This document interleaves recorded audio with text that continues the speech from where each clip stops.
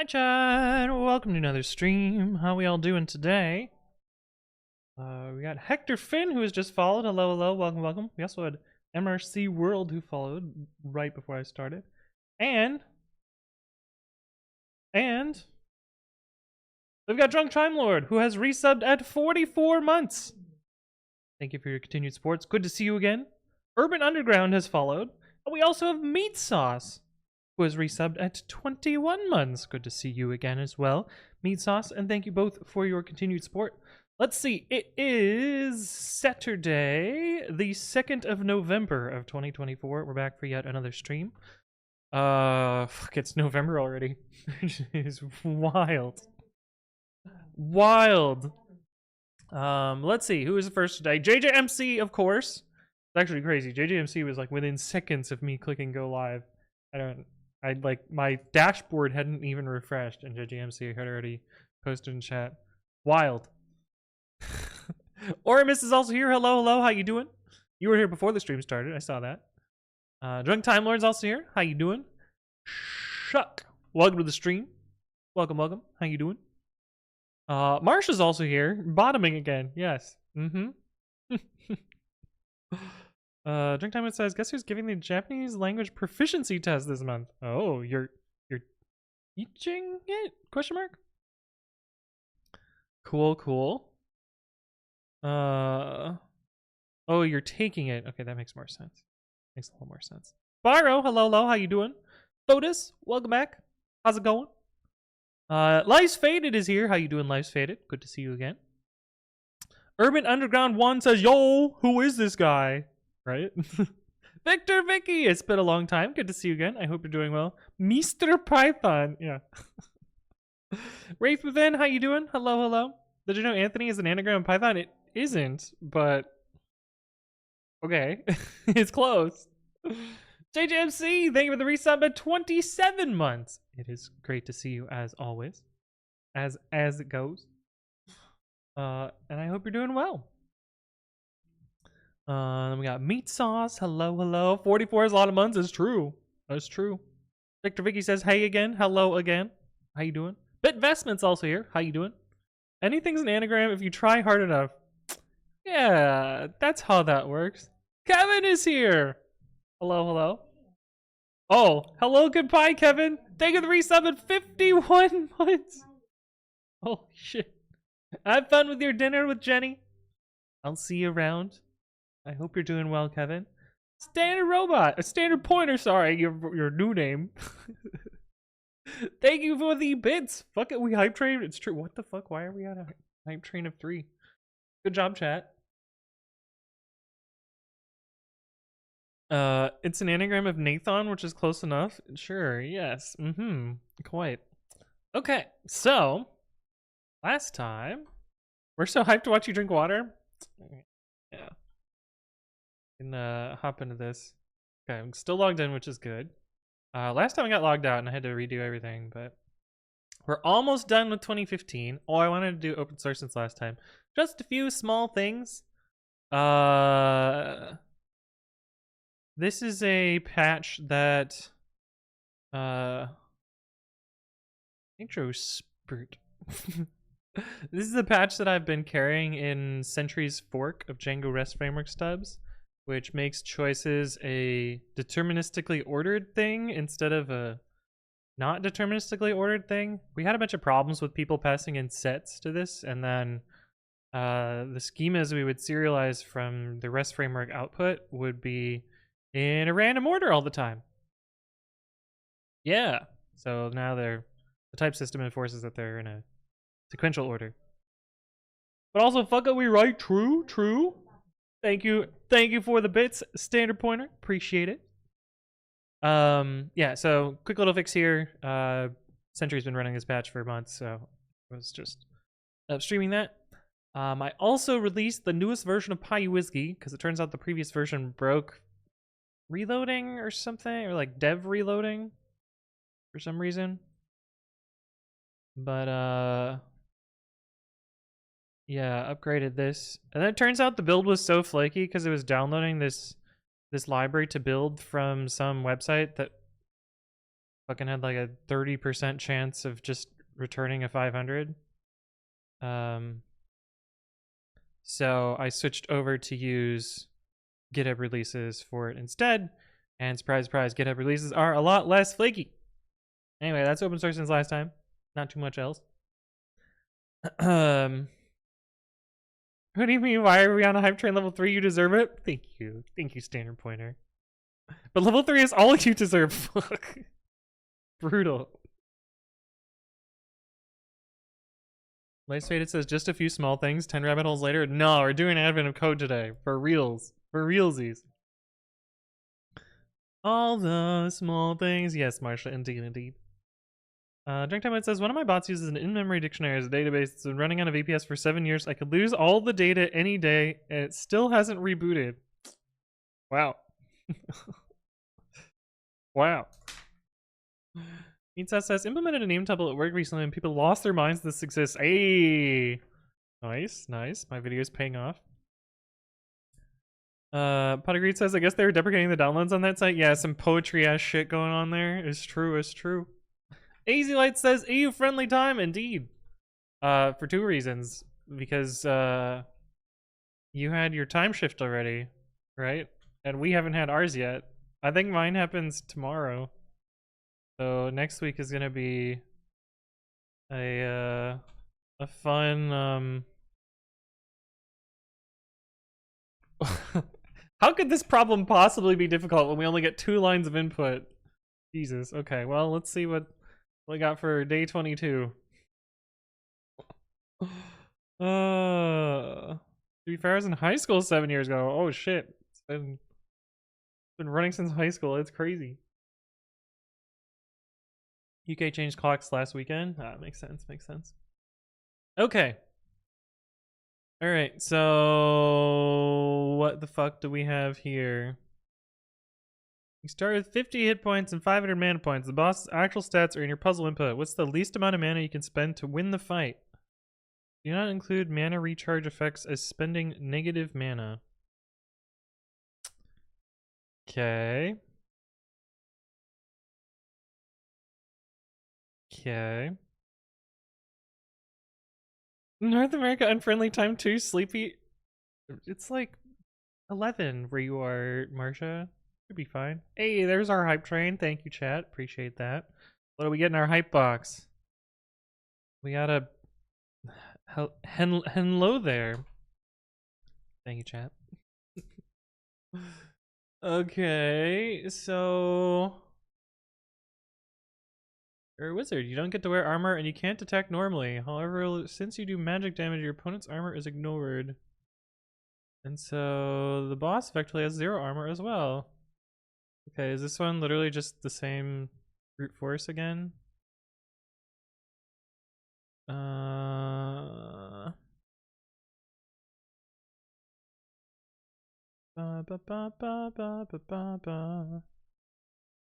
we got shielding nonsense.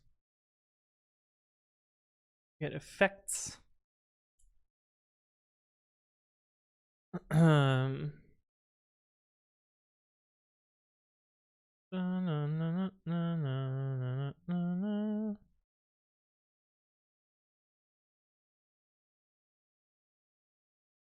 Recharge gives you mana, but at the cost of so many of it. I'm a little suspicious that these are all... Are they all prime numbers? Is 229 prime? They look like prime numbers. So I feel like this is some like prime civ problem. Immediately making me suspicious. But I'm pretty sure I can just brute force this, because we don't have much mana. We only have 550.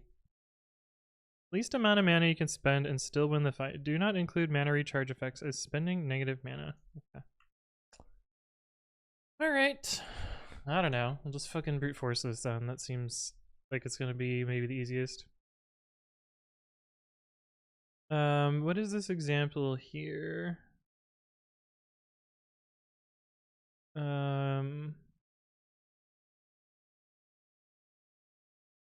I don't think I'm gonna care about the example. I'm just gonna read the example for the understanding whether the effects start on the turn they're used, but other than that, I think it should be fine. Rodalius, thank you for the follow. Welcome, welcome. Hopefully you're doing well. So the tricky part about this is there's 5-ish choices at every turn. And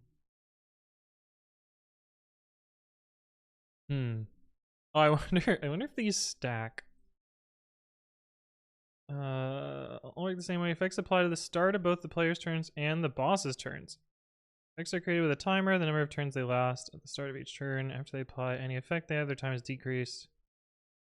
It goes to 0, the effect ends. You cannot cast a spell that would start an effect that's already active. Okay, that's easy.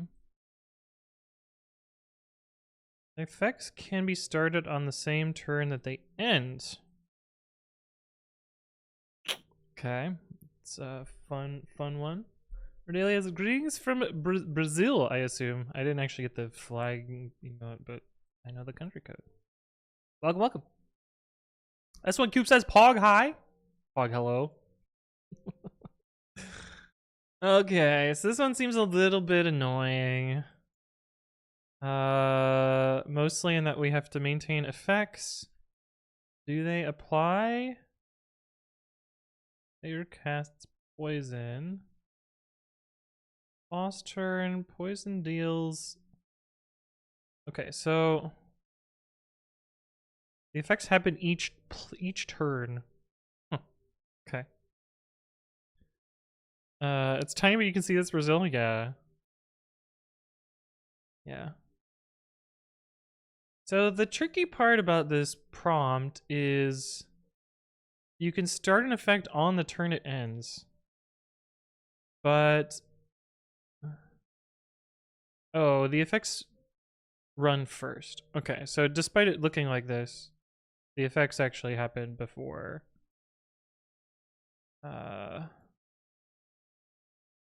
before this. Okay, so what do we got to parse as our input? 2015, day 22. Bases, of course. What am I doing?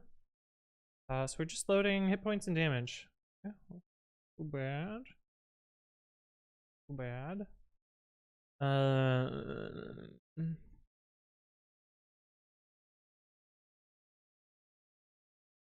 Bray, thank you for the follow. Welcome, welcome. Hopefully you're doing well. Yeah. Okay, so get our HP string. We'll get our spell it out because we don't have broken fingers. 2.split.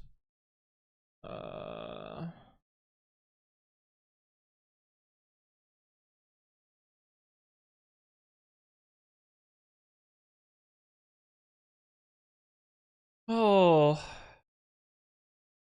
So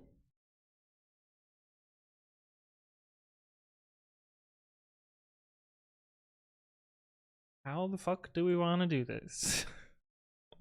I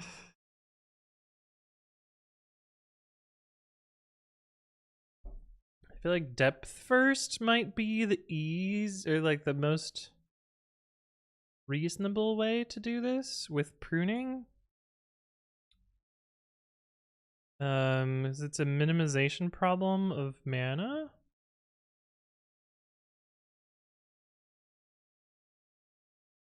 Just do the to-do easy.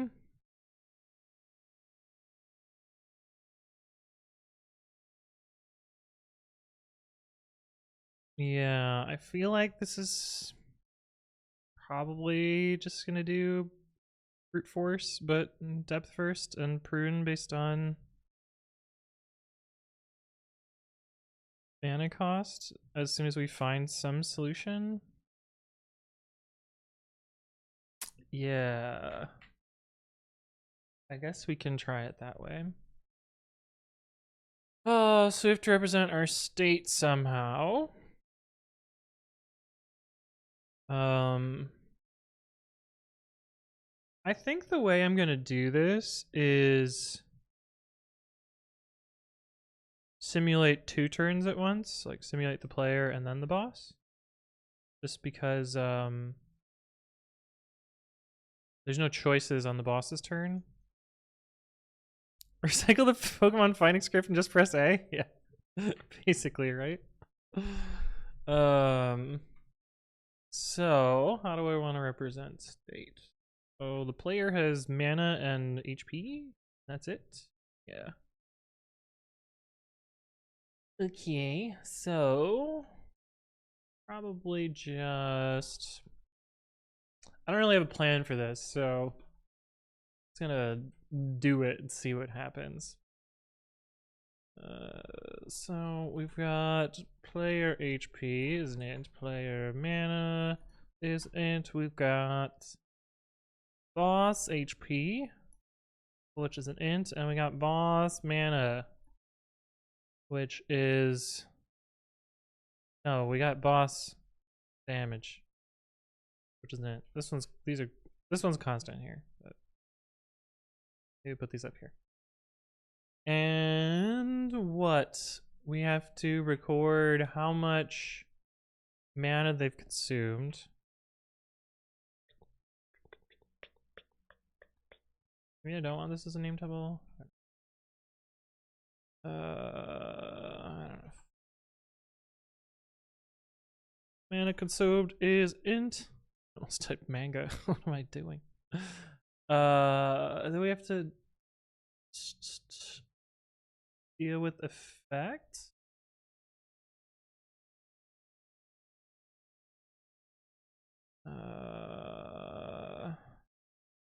You'll just have a null effect. Oh, you don't have to say none. Effect turns as an integer. Yeah. I gotta make effects.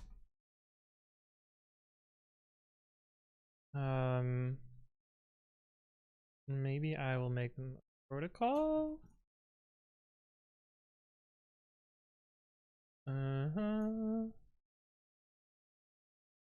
what is an effect going to do?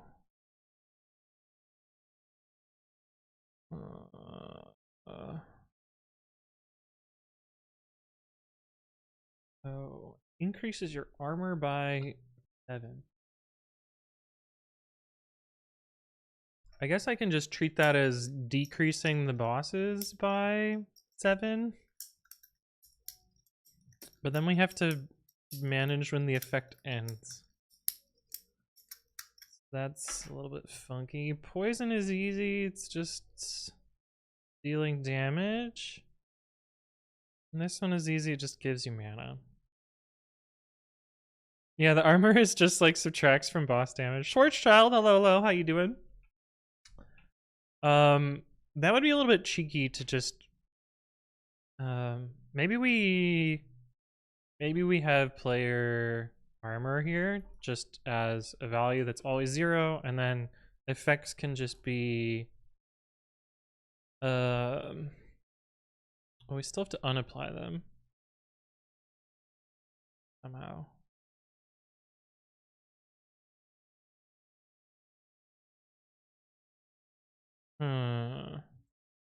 Pete Sauce got head out. Well, thank you for stopping by. I guess we'll just do like apply self state to state, and then we'll have an unapply when they're done, I guess. Maybe we'll do turn. But this the shield one is annoying. These two are very straightforward. Shield is annoying.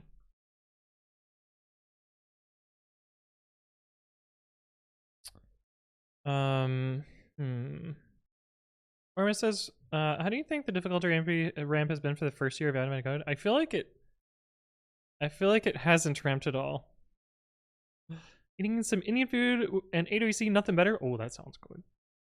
Unapply, I think you mean deply? Yeah. I think actually this might be easier to do as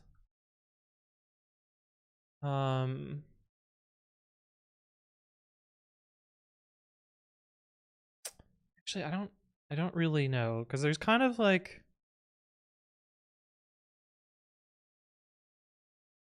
there's kind of like a apply effect for turn.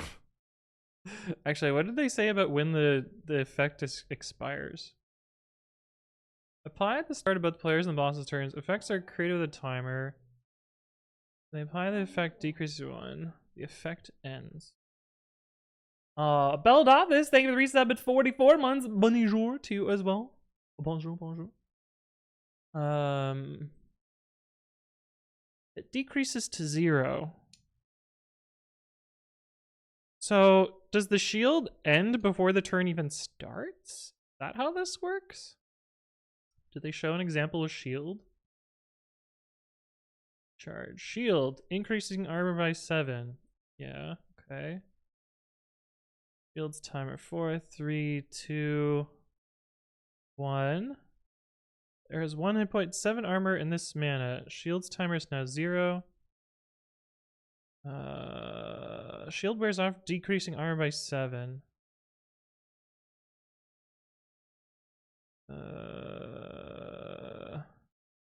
That's on the player's turn. Oh, is it an even number so you don't have to think about it? 6 turns. 6 turns, 5 turns. Okay, so you don't have to think about it because it's only ever on the player's turn. So it doesn't really matter how I think about it. Mizu, hello, hello, welcome, welcome. Major Who says hello, hello, welcome to the stream. So I don't actually have to think about what part of the turn shield ends because it's an even number of turns. That's always going to end on the player's turn. And so you don't have to worry about damage calculation there. Elbona, hello, hello. I'm doing well. How about you? So what do we have to do here? I definitely think I want this, and then I think I want apply and unapply.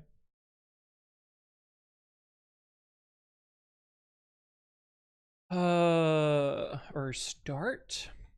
Yeah.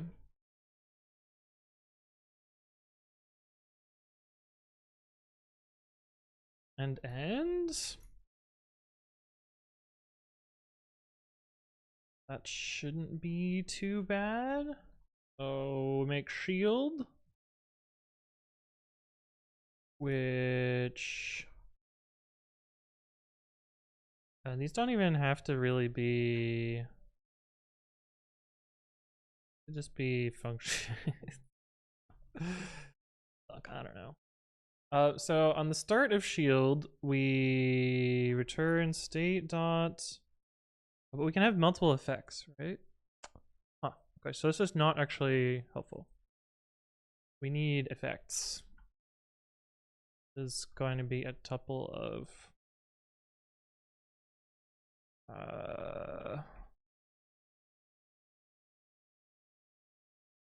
these.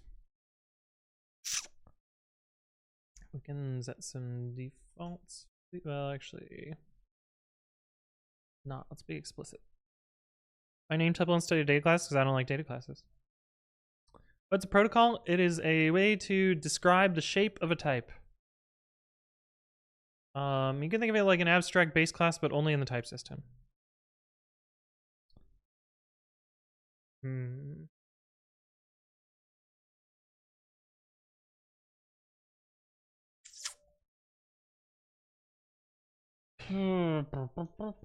Do I make the effects start themselves? Is that how I'm gonna do this?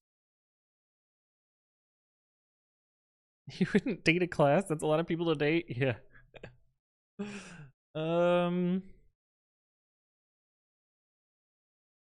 This is actually kind of annoying this way.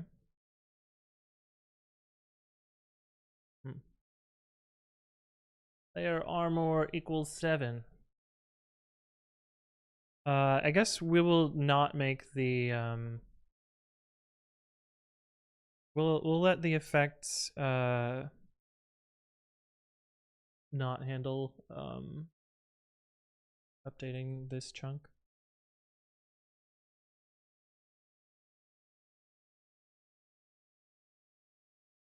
Back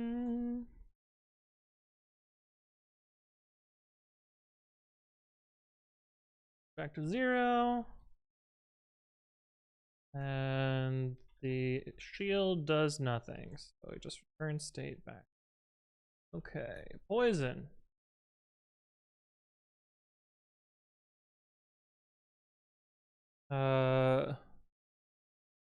We can even just do like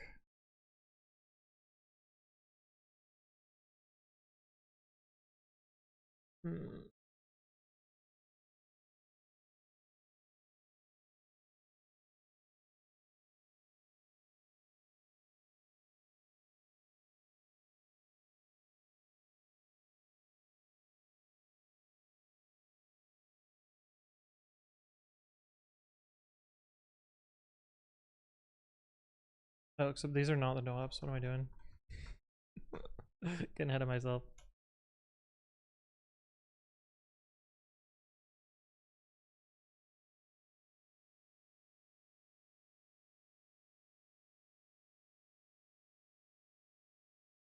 And really, these are all static methods too. There's no actual state. There's no actual, yeah, there's no state. There's no state to these classes. They're literally just function holders. Yeah.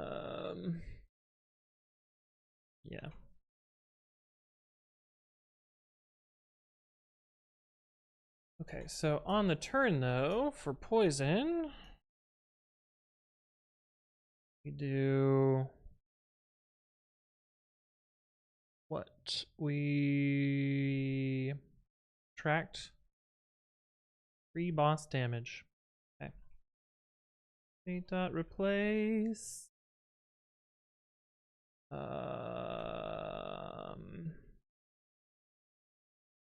Boss HP equals max 0 state dot boss HP minus 3. And what was the last one? Recharge. Recharge.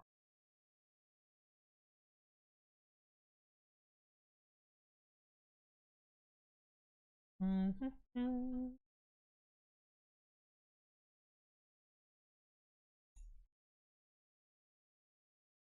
on this one, we do return state dot replace player mana plus what? How much do you recover?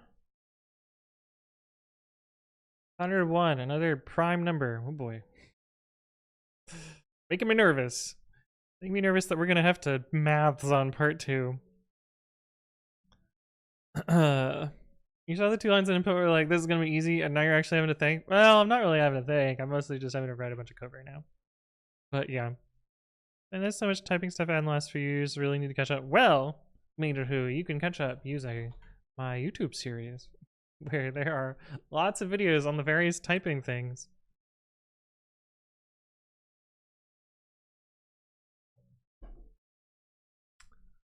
Okay. I think this is mostly fine.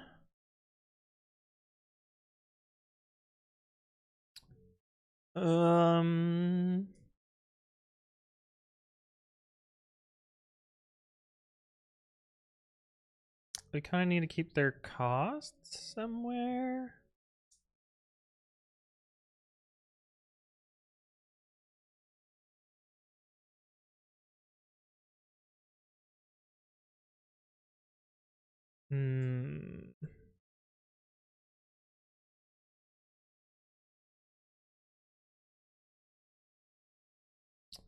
Yeah, maybe we also do a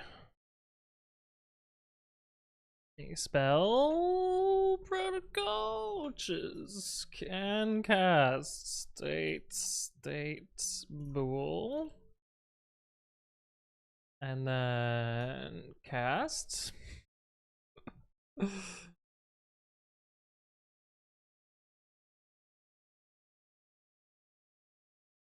Which gives us a new state.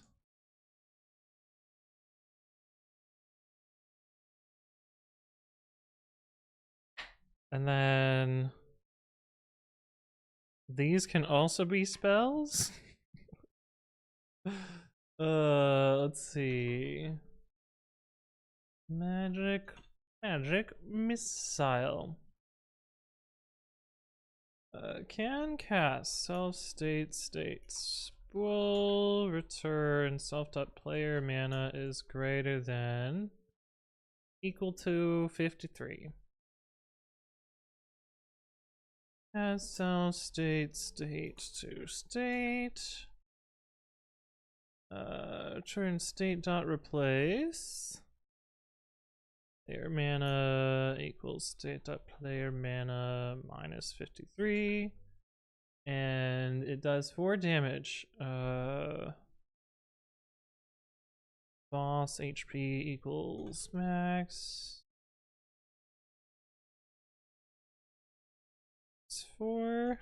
And we also need to include the total mana. Is that in our state? I forget. Why did I put state down here? That's a big playlist. I've been making lots of videos. Yeah, that'll happen. Mana consumed. Mana consumed equals state dot mana consumed plus 53.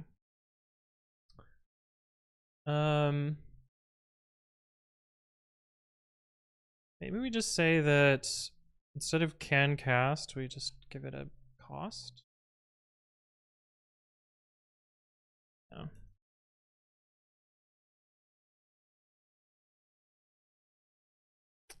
I kind of want to just do this, but I don't think there's a good way to represent that in the protocol, because there's no such thing as like a...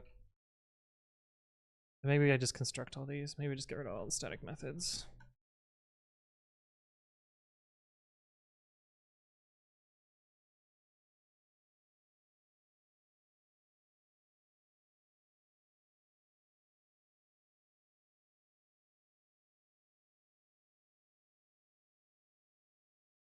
Maybe we just do it like that.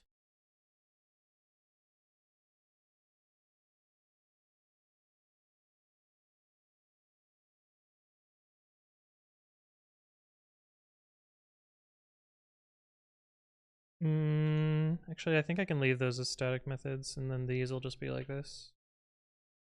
Yeah, I think that works. Okay, so we got magic missile. We gotta do drain. Drain seems overpowered. Drain cost equals 73. Yeah, I'm not looking forward to part 2, which is definitely gonna be some prime civ something or another. We can do self.cost here.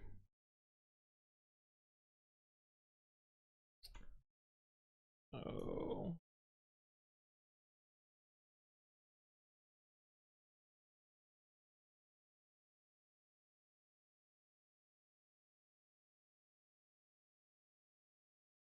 -2? Yeah. And player HP equals data player HP plus 2.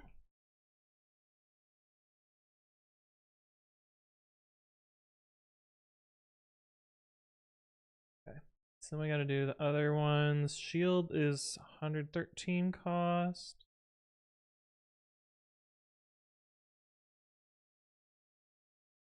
Oh, but we actually have additional constraints here. It's not just cost, like we can't cast it if it's already active.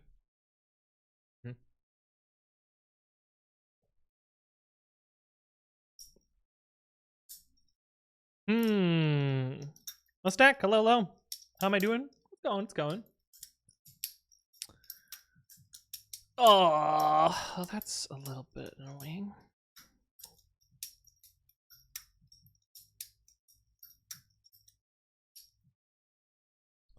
That's a little bit annoying. I guess we change this then.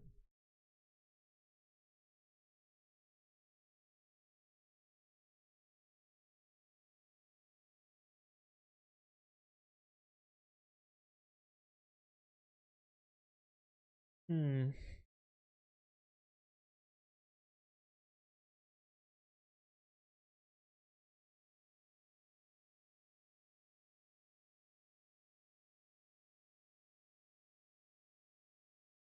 I think I'm just gonna keep this here anyway.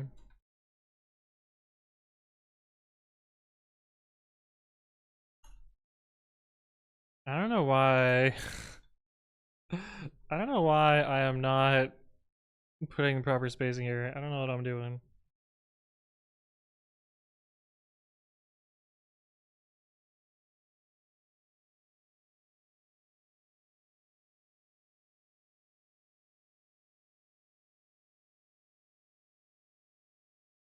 Cost. Can cast. Cell state. State. Cool. 8 dot player mana. Self dot cost and not any. Instance is instance.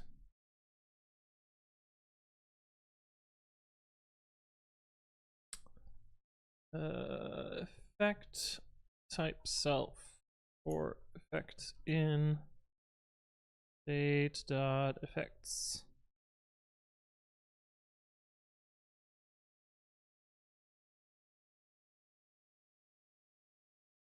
Basically, can we afford it, and do we not have that effect present?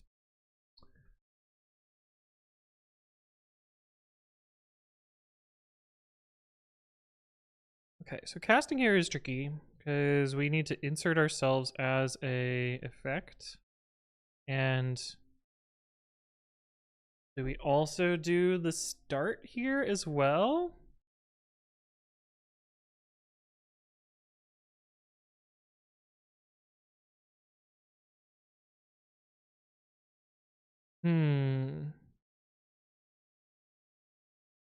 Yeah, I think that means that we don't actually have a start. We just have an end.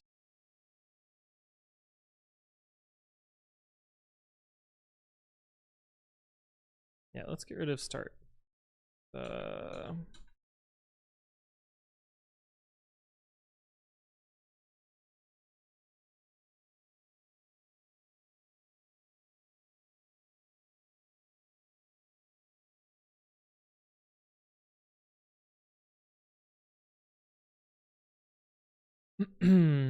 Welcome to the stream, Grin. Indeed. Mana consumed. So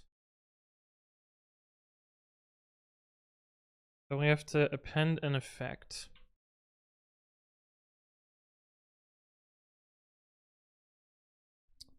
And we have, it was effect int or int effect. It is int effect. How many turns do these cost? I think it's 6, 6, and 5. Yeah, 6, 6, and 5. 6 and self. That seems a little weird, but is correct, I guess. What's up, Hepta5? Hello, hello. And we handled this here. Okay, now I do poison. Back and forth because faster. Poison 173 cost.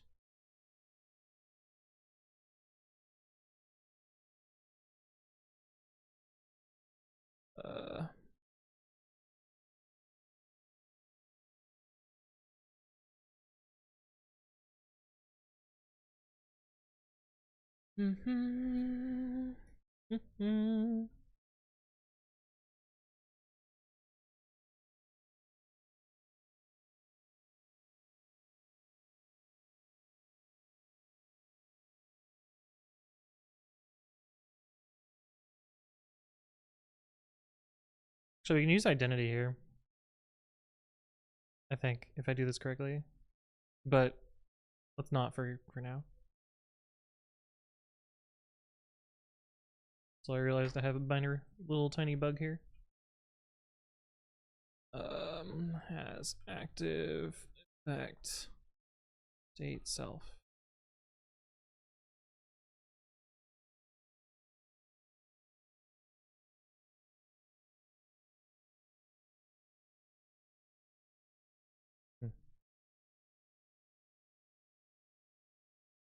Try to fit it on one line.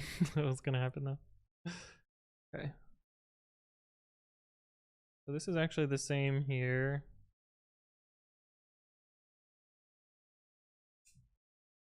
Yeah, I could represent this with like terrible mix-in nonsense, but I think it's fine to just duplicate this code a little bit. So then we need to cast. Why did I say bool? Obviously not correct. Right, return state dot replace player mana equals state dot player mana minus self dot cost. Player armor does not change. We add the effect though. This is a 6-turner. Do that. Okay. Do a recharge now, which is a big, expensive one. 229.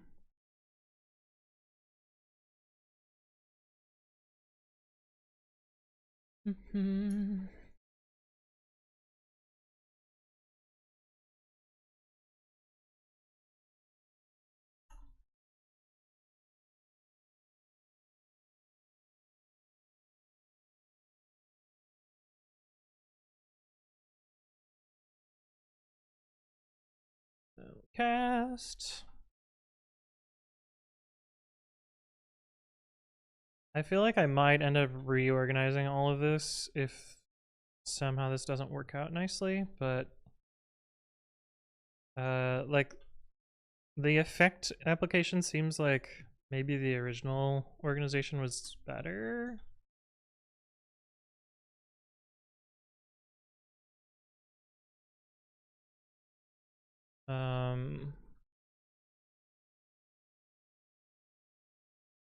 I don't know, we'll find out though. Okay, but I think that's filled all those out.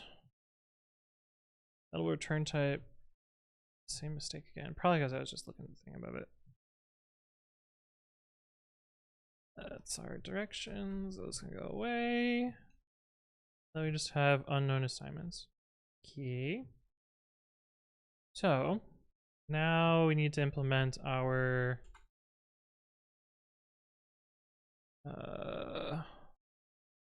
depth first. Just do as a list. To do equals a list with our state. What is our state? All of these things.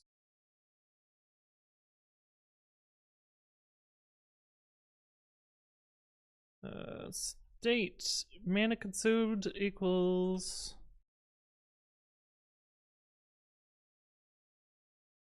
is 0. Boss HP equals HP. Boss damage equals damage. Player HP is given to us in the problem, but we might play around with it if we have to debug. 50 and 500. Player armor equals 0. Player mana is 500 and effects is empty for our initial state. Okay. While to do. State equals to do dot pop. And so what do we need to do here? If we have more mana consumed than our best, we can just continue. State dot mana consumed is greater than best. Continue. We want a list of our spells.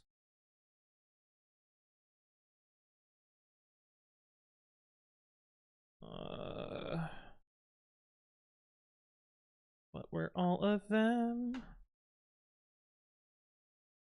Rain, shield, But yeah, it's a little useless to construct these, but it's fine. Poison, recharge. Makes the protocols work out better. Ouch. Mr. Swats, low, how you doing? Chat's quiet today. Expected keyword argument boss damage. Return statement. So, earn best. Okay. All right. So, if that, then we're done. Poblin PJL, thank you for the follow. Welcome. Hopefully you're doing well. Trying to set up pretty printing in GDB. It's a very dull task. Okay, so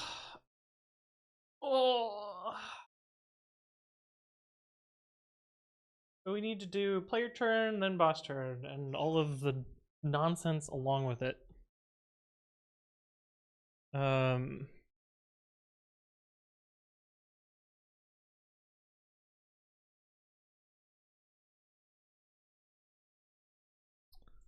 Yeah.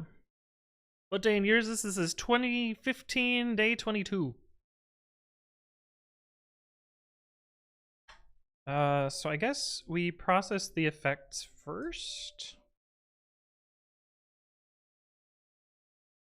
Yeah. Almost there, it's true. Right, let's do process effects. State to state.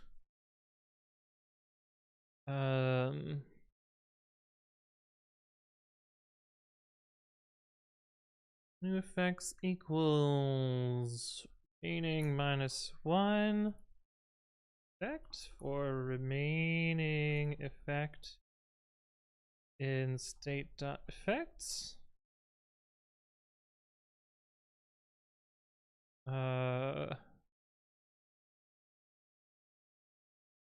If remaining greater than or equal to 1? Is it when it falls to 0 it falls out, or what?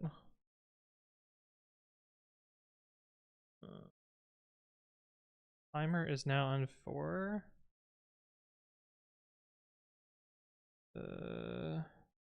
Recharge provides its timer is now this. Okay, when it hits 0 it falls off. Okay, so it still runs. Okay, so first we need to apply all the effects.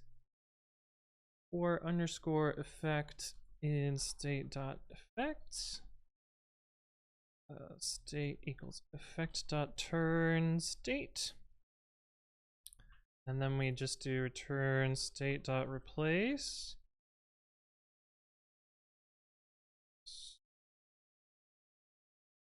Seems too simple.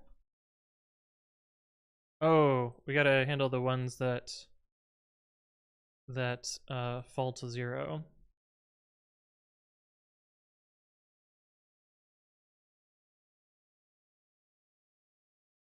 If remaining equals 1, then effect dot end 8.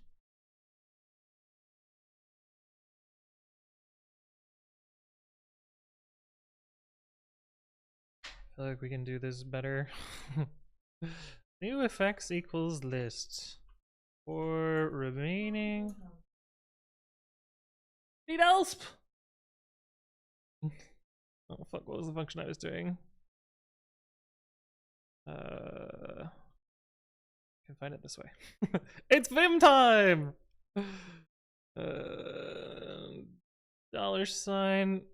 $A? Yeah. State equals effect dot turn state if remaining equals 1. Hey, Grandpa's iPad, thank you for the resub at 49 months. It's great to see you again. Congrats on your anniversary again. Abby J, welcome to the stream. Hello. Does Babby have a Vim mode? Sort of. This is literally Vim. So right now, let's see, this is off screen. Right now, because a number of bits that ended in 51 for VI, well, VI for you. Throwing up my VI gang sign here. It symlinks Babby to Vim, so it forces me to use Vim for a little bit. It's a little stream joke. No, this is just plain old Vim, not NeoVim. Remaining equals 1, then state equals effect dot end. End state. Otherwise, new effects dot append. Remaining -1 and effect. And then this becomes a effects equals tuple new effects. I like this version of that code a little bit better. Makes it a little bit more clear about what's going on here. So run the effect. If we don't have anything left, then this. We can also probably shortcut this.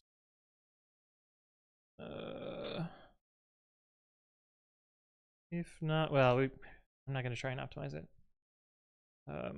Oops, I did Control S. But to do that, whoops. Yeah, DDoS Vim bits.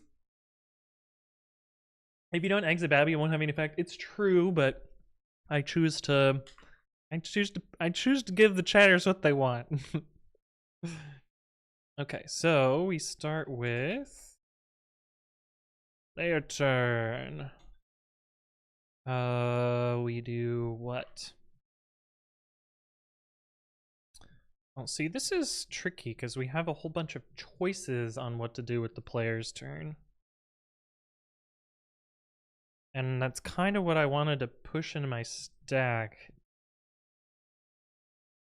I guess we can try each player turn. Yeah, because the boss's turns will be static. Yeah.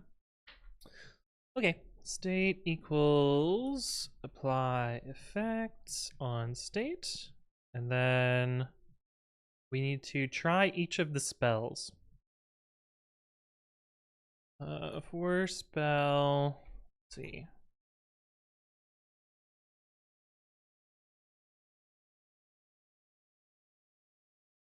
Guess we could do this. Yeah, this will be our next set of states that we extend on a to-do after we apply the boss turn. Yeah, for spell in spells.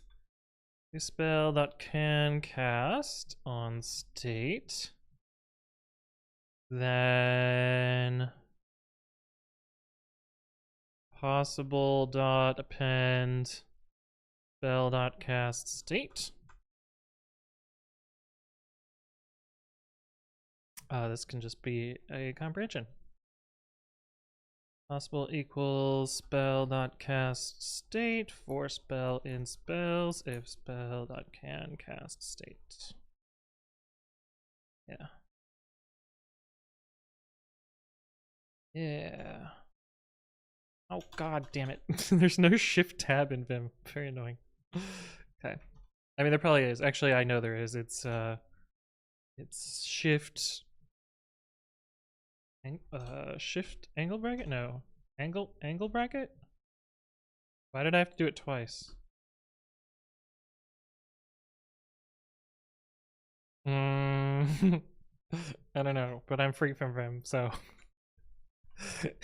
we're back, baby. We're not back, baby. Okay, so we actually have another case here, although I don't think I have to worry about it. So we did the player turn, which is to cast a possible spell. Oh, we could also cast nothing, right? Nothing is okay if there are active effects, maybe?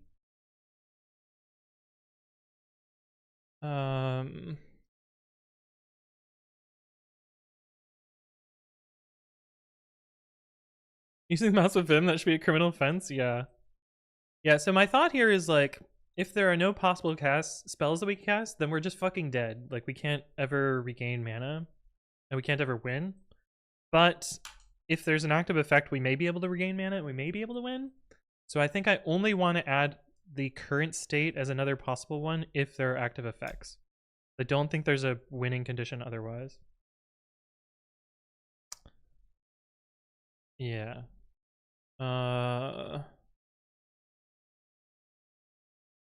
Oops. What the fuck? What is going on? There we go. If state dot effects.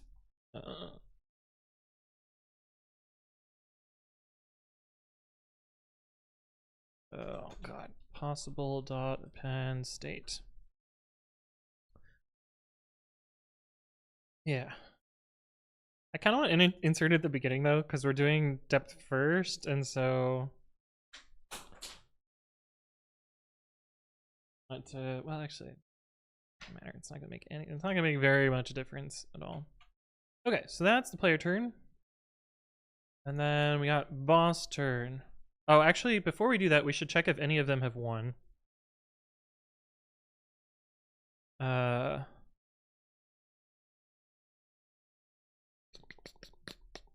Yeah. Do we give state some won and lost ones? I'm free. I just didn't notice. F1 self Taboo. Defcan Gain says, "What up, YouTube? It's Anthony Writes Code back at it again with a tutorial of Anthony WM and how you can become a better programmer." It's true. Self.boss HP is equal to 0. Def lost self Taboo. Turn self.player HP is equal to 0. So none of the effects can ever cause us to lose. We only win.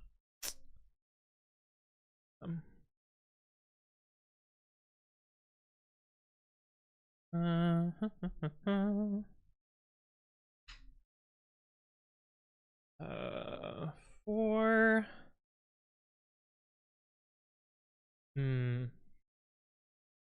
We're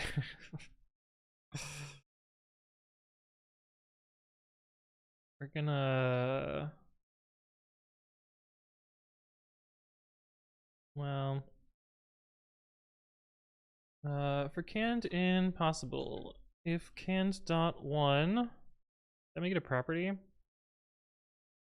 No. Well.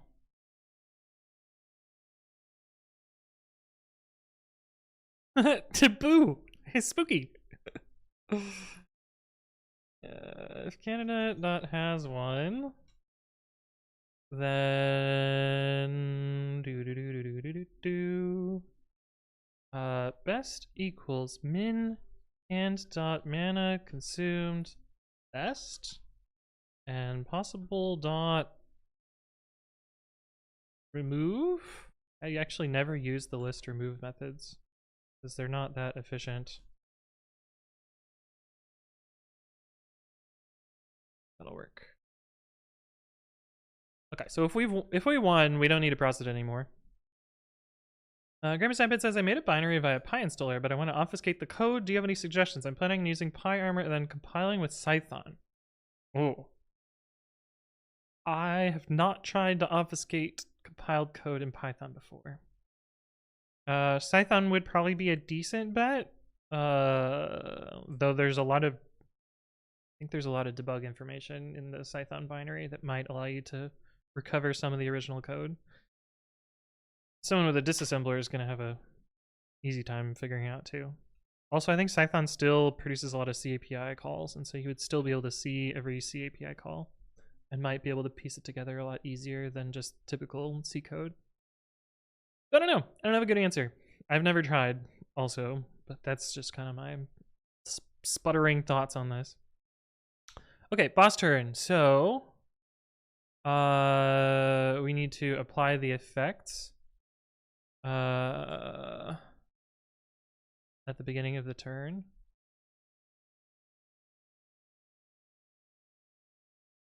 And the effects can cause us to win also.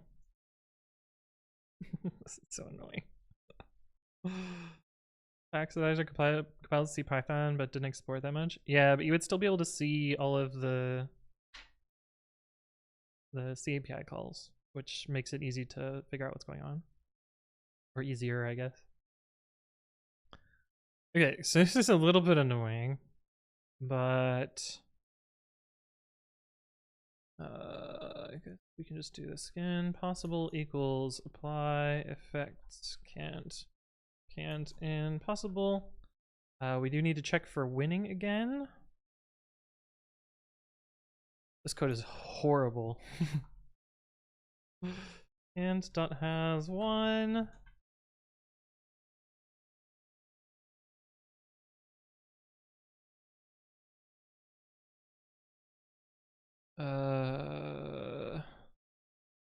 Yeah.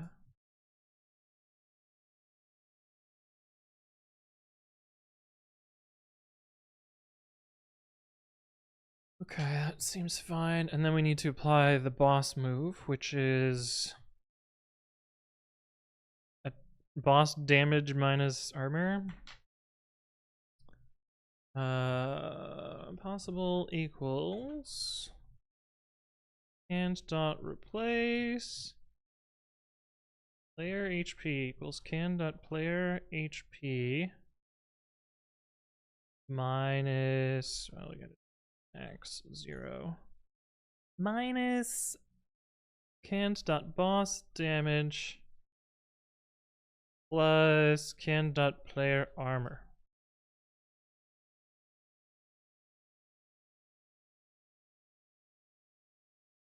Yeah, that seems right. The damage. And then we're canned in possible. If canned dot has lost, then we just remove it. I think that'll work. Maybe. I have no idea. I have no idea on this code. We don't have tests. State has no attribute. Boss damage. We made the same typo again. Undefined name apply effects. Did I not call it that? What did I call it? Process effects. Well, clearly I wanted the word clearly I wanted apply effects twice, so we're just gonna call it that then. Oh, spooky. Linter is okay now.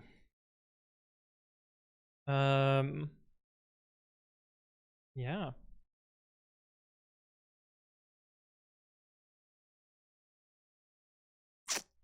Okay, that's sys.max size, so it never found an answer. Oh no! Well, that's not good. Well then. Oh, because I forgot to fucking. Duh. Duh. I forgot to actually make it process stuff. Oh boy. How's our. Memory's actually not bad. Oh, it found a solution.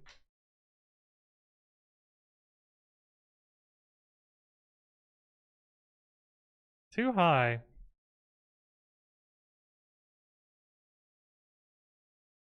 Well, that fucking sucks.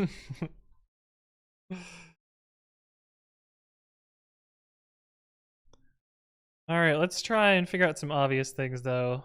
I feel like the effects wearing off is a problem, and maybe the answer to what's wrong here. Let's see. Player cast poison, so it doesn't actually do anything yet. And the boss turn. Poison deals damage and decreases its timer. Let's just see what we get on the first one. We should see that happen. All right, so we got a blank state. Cool.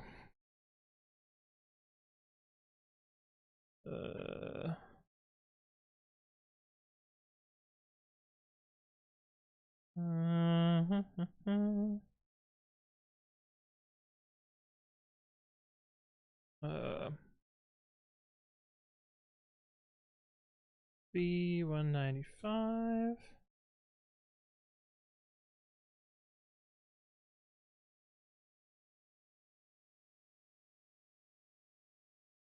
Okay, so we have possibly casted all of our spells, and we have correctly subtracted the mana. These ones do not trigger an effect, but they do. This one did its HP, this one did its damage. This one gave armor, and this has its 3 effects. Fine. Anthony does game dev goes wrong. Yeah. And so is there ever a case where if there's no active effect, you would want to do nothing? I guess... Huh. Brian Suelo, thank you for the follow. Welcome, welcome. Hopefully you're doing well. Is there ever a case where you would want to do nothing? But without an active effect? Like, does delaying a turn ever help you? I don't think so, because if there's no effects, like, your state cannot improve. You can only get attacked, which is bad.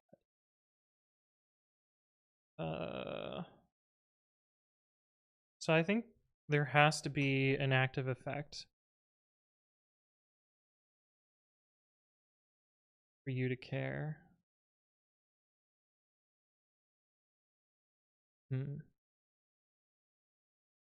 I guess that seems okay.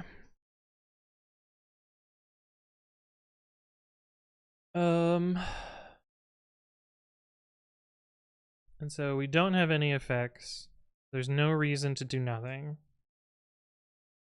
And just take damage for no reason, I think. So that seems fine.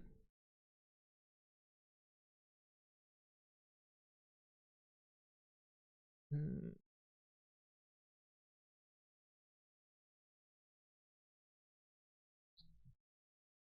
so that's what our possible is now. And if we step over this line, should apply all of our effects. Have we stepped over the line? No.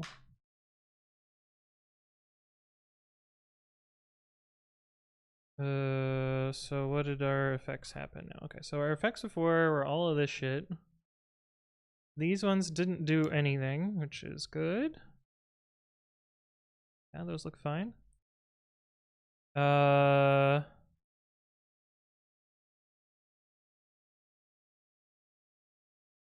These did not decrease. What?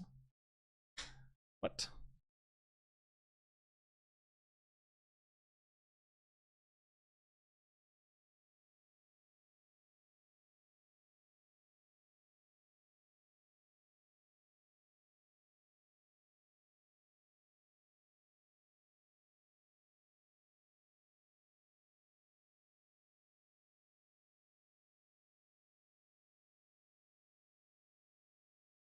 What?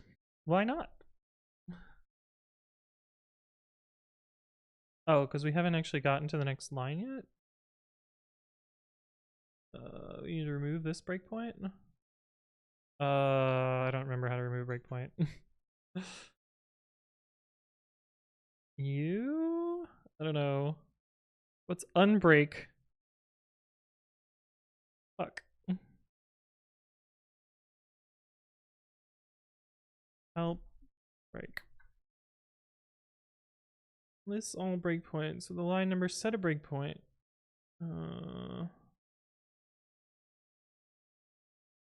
How do you... That's up. How do I remove a breakpoint? Oh, it'd probably disable? Disable breakpoint number. Fuck. How do I know what breakpoint is? Disable 4? Oh no. Disable 2. There we go. Okay, so okay, you all got decreased. That's fine. Didn't change. Good. Clear? It was disabled. We got there. Oh, maybe clear also would have helped. Clear? Oh. Yeah, that probably would have been better. Cool. Did I tell you my struggles with ECS and dumb timeouts? While being at a conference with an AWS expert, I was told, well, you can't use Fargate for that. You need to use EC2. My only thought was that seems absolutely incorrect. Turns out my subnets or security groups were being messed up, which was the real root cause of my issues. Ah, nice. Nice. Yeah, I find Fargate to be utterly incomprehensible. But okay, so we did the poison effect here. Shield doesn't have an active thing that it does, and recharge should have given us a bunch of mana, like it did. Feels weird that it happens on both turns.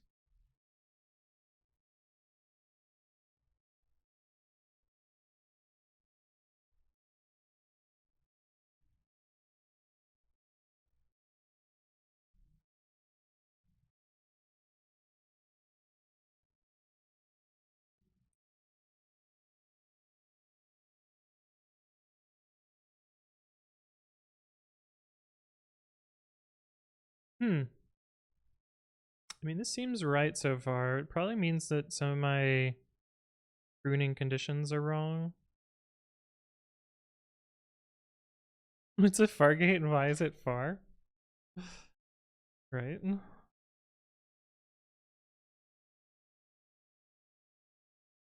even say greater than or equal to best here.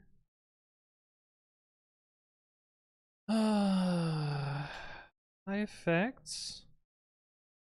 Oh, actually, after effects have happened, there can be a death, so there's at least a bug here.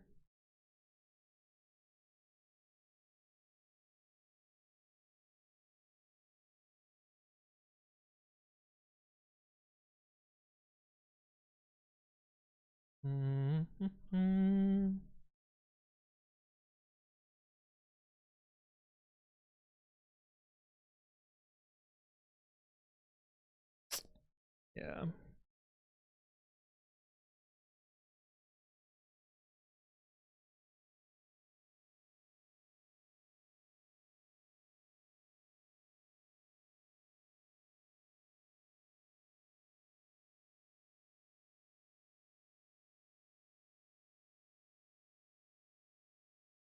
Oh, but we have, this needs to be non-local best.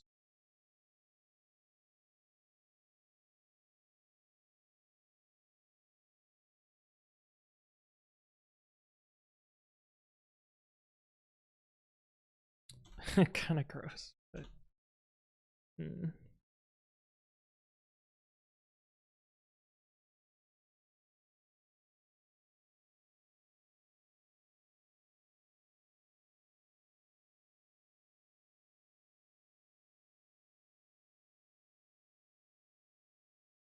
oh, actually,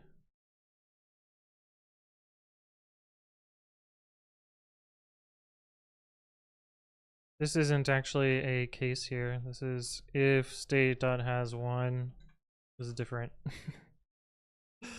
Yeah,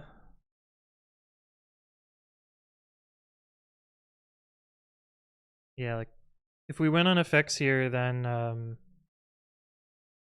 we're immediately done. We don't process anything else. But actually, my check win maybe not that helpful as a function.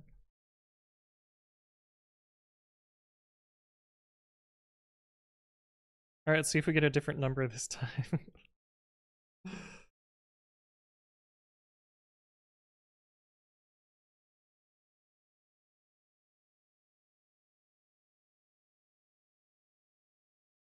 CPU go brr.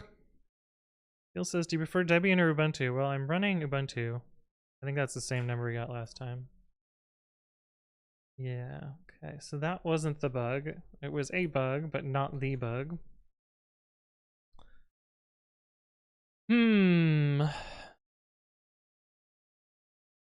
Oh. No, that seems right.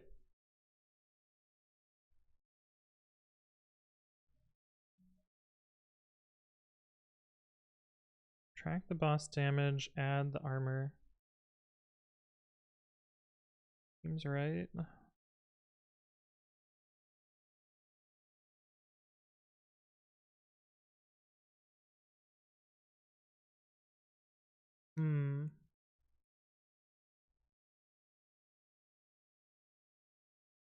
Yeah, it's annoying because the problem presents like a simulation order, but I don't think you would ever compute like that.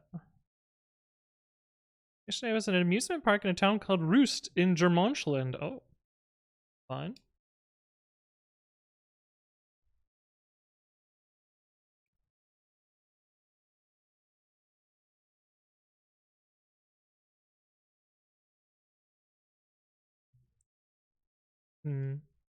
But I think this is telling me that this idea will complete in some amount of time, but I have some sort of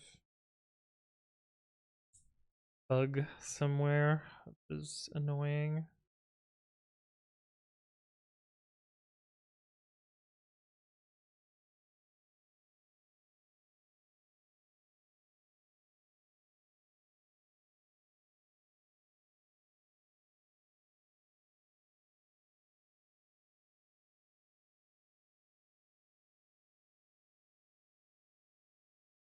Well, let's look at all of our spells and see if there's some obvious bug there. All right, magic missile. Let's just read through all of them. Cost 53 mana, instantly does 4 damage. So we subtract our cost, we add it to our consumption, and we lose 4 from HP. That seems fine. Drain. 73 cost. 2 damage and heals 2. Boss loses 2, we get 2. And subtract and add the cost. That seems fine.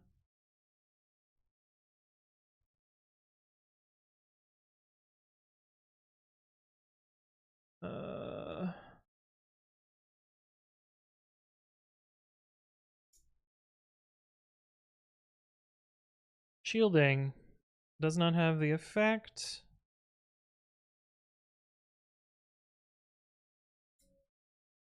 And we have plenty of mana, so subtract that, set the armor.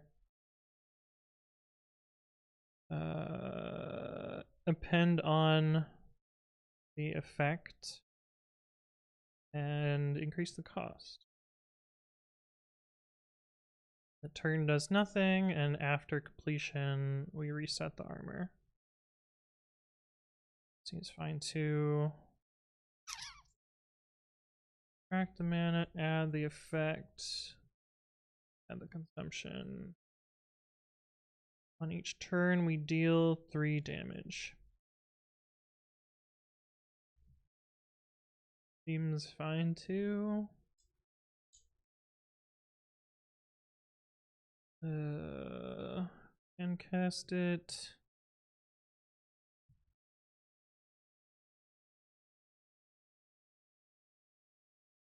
We subtract our cost, we add our effect, and we increase our consumption.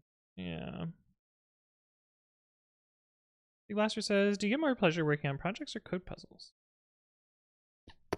Probably about the same. is each turn.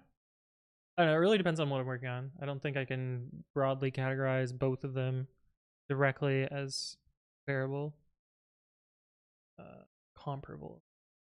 Be English and not programmers speakies. Use Arch, by the way, huh? Good job. I get more pleasure from puzzles, not to be rude, but I found projects a huge pain in the dick. Ah. Well, each their own, I guess. I mean, I enjoy projects that I enjoy. It sounds fucking silly, but... Alright, so just to check, do effects apply on the turn they're expiring?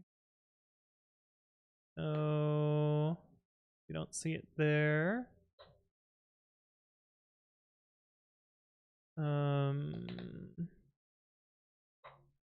Field's timer is now 0, decreasing armor by 7. And so then... Well, this one doesn't tell us. Where's one where like poison wears off? It doesn't here.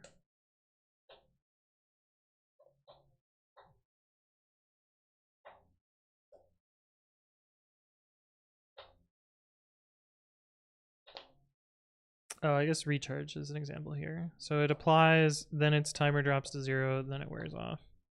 And it doesn't apply on the turn that it was created. Silly Laird, hello, how you doing? When I say use Arch, by the way, I mean installed it in a VM once, then never used it again. Average Arch user. Okay, so they always apply their turn.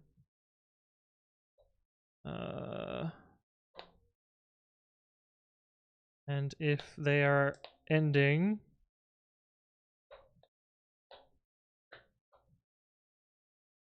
then the effect terminates, otherwise it gets appended onwards.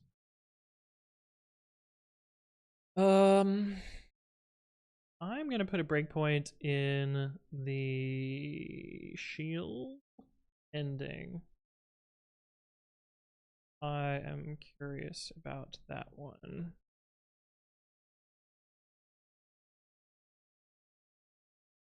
We got to that very quickly.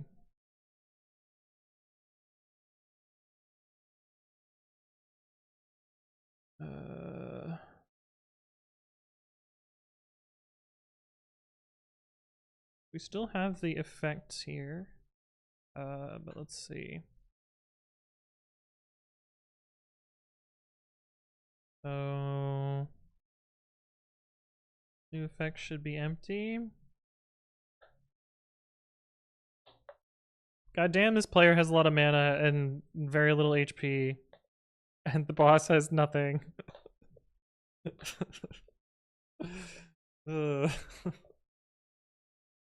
Blaster says I use Ubuntu, by the way. I find any other distro a huge pain, even Mint. I only deleted Windows because I was a gaming addict and didn't sleep. Yeah, this is the wizard sitting here not actually pulling his weight. Supposed to damage them, silly wizard. I guess this kind of makes sense. Like, there's gonna be pathways where it just never tries to attack.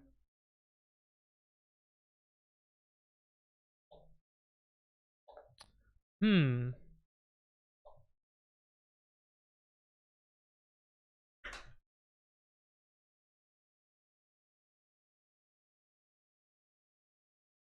here's one where it tried something else.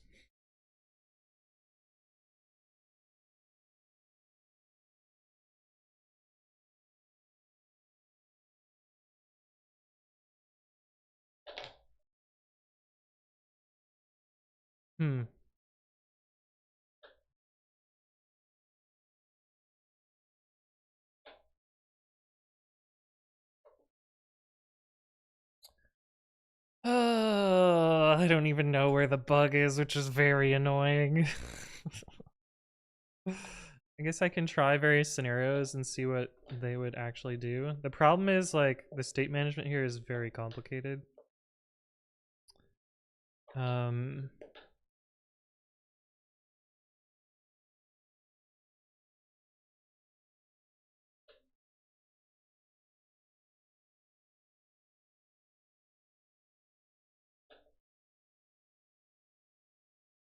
and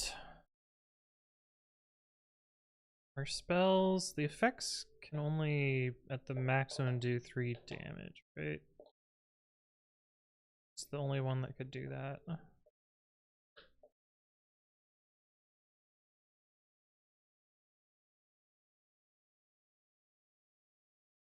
Make sure I wrote down the cost correctly. 229, 173, 113, and 73.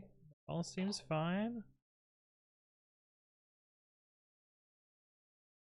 4 damage for this one, yeah. 2 and 2 here.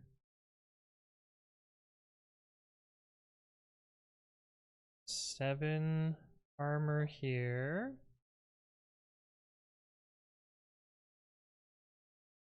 Poison costs that 6 turns.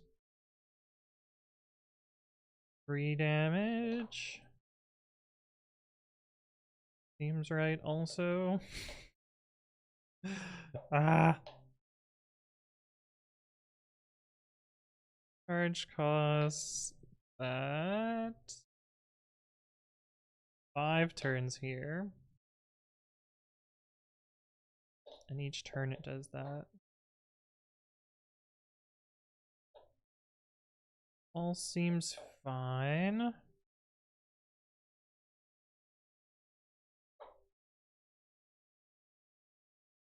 Yeah, so it said that we can cast an effect immediately after it ends, right?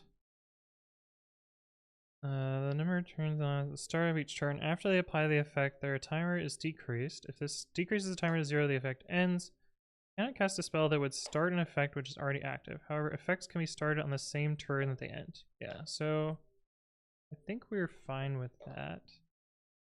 Because apply effects would remove the particular effect. And then we would immediately recast it if possible.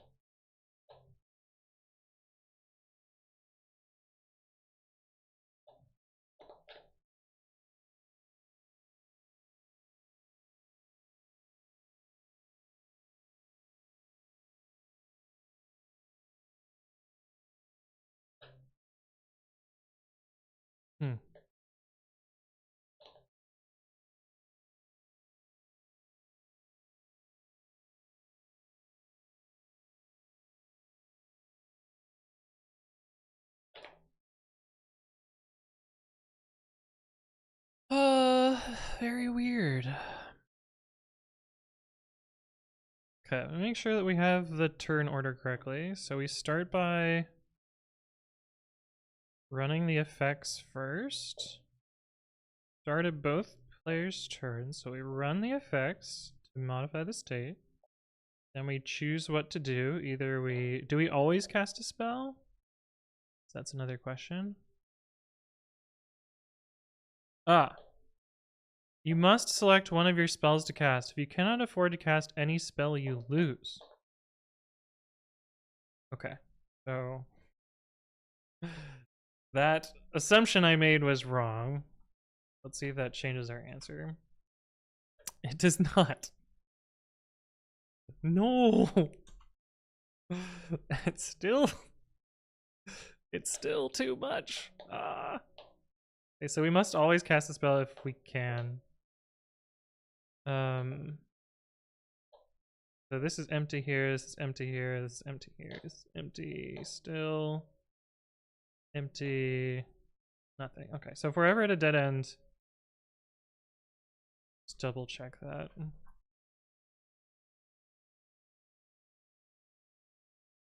Mishanya, thank you for the follow. Welcome, welcome. Hopefully you're doing well. Ooh.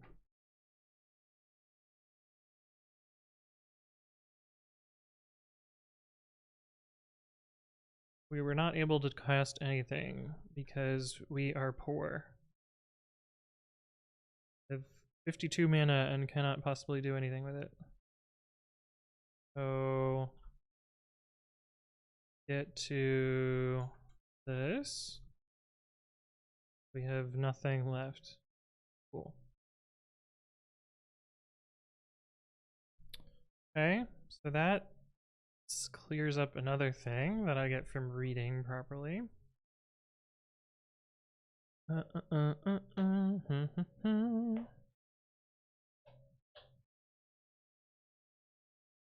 If armor from a spell would reduce damage below 1, it becomes 1 instead. The boss's attacks always deal at least 1 damage. I don't think that actually matters here, because our input damage is 8 and we subtract 7 from it. I don't think that matters. But let's do the damage calc anyway.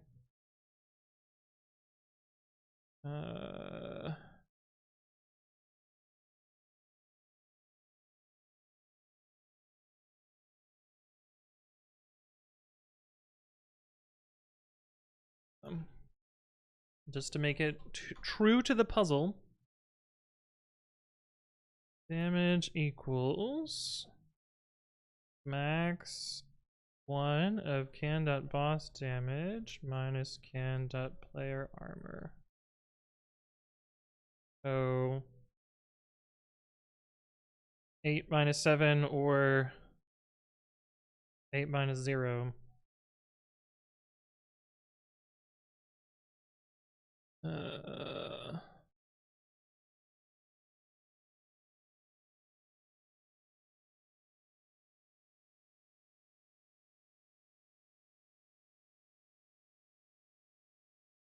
I guess we can just put this here.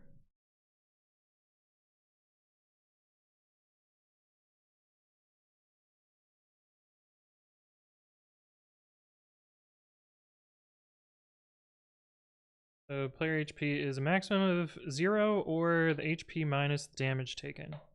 And the damage taken is a maximum of 1 or subtraction here. This shouldn't matter though. I think we should still get the same result. We do get the same result, so that wasn't a problem. Each of your turns, you must select one of your spells to cast. If you cannot afford to cast any spell, you lose. Spells cost mana. Start with this, but have no maximum limit. You must have enough mana to cast a spell. Its cost is immediately deducted. Yeah, okay. Effects apply at the start of both the player and the boss's turn. Effects are created with a timer. Number of turns they last. At the start of each turn, after they apply any effect, their timer is decreased. This decreases the timer to 0. The effect ends. Okay, can't cast it if it's already active.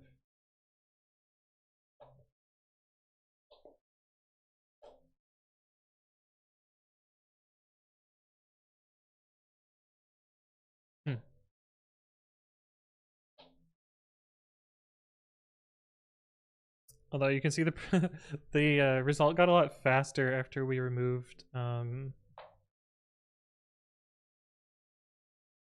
something. What did we remove? Oh, we removed the like do nothing turns. Least amount of mana you can spend and still win the fight.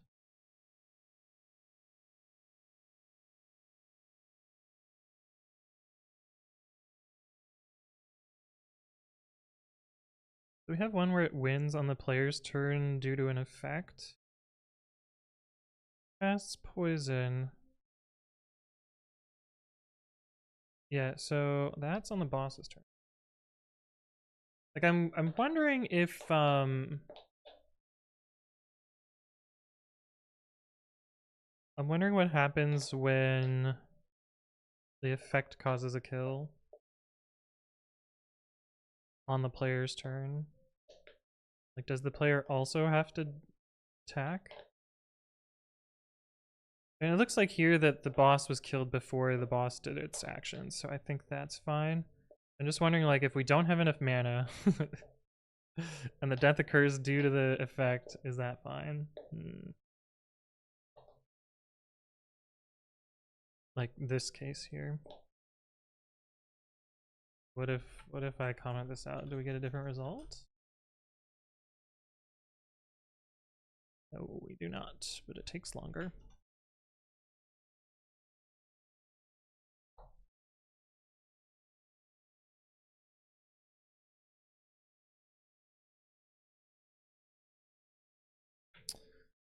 Very peculiar.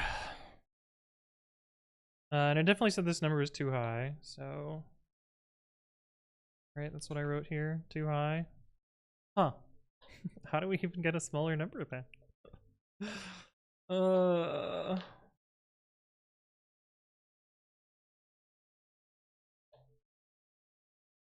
feel like it's something with this, maybe.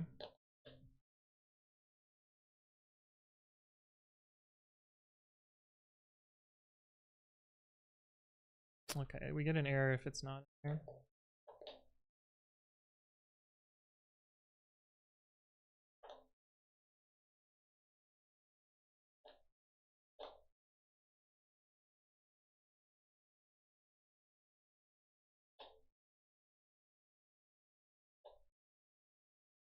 We'll win the fight. Yeah, this code seems fine. I don't quite know what is wrong here, which is very annoying. I guess I'm gonna see what happens when we cast a spell that we already have a spell on and make sure that that is not bugged. Let's cast an effect with an effect already active. So nothing there, it's fine. Got a bunch of things. Some have effects, some do not. And what is the state that we have? We are looking at one with a recharge with 3 left. That makes sense because we used 1 on a boss turn and 1 on this turn. So we have a bunch of mana. Okay. See if we break here. We can actually afford the recharge spell, but we should not be able to.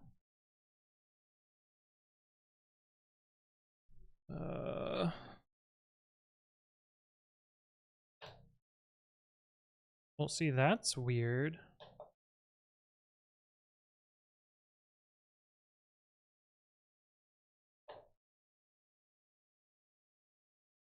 It definitely should have allowed us to cast a bunch of other spells. So...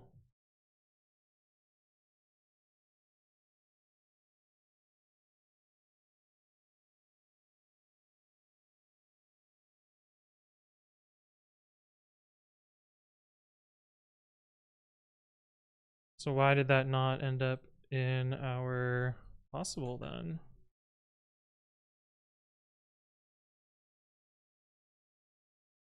Well, 1 can cast. Well, can 2 cast? It should be able to. It should have plenty of mana. There's our bug.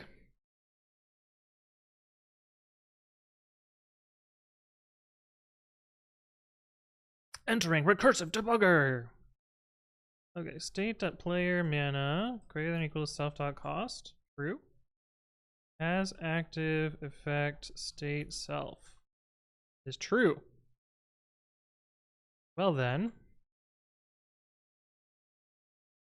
type effect is shield. State.effect is recharge. So how the fuck is this true?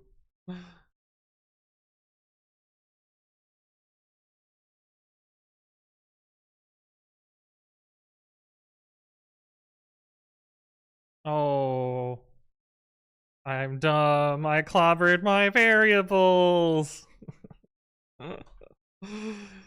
It's amazing this gave us an answer at all.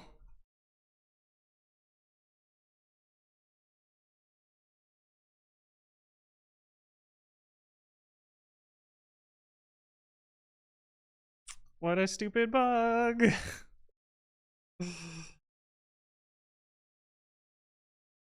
That's a different number. Oh boy. Too low? No. How the fuck? How is it too low? Alright, I need to fill my water. I will be right back. I will see you in a sec, and we will try and figure out what the fuck's going on here. How this is possibly too low. I'll see you in a sec.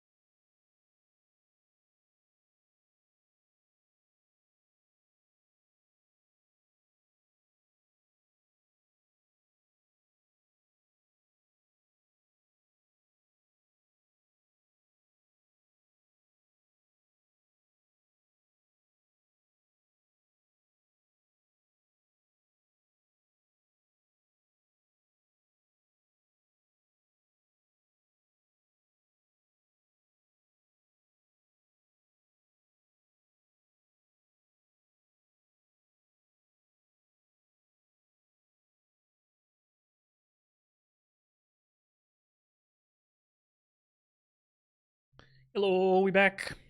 Nutkill. Oh, Nutkilly. Welcome to the stream. Hello, hello.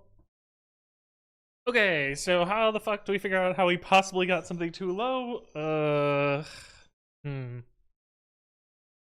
Let us do what?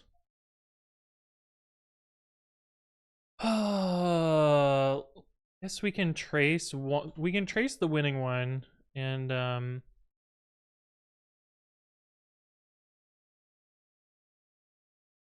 yeah.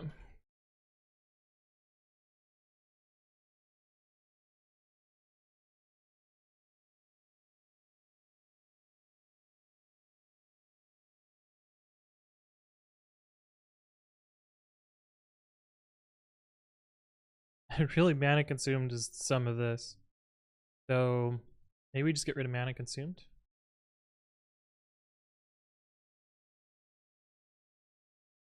Well, no, I'll just leave it for now. So we have to do this everywhere.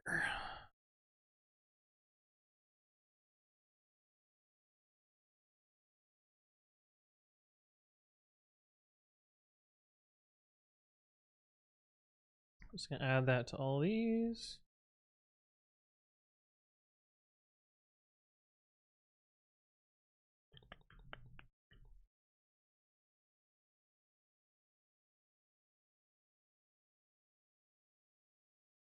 Then we do this.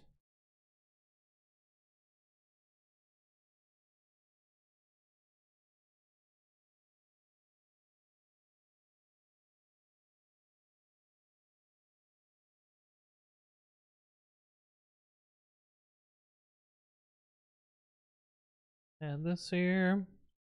AC making you make a whole ass game? It's happened several times, yeah.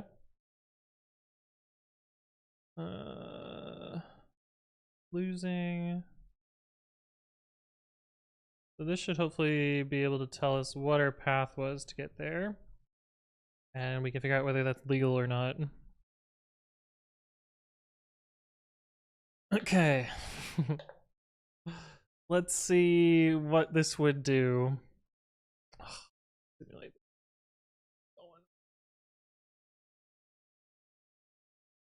All right, so we start with 550, 50, right? 55 is what our boss has. And so we start by picking 229, which I believe is recharge. So P 229 recharge 7. Let's do recharge 6. And then this is so stupid. How the fuck am I gonna do this? I don't want to do this all by hand. I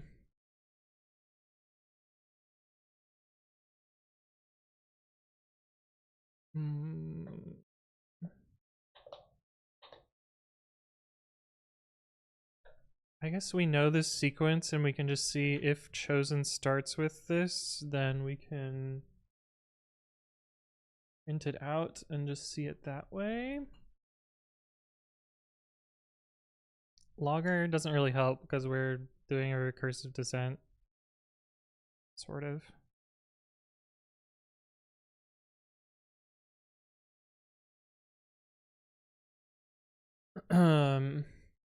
No, but there's gonna be a lot that choose this as the first one. No.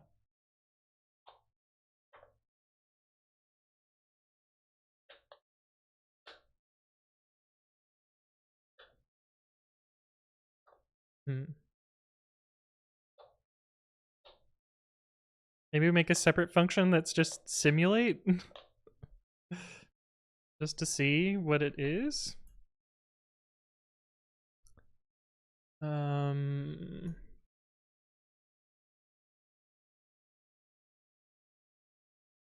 Print cursed or amazing in Python is amazing. How's that gonna work? It's gonna be it should be false, although I don't know the operator binding, or if this one is the or is this subject to chaining?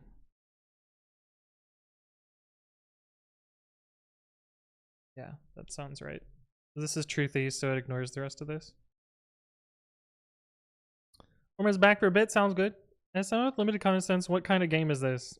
I have no idea. This is a simulation game.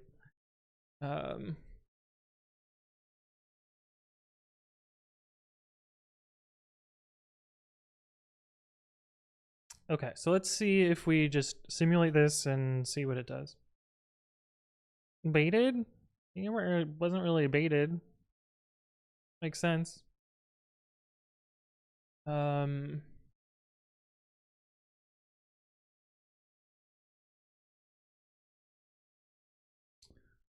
Okay, so we need to run apply effects state. If state dot has one, and then we need to do state equals, oh, we gotta do state equals. Did I fuck that up? No. Good. State equals spell dot cast state.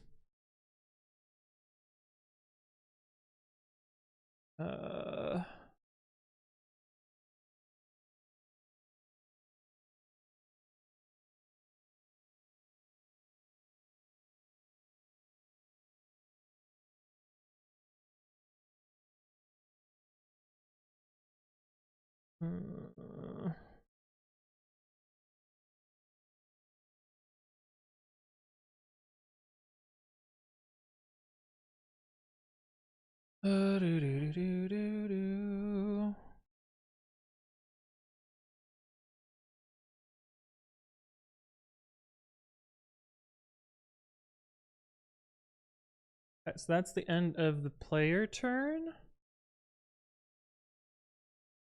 Boss turn,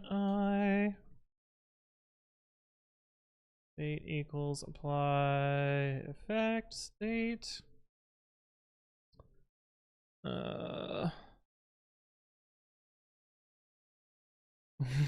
Tony Charleston says, what software engineering books do you recommend? I don't know. I don't know how to read.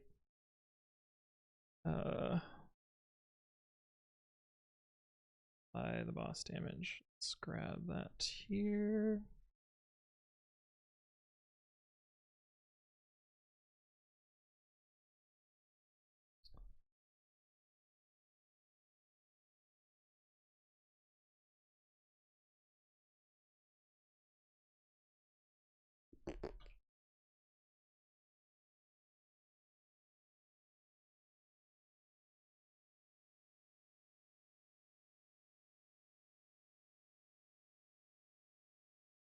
Wait, I don't know if that assertion is helpful.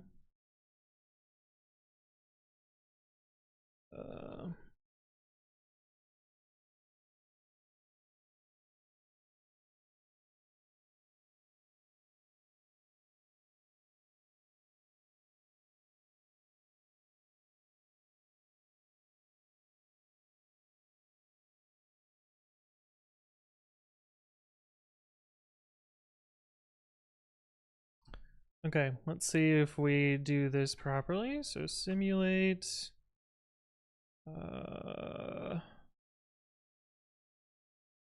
What are our spells? Oh, I guess we can just do.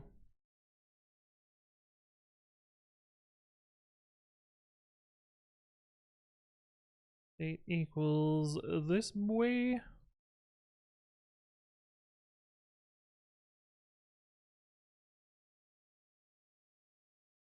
And then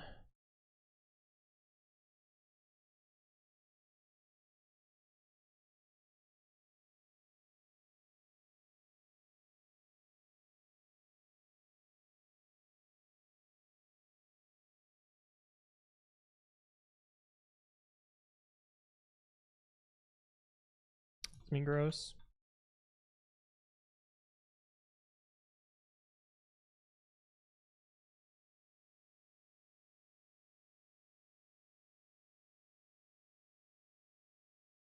All right, let's try that.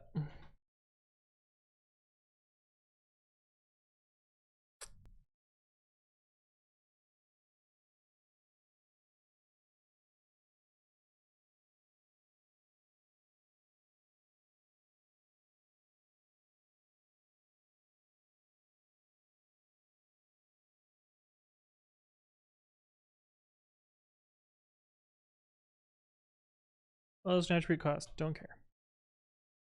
Okay, player turn 0, cast recharge. So I should have printed the state at the end of the player's turn.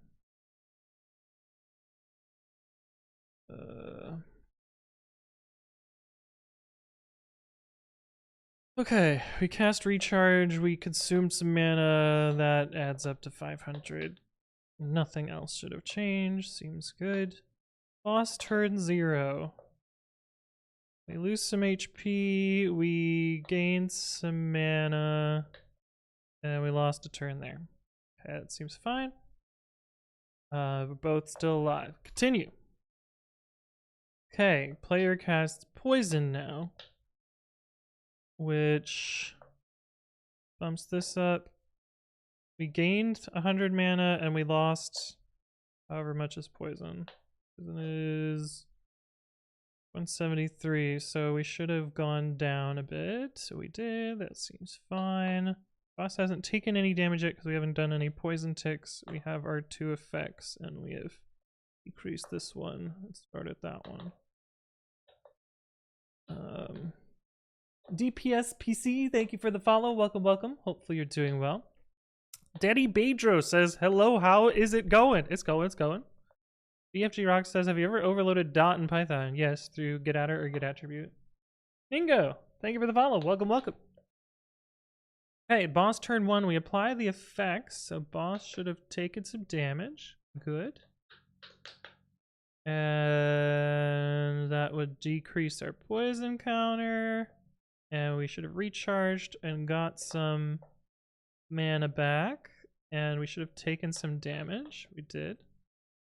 Okay. So the next turn, we cast Shield.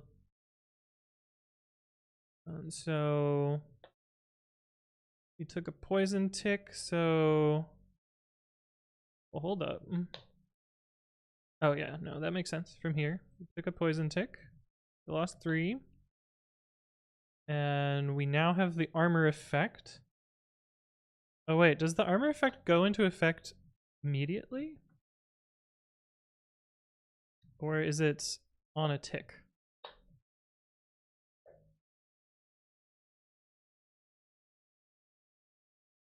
Starts an effect when it is active. Player cast shield, increasing armor by 7.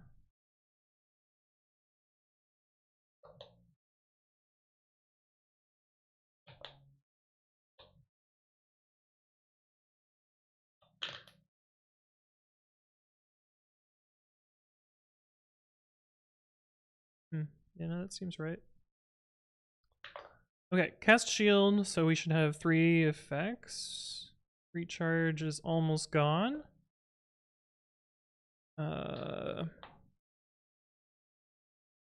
And since we chose shield, we didn't do any damage. That's fine. So now on the boss turn, we should recover the mana. And we do. And the mana effect should go away. Poison should have done a tick here. It did. And shield, we should still have armor, and we do. And the player should lose 1 point damage. Okay, seems fine so far. Alright, player turn 3, we cast Recharge. We could afford it because we had 490 mana, which is quite a chunk of change. So we lost a bunch of mana. We lost 270-ish mana, that makes sense. We gained a recharge effect. And we poison ticked. And we still have our shields. Then the boss's turn.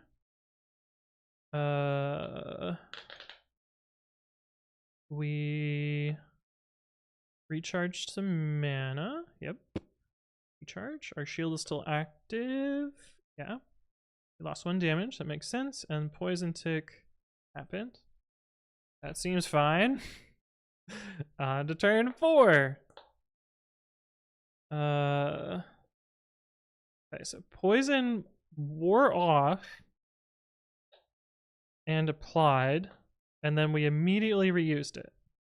Seems correct. Seems within the rules. And how are we at so much mana already when we said our answer is 933? What?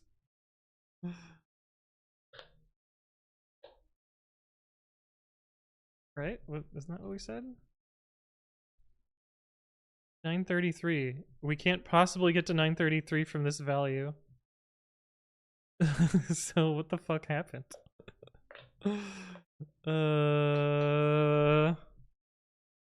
Are we doing the wrong value?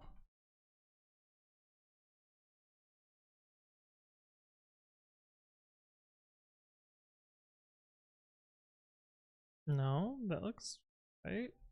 Okay, so how does this become 933 somehow? I guess we find out.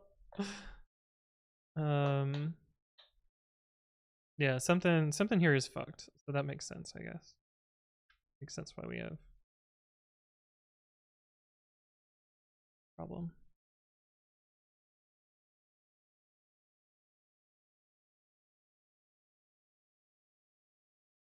All right, let's continue with this anyway, regardless, ignoring that problem. So we cast poison, we got 2 poison ticks. That makes sense. We lost 1 damage because we have a shield. The shield actually It's still in effect here. Okay, cool. Yeah, our mana is higher than the value there, so we've definitely done something wrong here.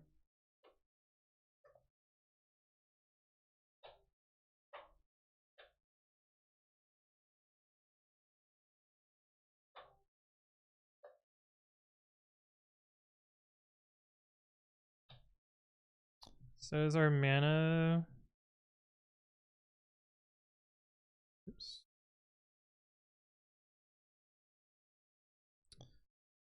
Mana consumed plus cost. Mana consumed plus cost. Yeah.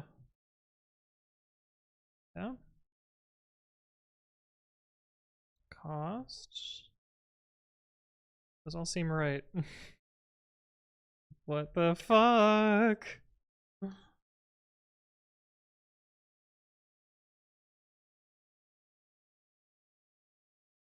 Yeah, this number just keeps going up and up and up.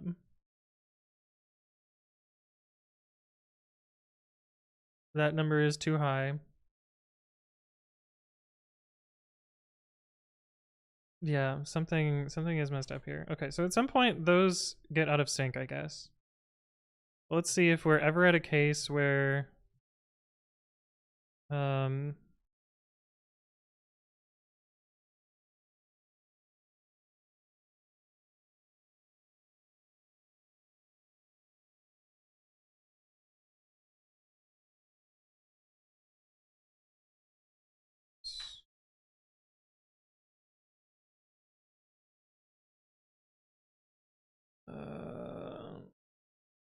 get rid of this because it's clearly wrong.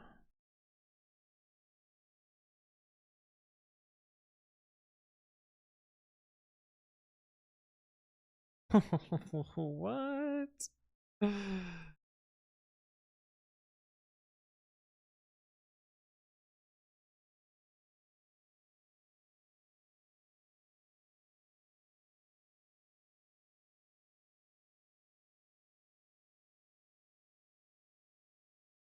It's a different way. If state.mana consumed is less than best, best state.mana consumed and chosen equals state.chosen. Write it like that instead.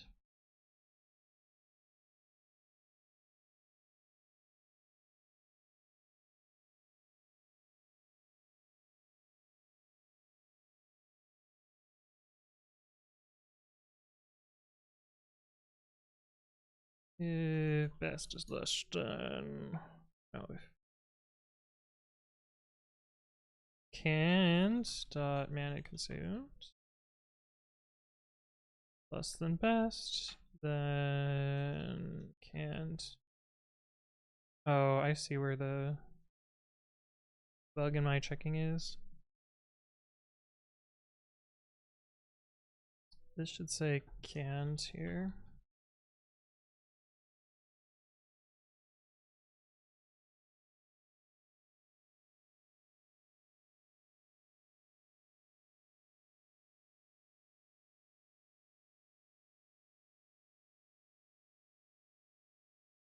Okay, that seems like the actual correct number here. So let's actually simulate this problem instead.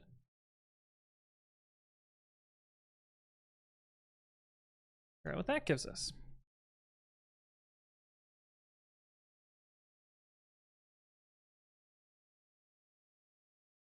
Alright, we did magic missile, so we consumed 50 mana and we dropped the boss by 3 HP. And then the boss dropped us by 8. Cool. Turn 2. We did poison, which drops us by 8 and drops the boss by 3. That looks fine. And then we cast recharge. Would give us more mana. We take dangerously more damage. The boss takes poison tick. We recover some mana because of recharge. Okay, next we cast Magic Missile. After we recover some mana, we can spend it immediately. Boss takes 3 from Poison Tick and 3 from that. No, 4 from that. Yeah. It's fine. Cats Are Life, thank you for the follow. Welcome, welcome. Hopefully you're doing well. Another Poison Tick happens. We take another full set of damage. And our mana recovers again. Seems fine. Next we Magic Missile again, and we get a Poison Tick from this last Poison Tick. So we do 7 damage. And we... one more turn of mana recharge, it's fine. On turn 4, boss hits us dangerously low. We have no active effects. We get 1 more mana recharge. Seems fine. So then the next turn, we cast Poison. We're really living on the edge here. Oh, somehow we cast Poison twice in a row? That doesn't seem right. All right, Poison is this one. How do we survive this? There's no way we survive this, so there's some bug with the player dying, it looks like. Right. Yeah, we gotta lose here. So how did we continue while still being lost? The bug in this function. As lost, player HP is equal to 0.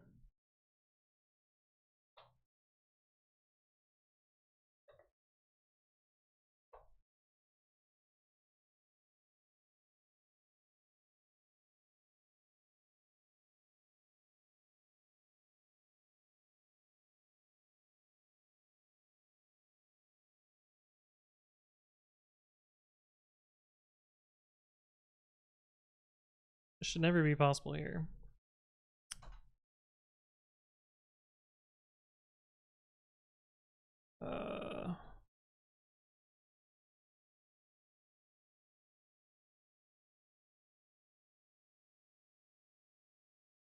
Huh.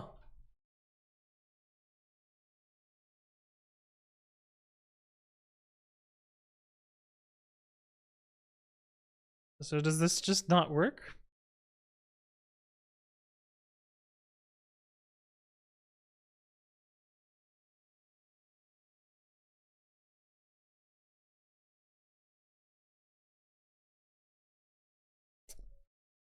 Okay, well that tells us something.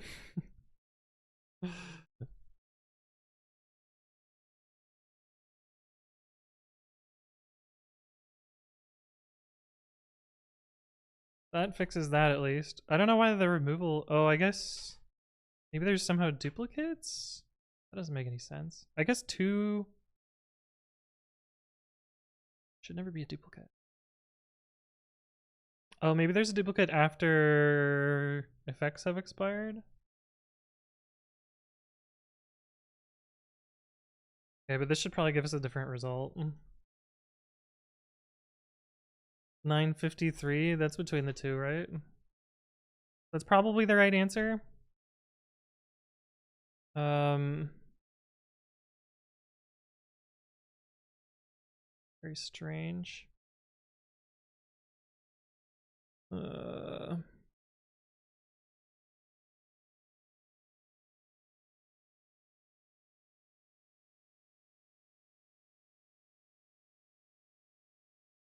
so we need to simulate this later. Just gonna do this. We'll leave the simulate call in there, and we'll take this out. Actually get rid of chosen.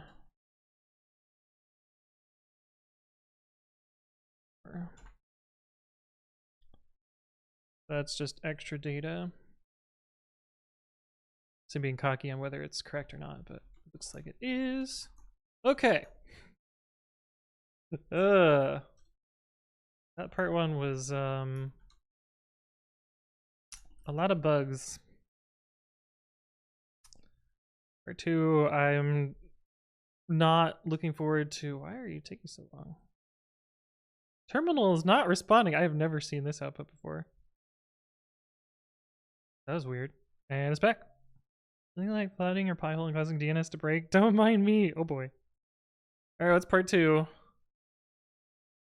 Increase the difficulty to hard at the start of each player turn. Before other effects apply, you lose 1 hit point. Oh, this isn't bad. Not bad at all. Okay, the prime numbers were a ruse. Okay, so it's start of player turn? Player turn. You lose 1 hit point. Okay. Before other effects. Yeah, that's not hard then. That's not hard at all.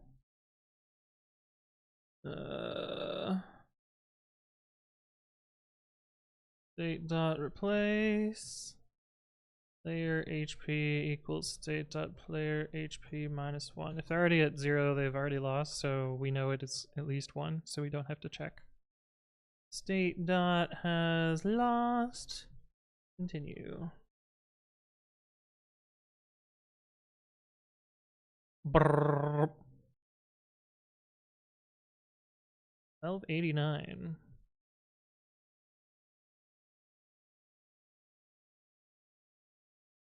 Brrr. Okay, that wasn't bad. Cool.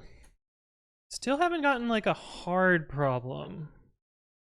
Like a need to use math or lots of thinkies for. This one was just complicated, and I think I organized it poorly and had a bunch of small bugs because of the organization. I still don't quite know why this wasn't working properly, but I'm guessing it has to do with duplicates. The Devil Kid's here. Hello, hello. Also, Wolfred is here. Hello to both of you. How are you doing? Good to see you both again. Day 0 to day 23. Ah, we get our own little assembly language again. Okay, these are, I like these ones. This one's not gonna be hard. Oh, good. Back to 2015. Implement things. When the program in your puzzle is finished executing. Hooray! Guess we just, this is our example. This doesn't give us a good thing to do. Okay. Are they all gonna be registers? Oh, wrong one. Do we not have any immediates? We do for jump, but it looks like that one is always a unconditional go to. And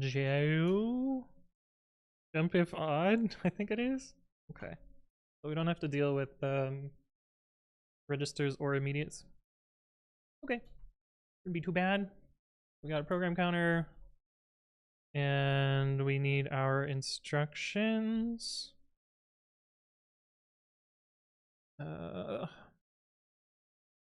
And we need our registers. Do they say they all start at 0? Probably. Registers can hold any non-negative integer. So we're only dealing with positive numbers, I guess.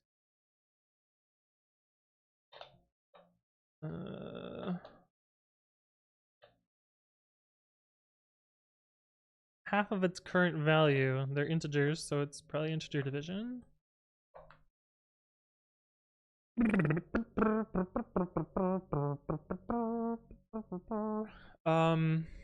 Yeah. 4 line and s dot split lines. Yeah. So is there a halt instruction?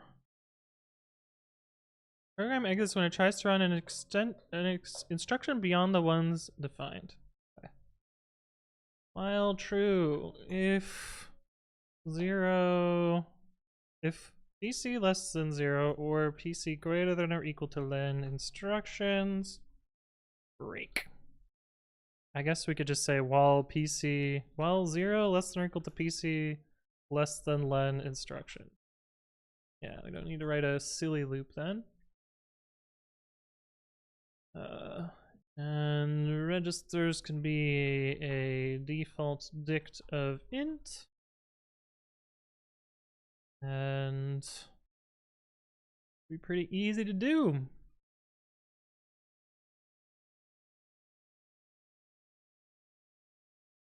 If instruction equals ooftable, then registers, I guess.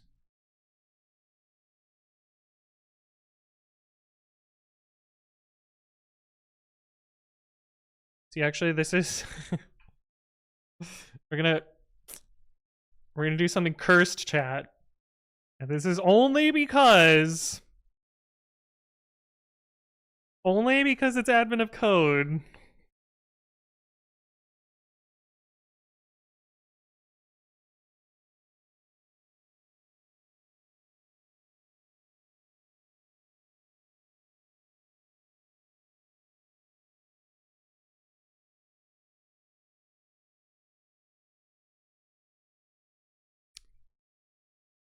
Only because of admin of code, chat.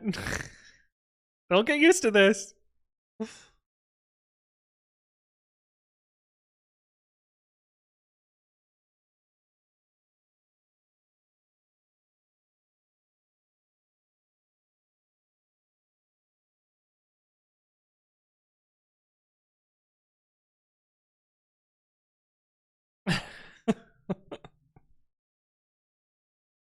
I feel like I'm also making bugs with this too, because it doesn't quite feel right, but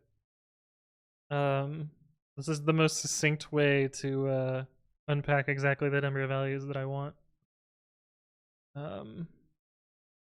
Oh, this is so stupid. Why did they use commas here?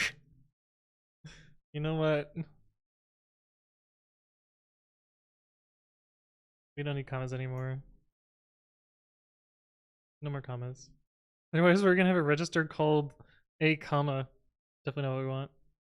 It's not a switch. It's pattern matching. Very different. Or I did that one. We got jump, which takes an integer relative to itself. Okay. PC plus equals int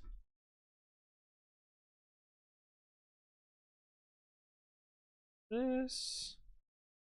And then we got jump if even and jump if odd. Reg and offset s.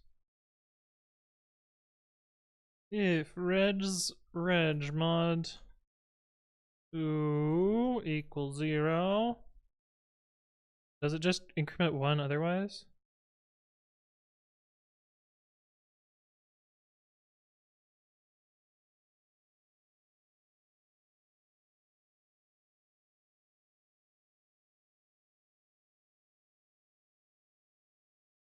Otherwise these would loop forever, so I feel like it has to do.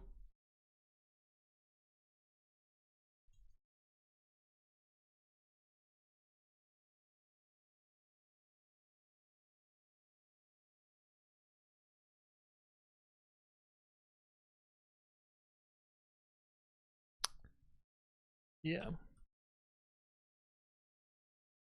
think that's it. Bandit says, is that an alternating pattern of events? This is basically an assembly code thing.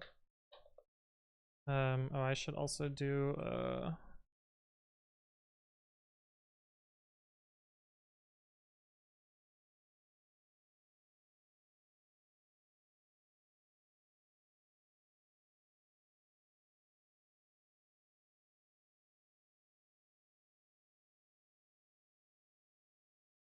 also do this.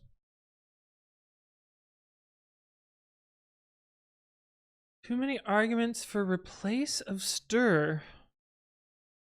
Or not enough arguments. Too few arguments, because I forgot a comma. Collections. Type annotation for really? Incompatible types and assignment. Slash equals. Wilfred says, I don't have a job and I know a lot of things. Player says, genuine question, why is match case bad? I feel like it doesn't really have a good place in Python. This is like one of the few cases where I actually think it sort of makes the code a little bit easier to understand. At the cost of one level of indentation. But even this, like, this code is pretty tough to read. Is that int code? Not quite. Bad Nintendo says, why is any cache of a loop bad, but cache spelled like money? You clearly do not understand the request. What the fuck are you saying? What? Wilfred Gamer, thank you for the follow. Welcome, welcome. Hopefully you're doing well. State machines? Yeah, state machines. Kind of, yeah. I don't know, but you know, I could write the same thing with if statements and it would turn out basically the same. Like as an if statement, I would basically just say like op rest equals instructions PC. If op equals half, then reg equals rest. And then the same code, like the same elif, etc. It would look basically the same, except I would do this unpacking in the if statement. So not really that much different, I guess. We're like bait machines. What? Test also. Pop. Oh, not that one. 0. That doesn't seem right. That doesn't seem right at all.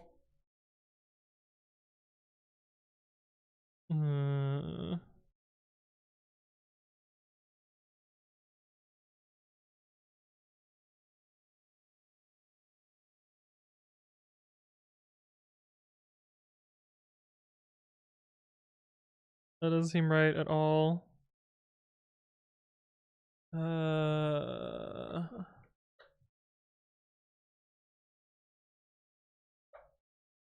Jump +1 would simply continue with the next instruction. Jump 0 would continuously jump back to itself forever.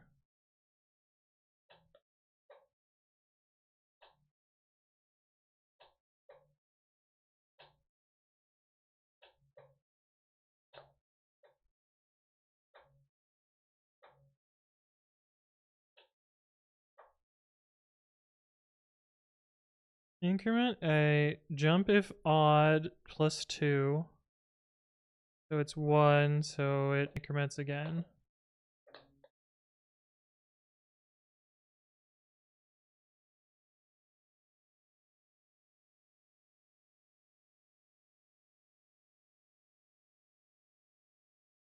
Oh, it's fucking jump if 1? That's so dumb.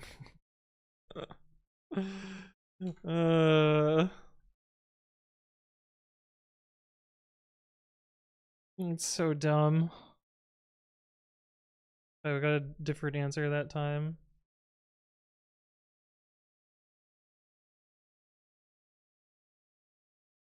Hooray!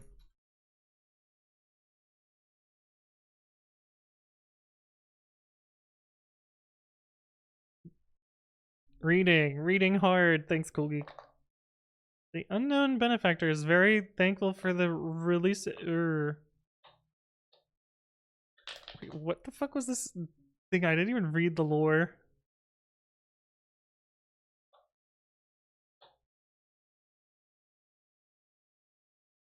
What is the value in register B after the program is finished executing if register A starts at 1 instead?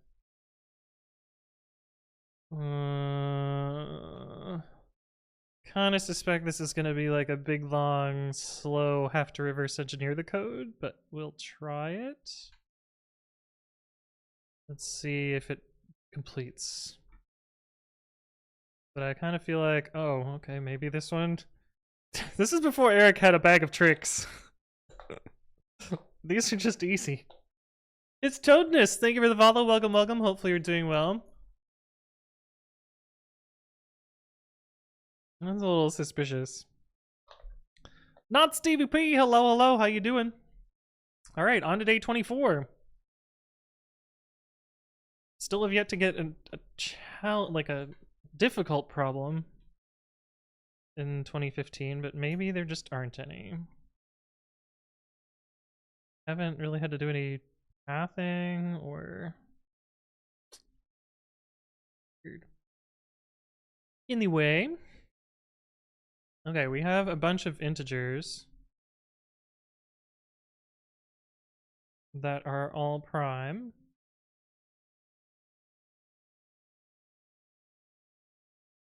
Okay, this is gonna be the maths one, isn't it? they're all prime.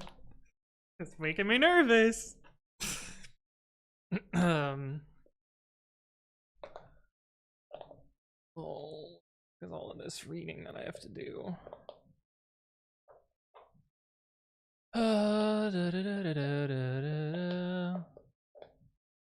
Split into 3 groups of exactly the same weight, and every package has to fit.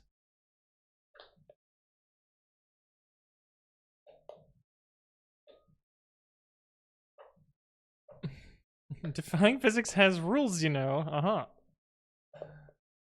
Okay, the first group needs to minimize the number of packages.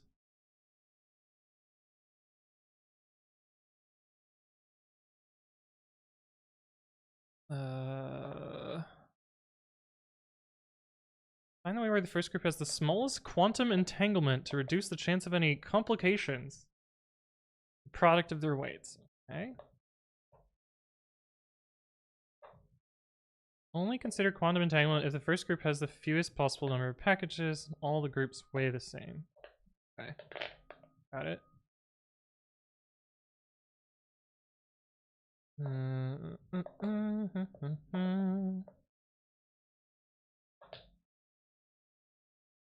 What is the quantum entanglement of the first group of packages in the ideal configuration? So that's not too bad. It's basically I can just brute force this, so we're just gonna brute force it. And parse numbers split. Perfect. Total equals sum numbers. Target equals total divided by 3. So we need to find a bag of size something that fits the target. So I'm just gonna do the dumbest thing possible and brute force the ones. It should complete in plenty of time because there's not a large number of them. So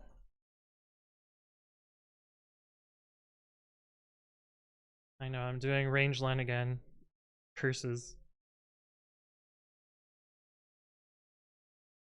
You want combinations?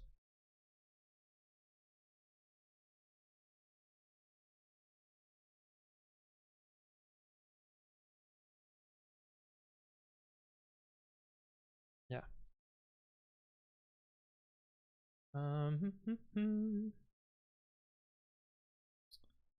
Or cans in itertools.combinations numbers I.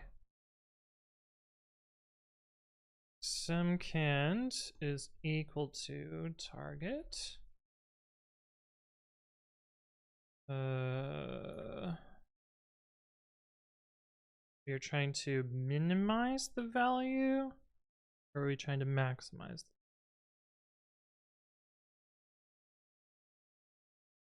We're trying to minimize the value.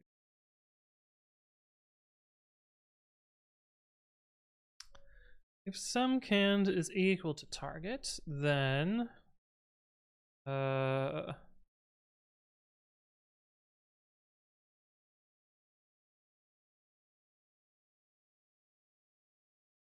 that works. Does it take a tuple?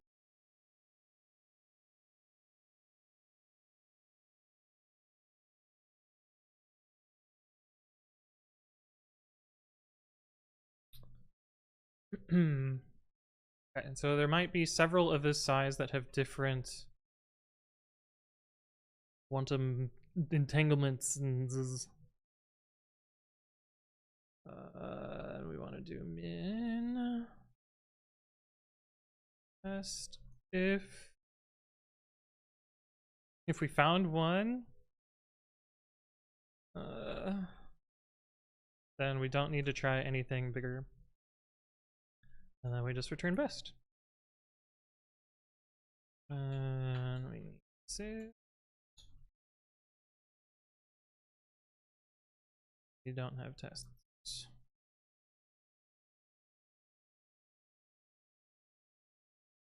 Seems too easy. Well, that's a big fucking number. It's not max size, so. Hooray.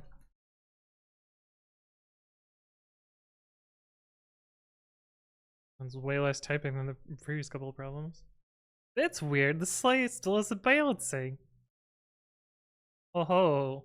I forgot the trunk. Balance the sleigh again, but this time separate packages into 4 groups instead of 3. The other constraints still apply.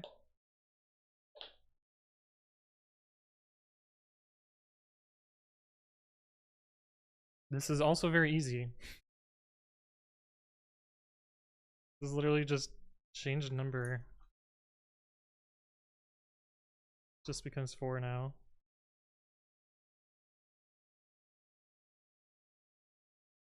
Yeah, I'm so cocky that I'm just gonna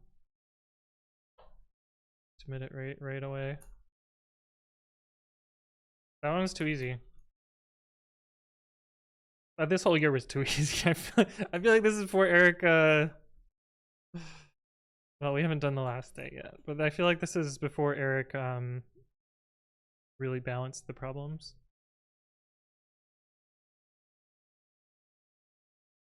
What the fuck?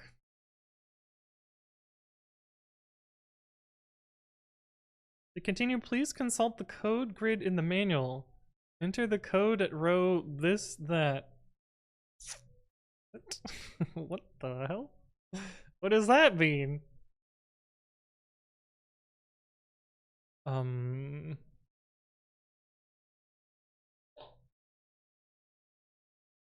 Okay. Is this Fibonacci sort of deal?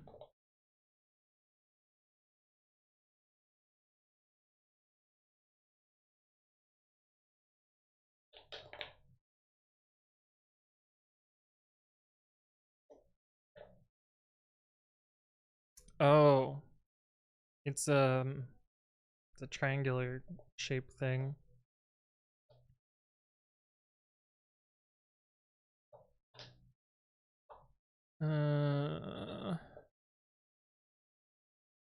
First code is this. Oh, this is just the order in which they're done. Okay.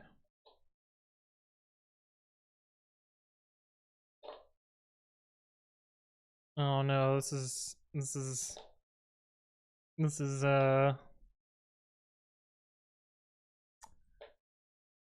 fucking modular arithmetic ready to go.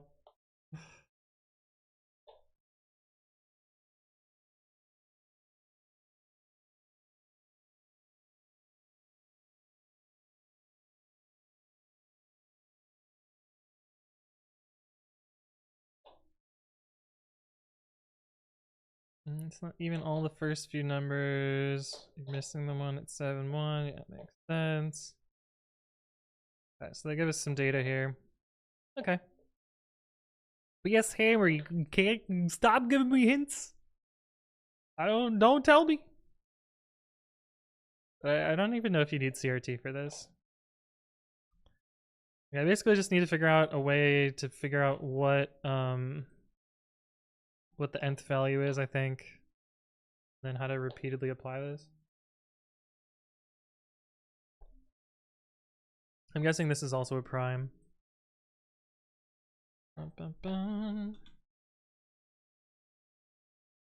You were joking? I mean, I don't think you're not necessarily particularly wrong here.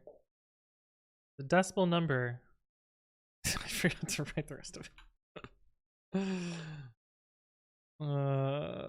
It is not prime. Okay. But I'm betting these other numbers are.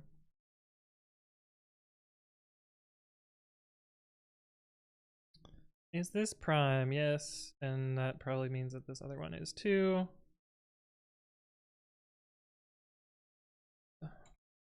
This prime.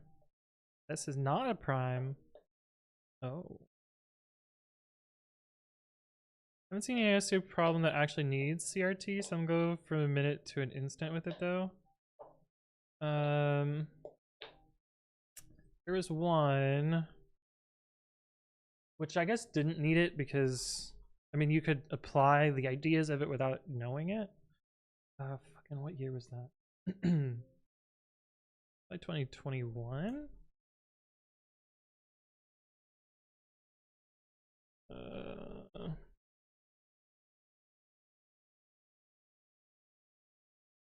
Hello? That was weird. Why is this repo so chunky? I guess it's only downloading at 16 kilobytes a second. What happened to my download?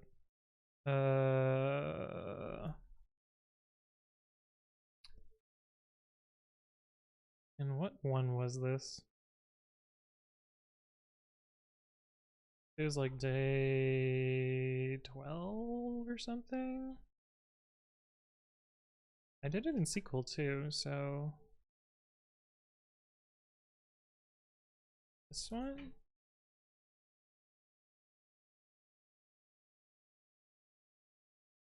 I should read the Python and not the SQL.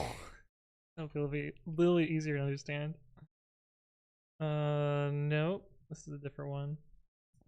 What year was that then? Anyway, there was one where it was like very hard to do without CRT. 2022? Is that? No. What year is it? No. See. I think I installed a separate dependency just to do it with the separate dependency and then re-implemented it myself so I can just look at the requirements. No, Z3 that year. Is it 2023?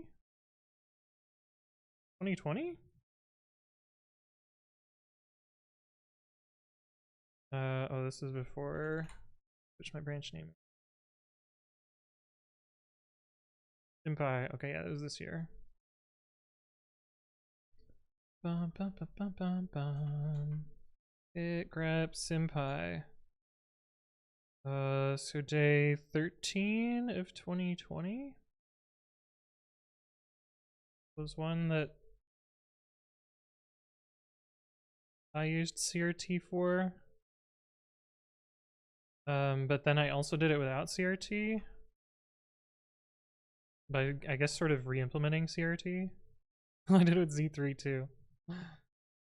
But I also just did it with a loop.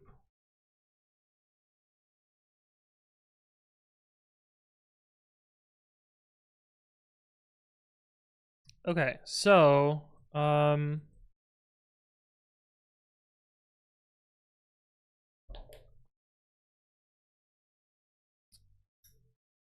let's see, code at row 2978 by 3083. So that would have to compute I don't feel like that large of a number, right?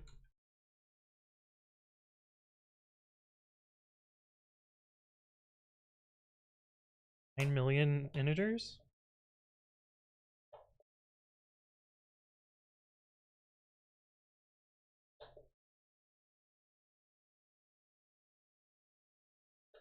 This actually doesn't feel that bad to brute force. That number isn't that large.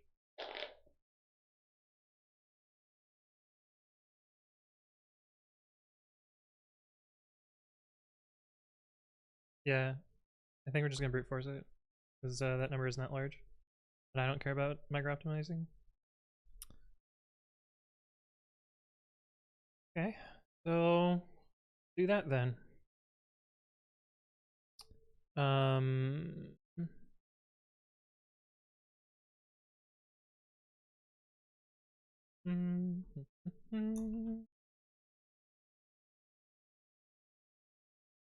So we gotta parse this out.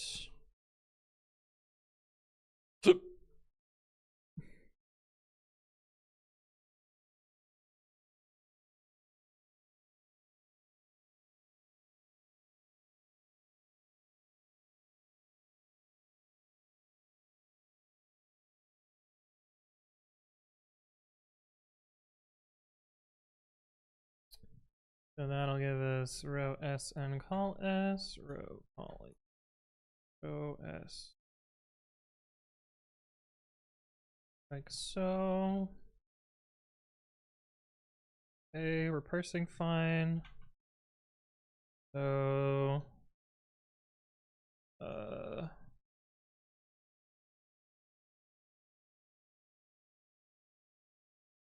it's only dependent on the previous number, right? We don't have to maintain the whole map, right? Find the second code, start with the previous value. Okay.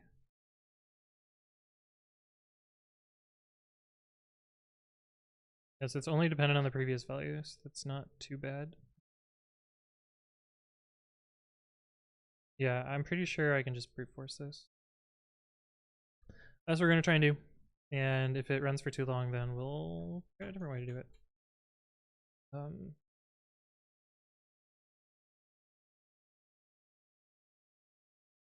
Need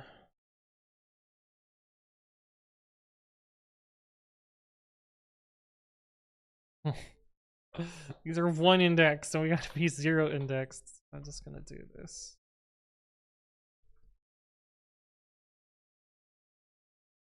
And let's have it be the next value. So we'll say x equals 1 and y equals 0.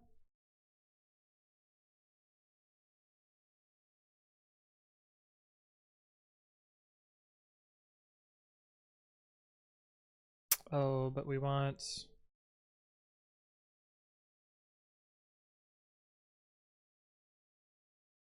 to compute the value.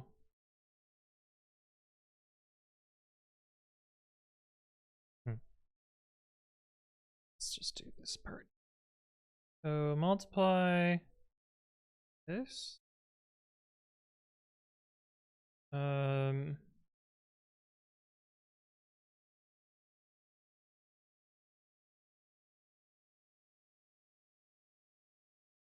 It's like there's some helper that lets you do this more effectively, but I don't remember how it works.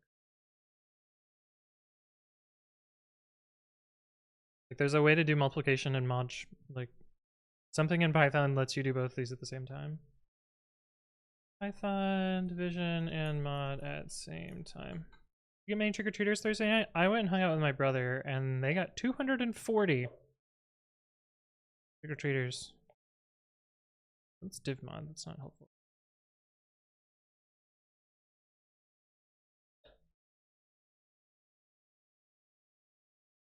I'm imagining this. 240 kids? Yeah. Yeah, it's quite a lot.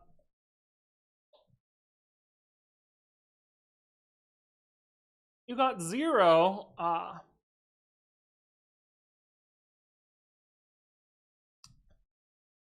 Okay, so in order to do this, then we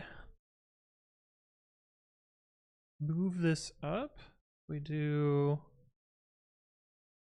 how is this x? This should be y. We do x plus equals 1 and y I do if y is equal to 0, then y equals x plus 1 and x equals 0. Otherwise, we increment x and we decrement y.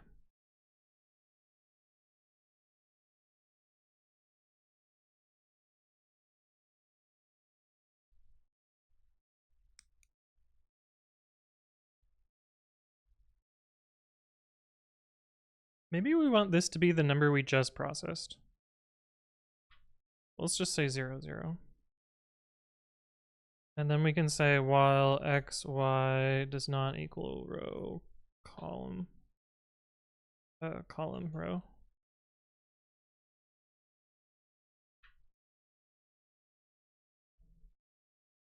So we compute the value at this position. So at 1, 0, and we put it there. What was the spookiest one? You know, I wasn't really paying attention to the costumes that much. I was just kind of hanging out. So I don't know.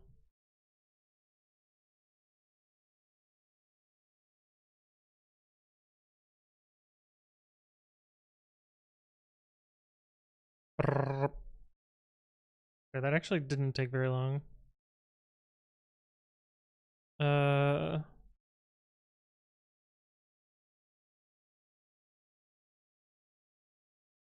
it's right.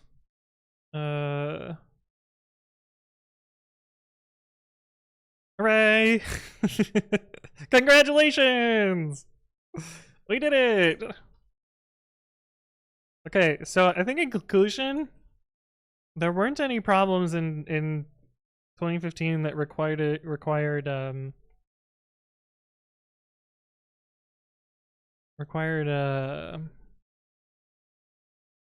significant thinking. Spooky Son was the one who went as a Sentry sophomore during training, hang out with his brother. I did wear the onesie. Hooray! We did it! You can turn it off and on again? Wait, what? Wow! Look what we got! We got the snow! Yay! It's all done! Ta-da! Look at this fun CSS effect down here. Oh, the snowflakes like shrink when they hit the bottom. It's really good. Oh, I don't know if you can see them because they're off screen. Oh no, there was one right there. Hooray! We did 2015! We did it!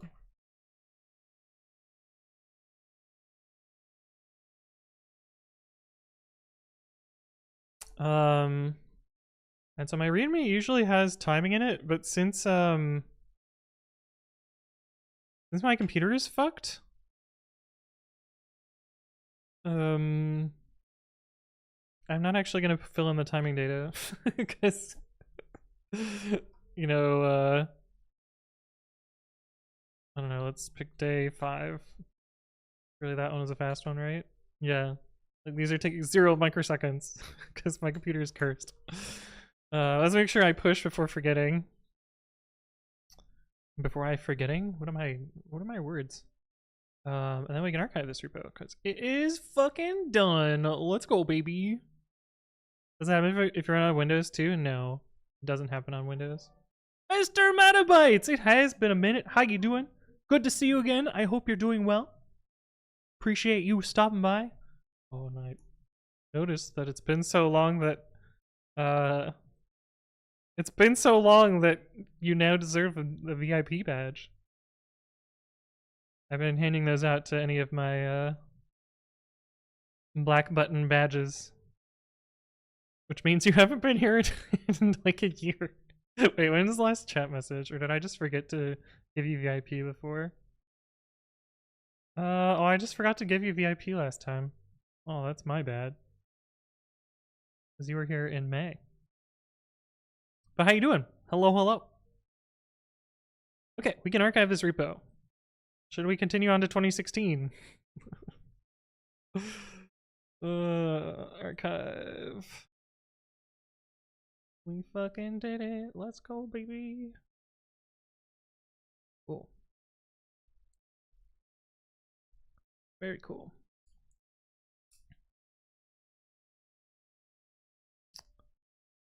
We did have to move some shit around, so we're gonna have to do that for the other repo.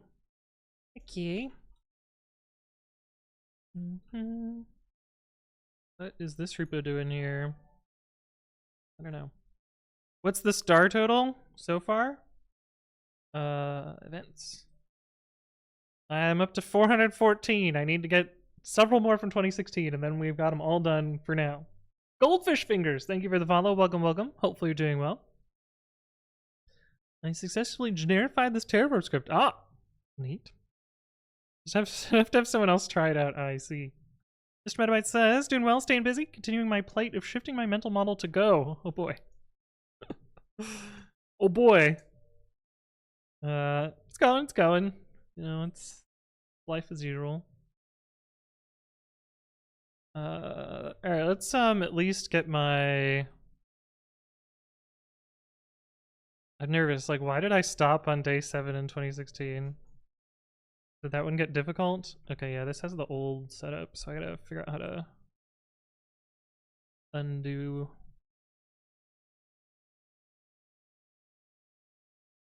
Work around this. Okay, so we gotta see what I did here. Oh, and I probably want to cherry pick that too. Okay, so git move support to support source. And then we gotta support. Oh, we're on old versions here. We'll do that next, I guess. Application directories .. support source. Then requirements we gotta do source. And this we gotta do source. What else? And everything moves.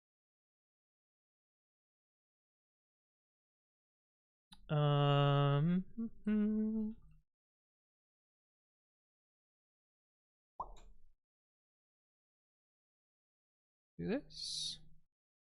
Do you have a macro for if error equals nil? Yeah. Or does not equal nil or whatever.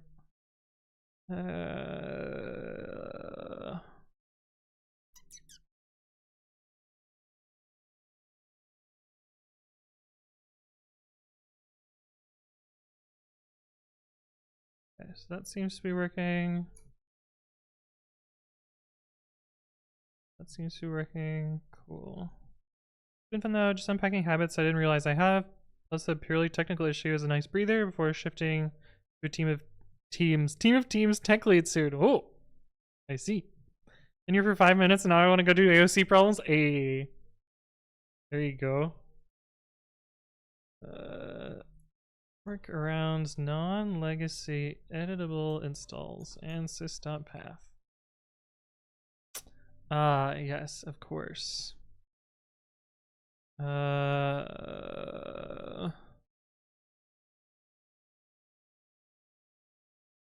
gotta do a different thing first. It's annoying.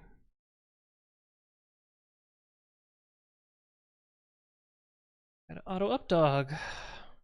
I don't run this through frequency, I guess. Oh, these are really old versions.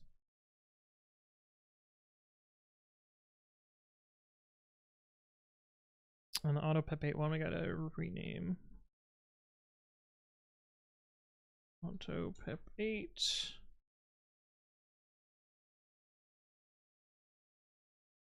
And we got this.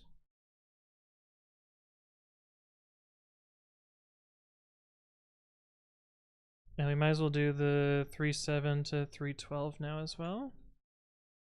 I don't know why I picked 3.7. Seems like a strange choice. I just realized that we added iterative capabilities for work, so I might actually be able to do more AOC with my work stuff this year. Oh. Well, that'll be fun. Alright, what did you rewrite? That's very nice. Very good. Very cool. Love that.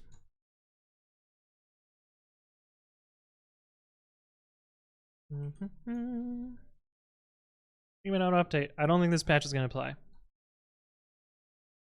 Yeah, I figured. Okay, so we'll just do the patch again, but manually a second time.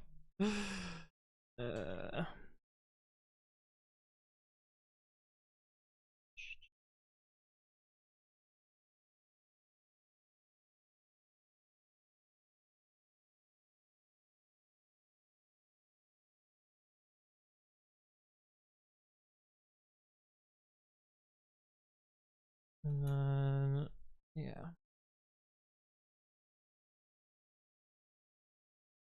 And hit this.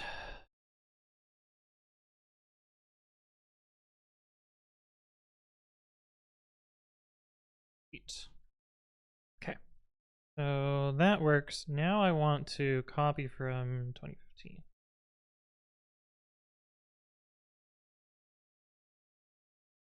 And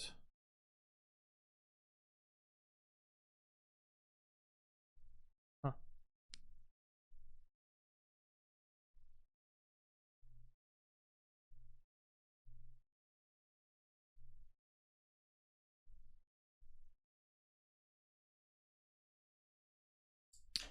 Okay.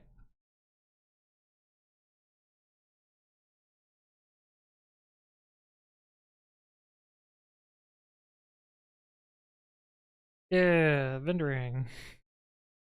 Okay, so we've unfucked that. Let's do a day of this one. Holy shit, I've been streaming for 3 hours? Feels like I just started. Time flies when you're admin of coding. Oh,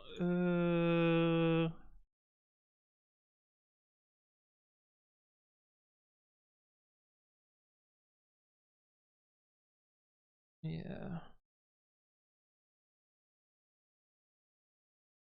Greifenborg, thank you for this up with Prime. Hello, hello, how you doing? Good to see you again. All right, day 8 of 2016. I feel like we're immediately gonna jump up in some some fucking complexity here. The hell is this?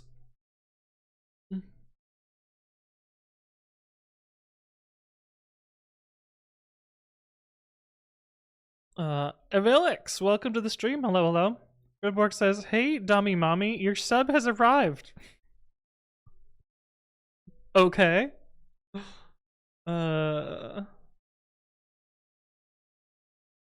50 pixels wide and 6 pixels tall, all of which start off and is capable of 3 peculiar operations. Okay.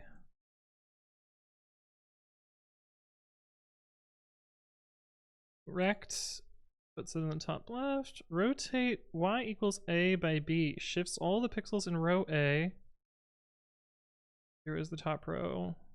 Right by B pixels. Pixels that would fall off the right end appear on the left end of the row. Okay.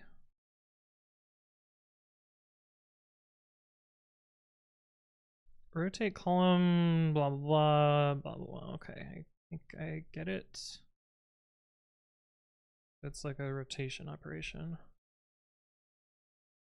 Rotation operation.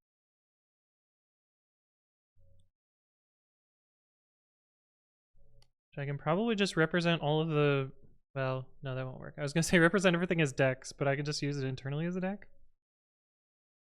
Grimmark says, gotta go fit some round pegs in square holes. Have a nice stream. Well, thank you for stopping by. What are we coding today? Well, if you do bang today, or read the title, or what I'm doing, we're doing admin of code.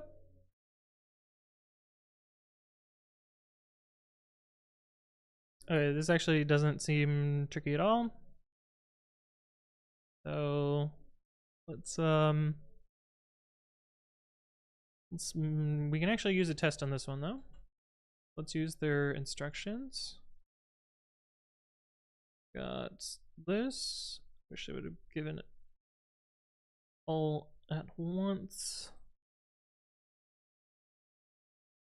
that. Ah.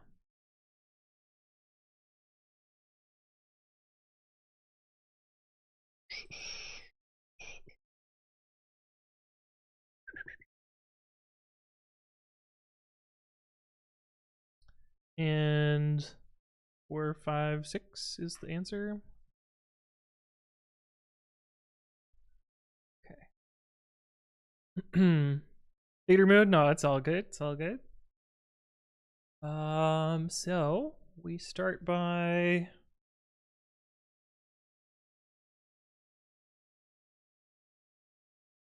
what?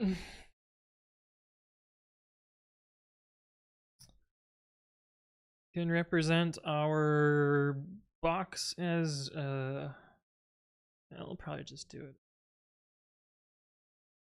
Lists. Say it's 50 columns, or did it say 50 rows? 6 rows.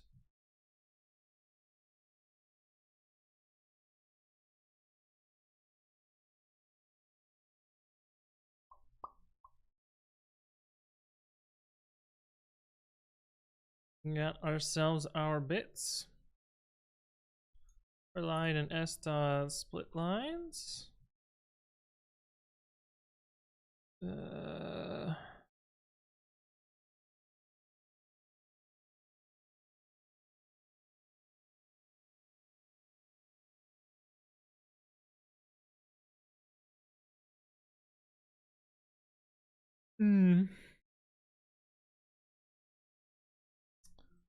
Okay.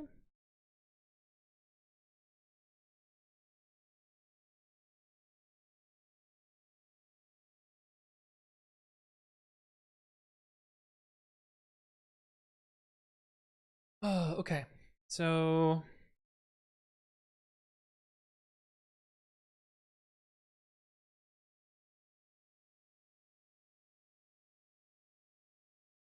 is it width by height or height by width? Width by height.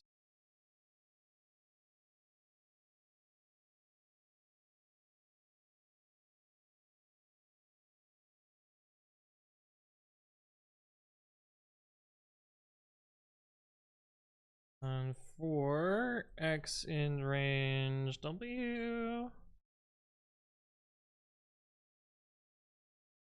So 0, 1, 2.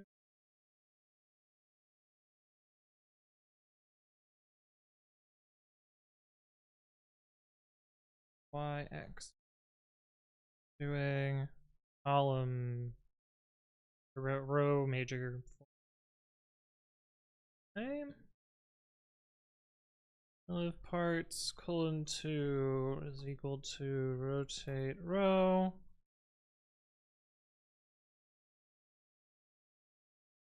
Needs to be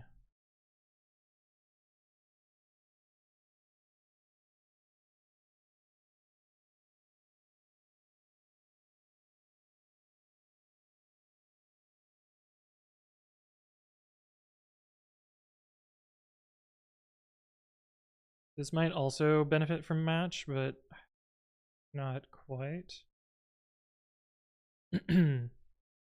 Like maybe this is another match parsing problem.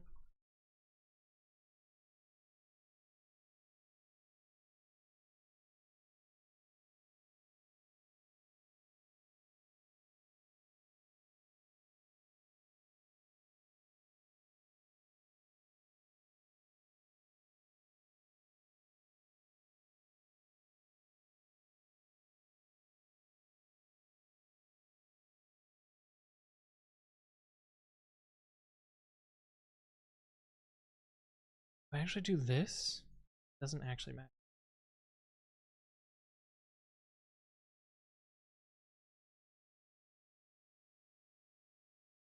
I kind of want to replace out x equals and y equals in this puzzle input.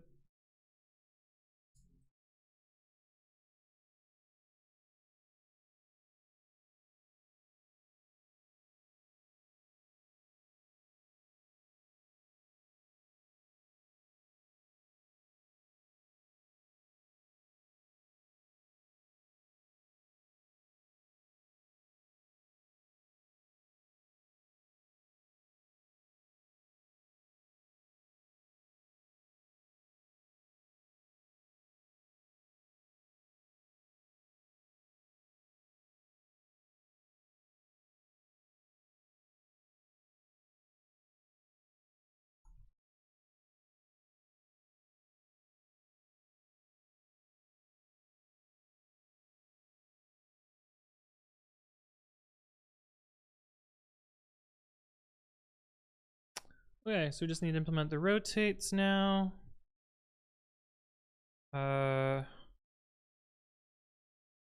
Metric says, I think lots of coding AOC is making parsers. Yeah, or just making shitty ones.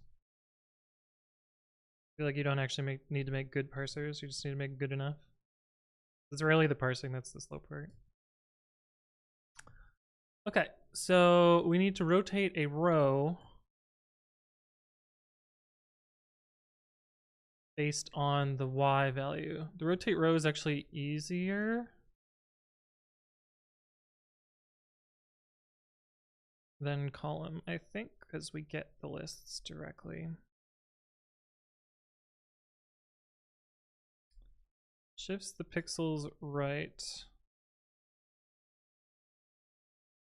All right, so we can say row equals bits row bits Y. And then we can do for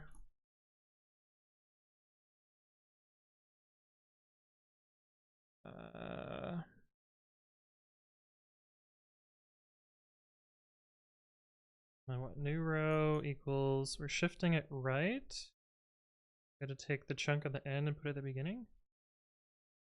All positive integers.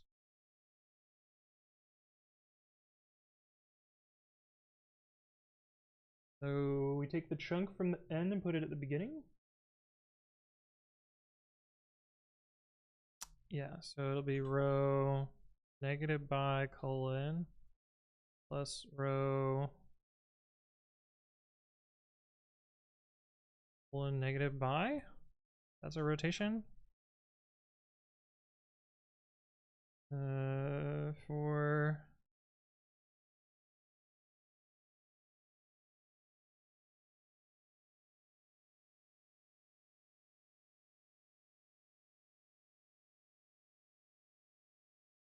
fine. For I in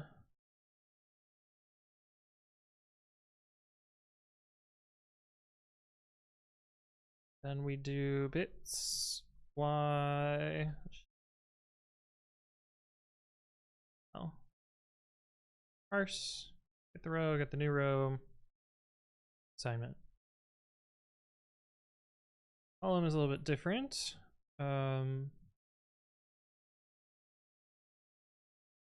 It's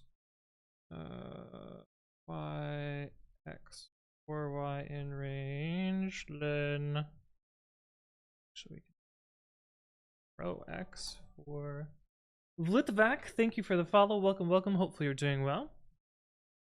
Column equals this. And the new call equals probably the same logic, but we'll confirm in a sec.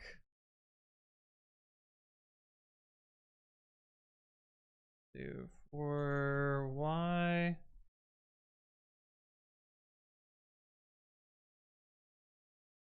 Y X equals val.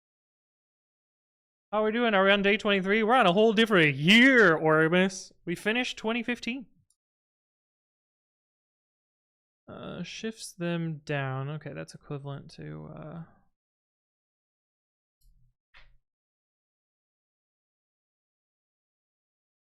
we're on day 8 now, yeah.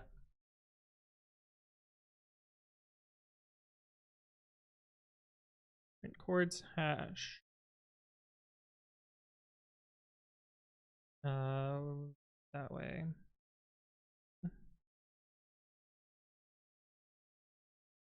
That's our only printer. Huh, fun. 2016 is the last year that I need. Yes, it's true, it's true. True.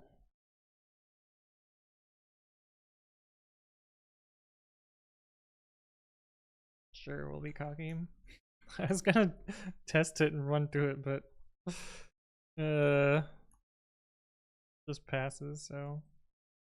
Oh, we gotta do that other thing we did.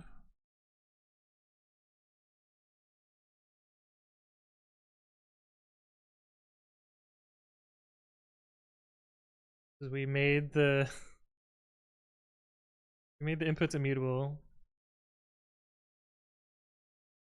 Keep meaning to go back to the few years I've started, but I don't know if I ever want to spend all the time needing to go through every AOC. I'm so close that I might as well do it, so That's what we're doing. Plus content. Yeah. Alright, let's say now. You notice the screen is only capable of displaying capital letters. Oh. We're just supposed to print it out instead of that. Okay.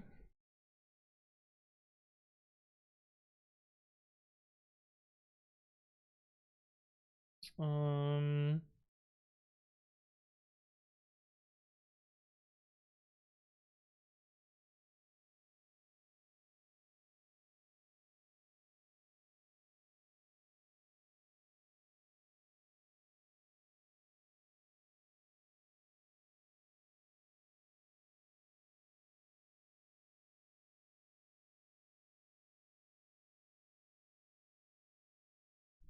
Maybe one of the ones that just prints a code.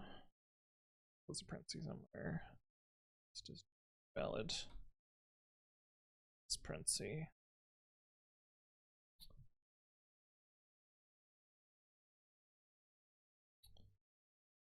Oh.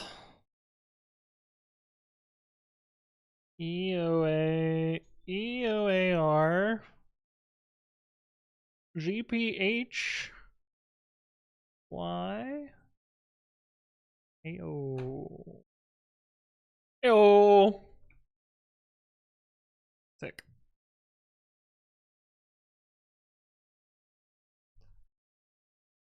A8 part 2. Cool. Litvac says, what switches are you using? Oh, look at the bot. Look at the bot knowing what's up here. Although, oh, it does say here. Yeah. Orman says, I learned a lot about Python when I did AIC, but that was when I was new to programming. Whatever, I'll still find some of the tests easier. I don't have any formal education. A lot of it comes down to knowledge of data structures. 2015, I feel like, did not require any data structures knowledge at all. 2015, I think, is the easiest year. I think Eric had not. I mean, it was the first year, so. The fuck is this? 14,000 characters of nonsense is what this is. Jesus.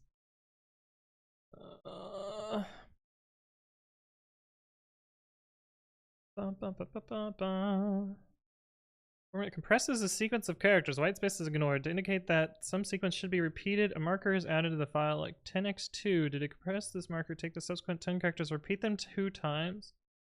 Continue reading the file after the repeated data. The marker itself is not included in the decompressed output. Okay.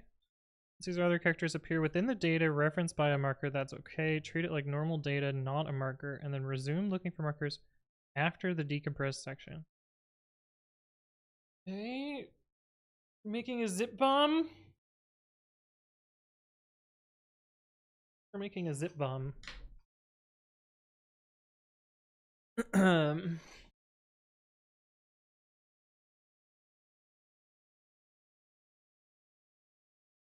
um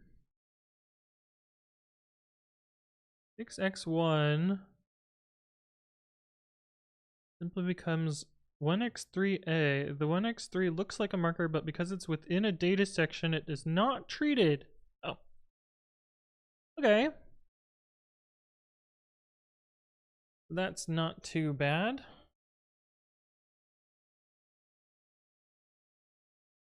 But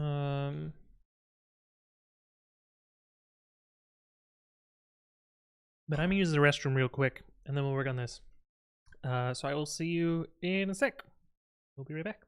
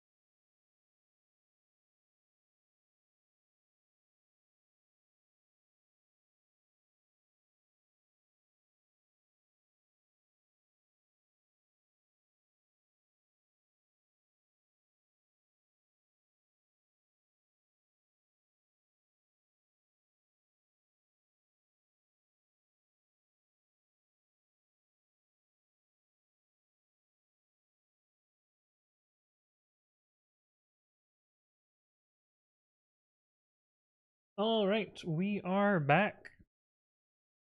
Okay, actually, I don't think this problem is that hard.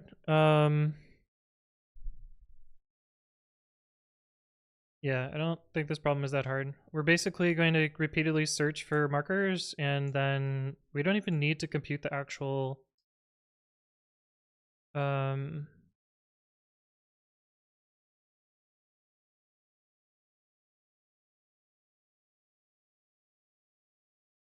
because we don't have to we don't have to actually compute any of the strings, because if it's part of a data portion, we just ignore it.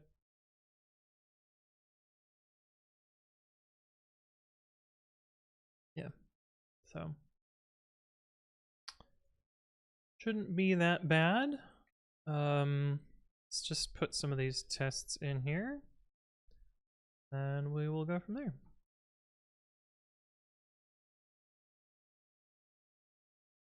Let's get one of the interesting ones, like this one.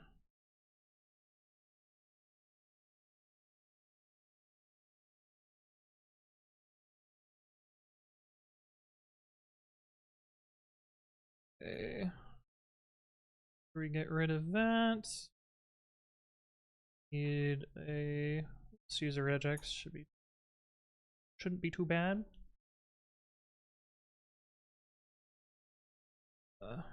Parenthesis, digit plus, and digit plus, and parenthesis.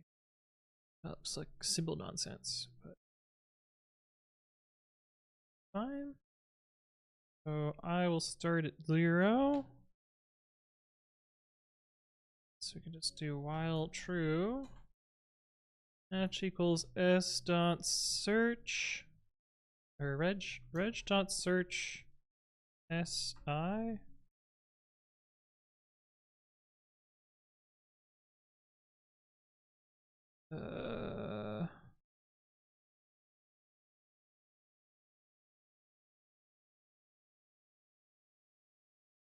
Doesn't it take a start offset? It does, but only this version of it. N pos equals equal fucking number. This is what I want. Pos equals 1. Pos equals I. If match, otherwise what? And equals length equals 0. Length. We don't have a match, then we length plus equals len s minus I.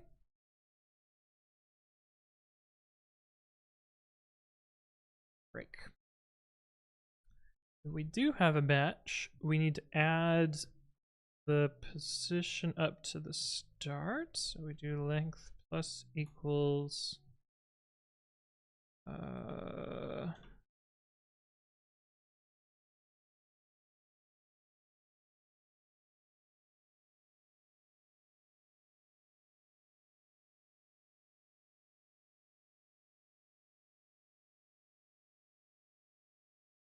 start. Start minus, or match on start minus I. That gets the position before the match. And then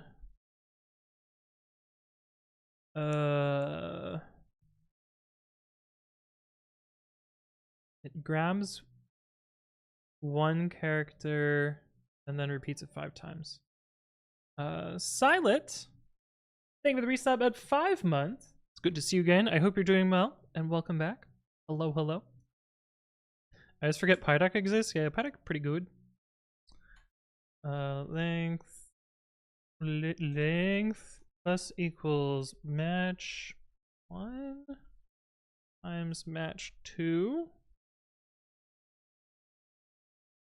And then we need to update I to be the end of that chunk. So we got end.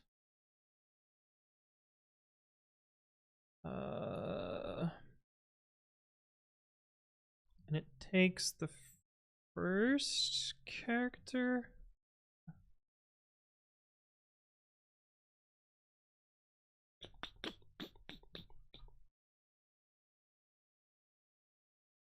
Seems too easy.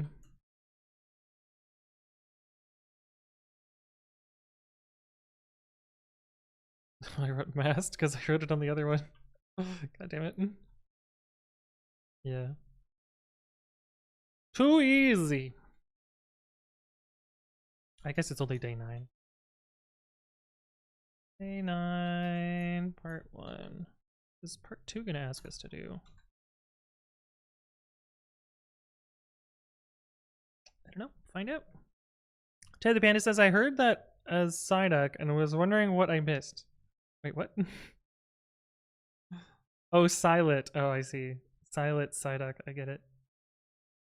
Apparently the file uses version 2 of the format. In version 2, the only difference is that markers within decompressed data are decompressed. Fuck.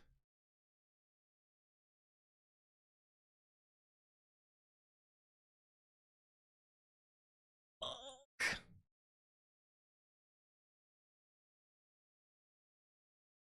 Fuck. This sucks.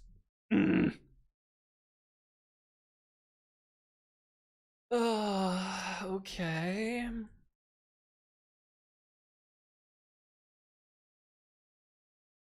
Yeah, this is gonna be messy. This is gonna be messy. I feel like we could still roughly use the same approach, but we will have to think a little bit more on this one. I feel like this is more thinking than I think anything in 2015 had.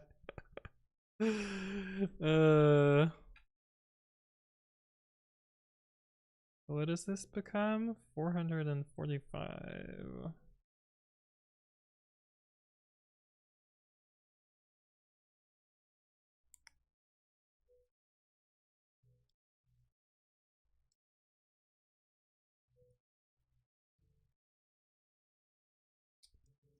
See, the thing is, we're never actually looking backwards. So I don't know that this one's actually that bad. Like we still don't actually have to build the string. We just have to build these parts, I guess.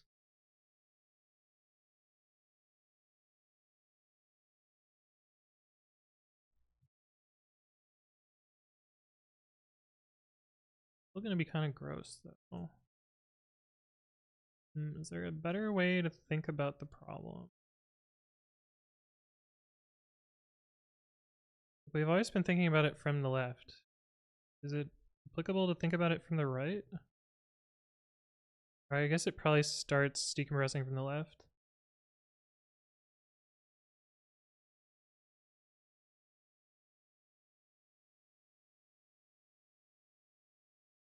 Yeah. Okay. So, I mean, I know how I would brute force it, but I strongly suspect that we are absolutely not going to be able to put that in memory. As it says, you'll have to come up with another way. Do you have a little Easter egg text on this? No.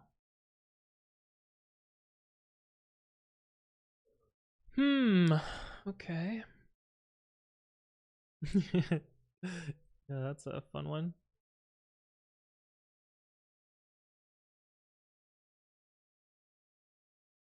So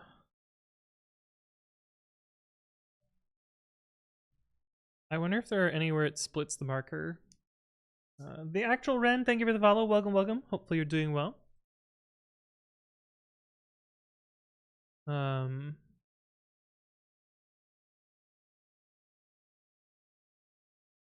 Like I wonder if it's never actually splitting this and we don't actually care about the two joined strings, like maybe it's Pipperdine2K, thank you for the follow. Welcome, welcome. Hopefully you're doing well. The actual Ren says, hello, is Advent of Code basically leak code that comes out in December? Sort of. A little bit different idea, but yes, sort of. Yeah, you can think of it like that.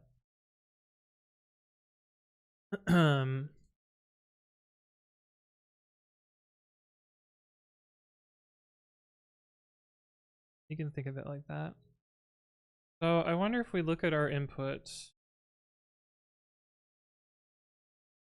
do we ever have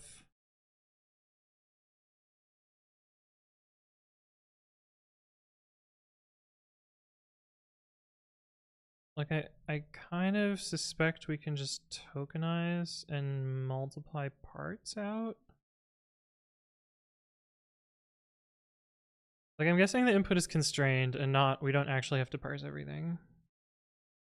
And then we can just process it as a tree, I think.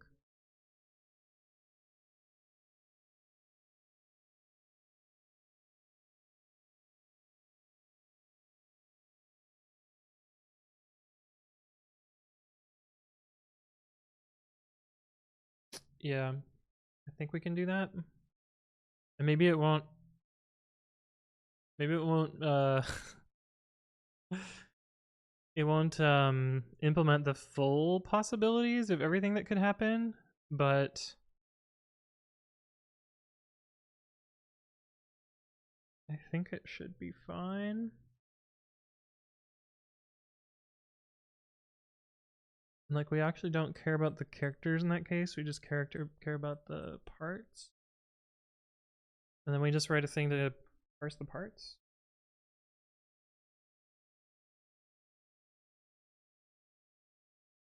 I'm gonna make the assumption that they don't overlap and see if we can get to a solution with that.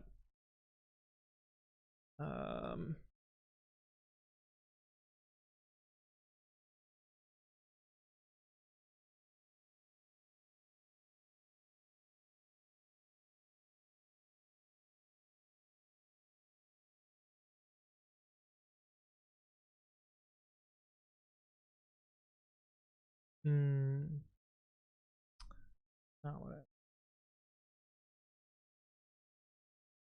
uncaptured.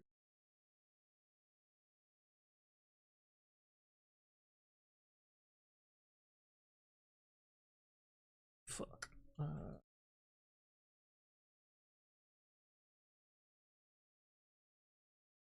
Yeah, so now I can end up with tokens. And then I can process the tokens into integers or these guys.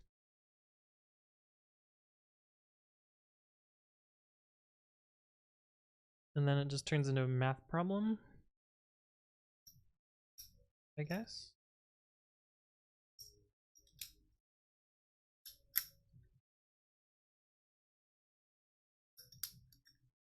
I guess I can know if I ever make a frame error on here by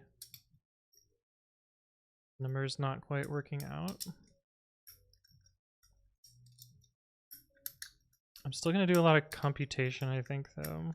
But I think we're going to try it like this. And just tokenize and reprocess.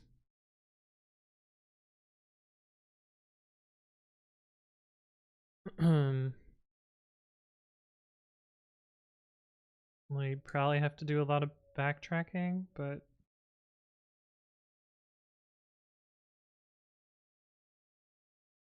it doesn't seem right.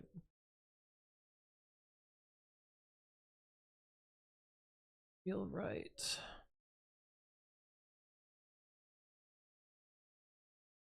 But let's try it, see what happens.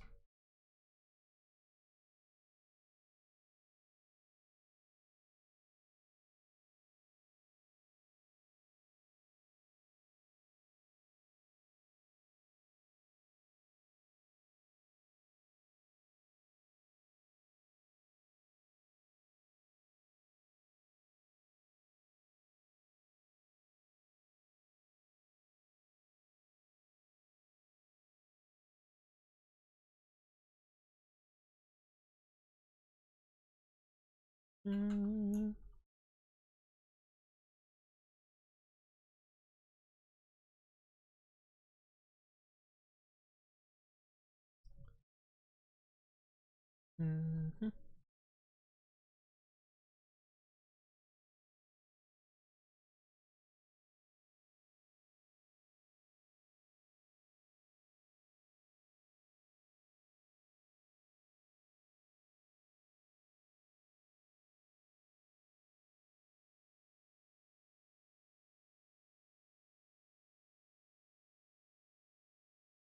Did Python get types? Yeah, more than a decade ago.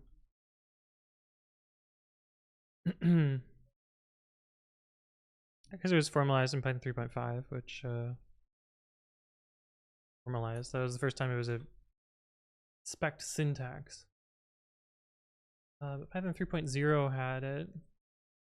So it was spec'd in 2014-ish, 2015-ish. Feels weird to think that Python 3.5 was like almost a decade ago. If I mod 2 is equal to 0, return or this.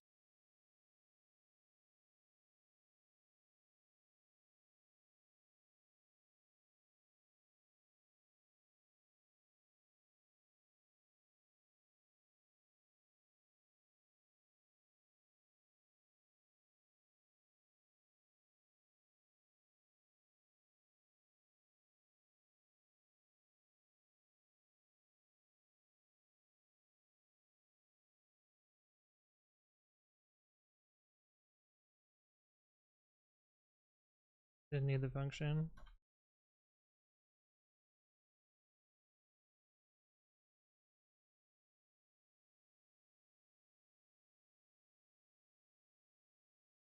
Type object has no attribute parse. Right? 1 minute.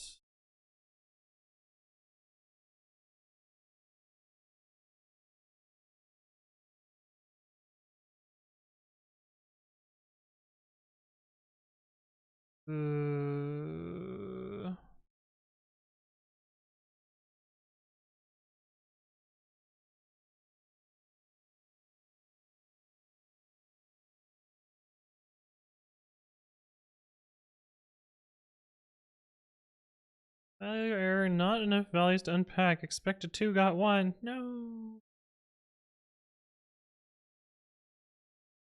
Oh, I have my even odd wrong.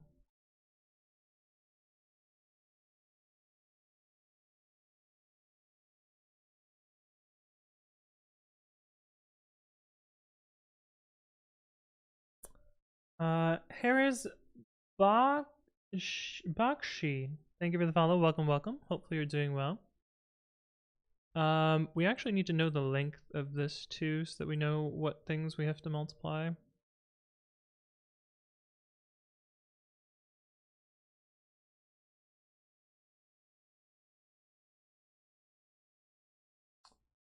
And a repeat. Oh, I guess a repeat can never contain a repeat that's larger, otherwise it would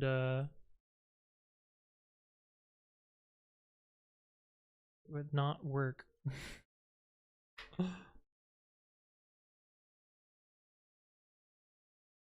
Oh, and a repeat can modify another repeat by just distributing across it. Okay, so this actually isn't that bad.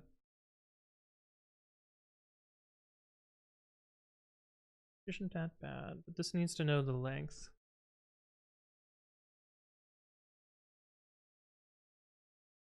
So that we can process things. Is this just for linting or does it affect interpretation? Currently it is, well, I mean, the answer is it depends. Types are sometimes evaluated, depending on whether they're from future Perl annotations, and libraries can use them at runtime if they want to. I find that runtime typing is usually a mistake, but yeah. Anyway. Okay, so basically what we need to do is we just need to process this down and produce the sum. So total equals 0. I equals 0 while I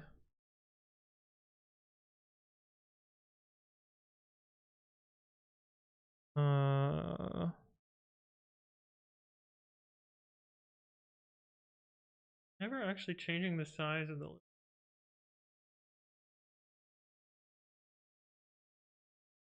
I think we can actually just do for I in range, or for I part in parts. If it's an int, then total plus equals parts.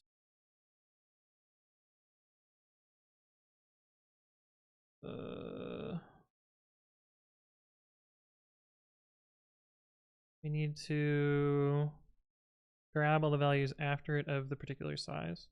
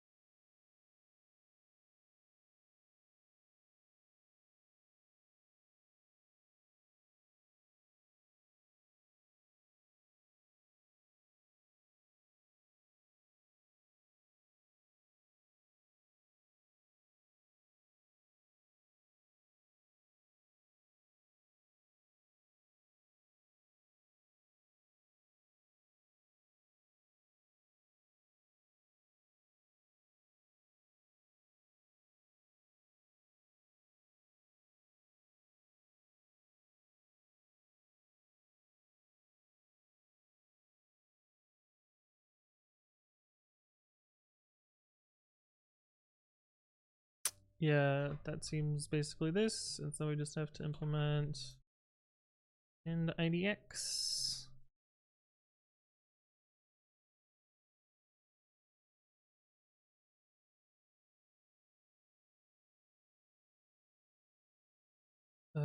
So total remaining equals art dot take.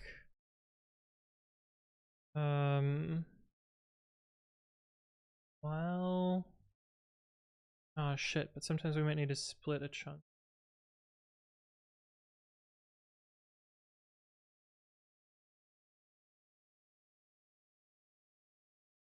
Modify the list while we're iterating, but it'll modify after. Yeah. About that. That's fine. Well, remaining.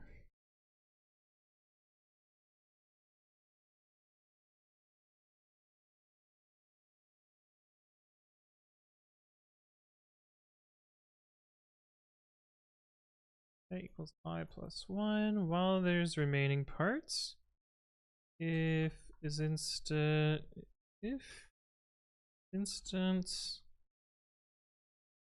parts j int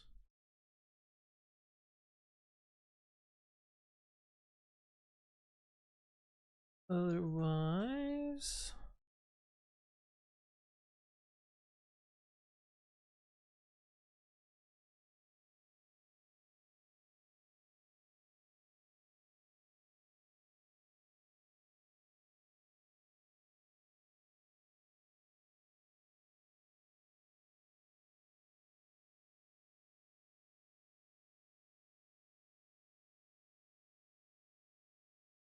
so I'm not going to try and implement splitting repeat. I'm hoping that they're all divisible.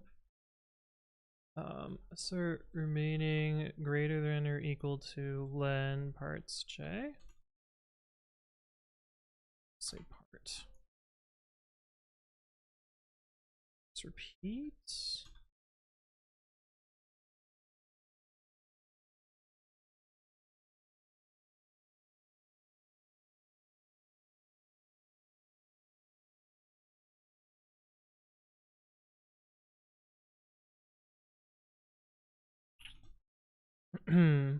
Chris Gold says I have no idea what this code does.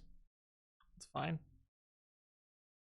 Actually, this is easier to do. Is for a part in enumerate parts I plus 1 colon. Okay, we're trying to implement an advent of code puzzle. This is trying to find the end index for a particular lookup.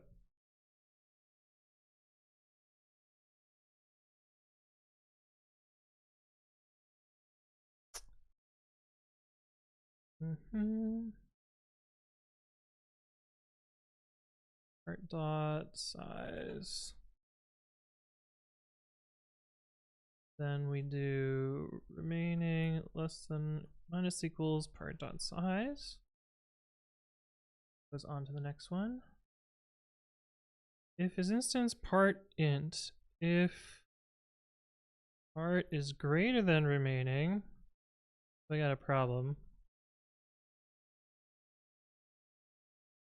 Leave that for this. 22 noob to complete any of them? I think anyone can complete day 1 of basically every year. I think you could do day 1. Like, absolutely. I wouldn't say you can't complete any of them. You can definitely complete some of them. Part is greater than remaining. So we would have to split it. If part is less than, well, otherwise, it's less than or equal to, we just do remaining minus equals part.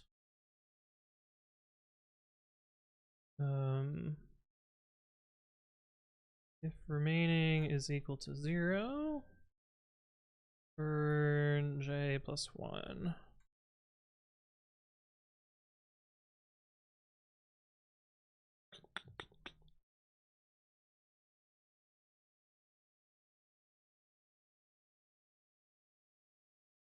Okay.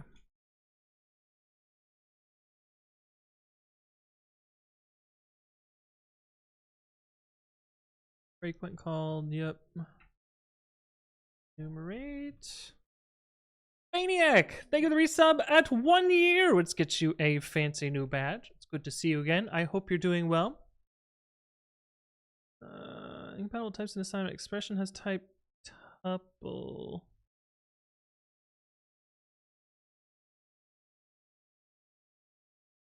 Ah, right, because this up here violates substitutability.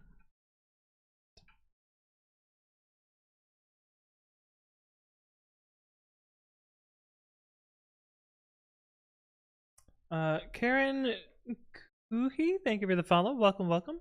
Hopefully you are doing just fine. Chris Gold has also followed. Welcome, welcome.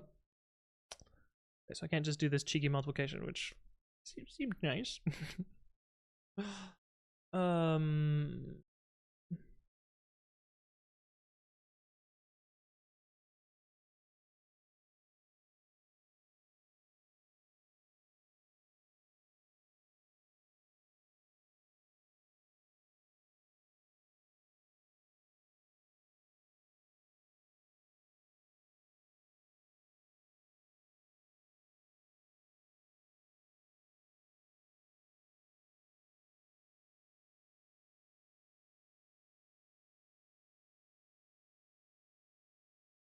Let me make a shitty multiplication function.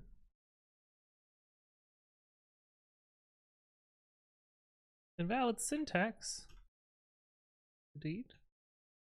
Length is not defined. Total in this version for some reason. Okay, we got our breakpoint. See what the tests say. Where am I? Oh, I'm probably... Yeah, okay. I do need implement split. Jowsy, thank you for the follow. Welcome, welcome. Hopefully you're doing well. Okay. Part is bigger than what's left. We need to split the part, so we need to do what? Remaining equals 0.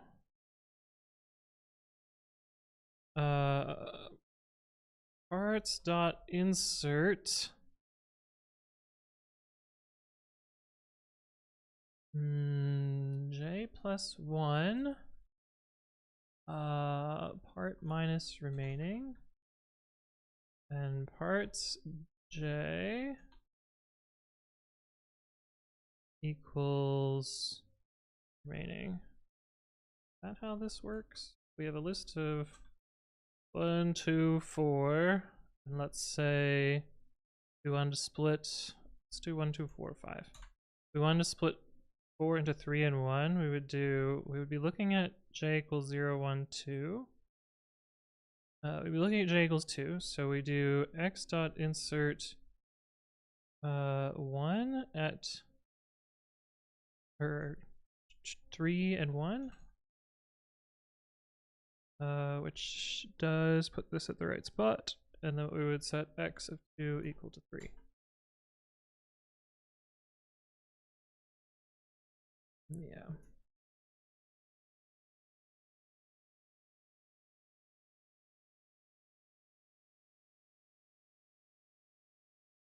Yes, and of course we get exactly the right number there.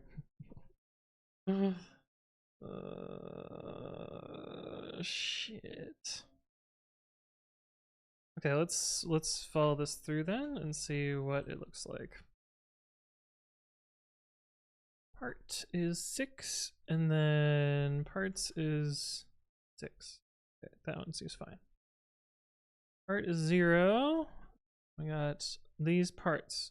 Okay, so we add to the total. And now we are looking at this part. So a repeat and idx I part parts. Well, let's print parts first. Parts.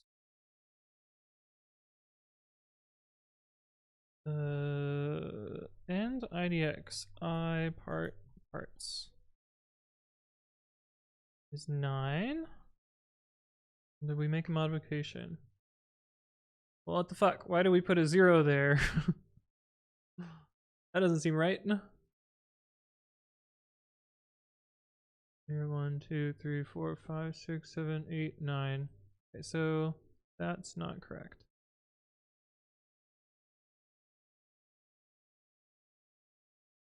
Airplane. A loud one.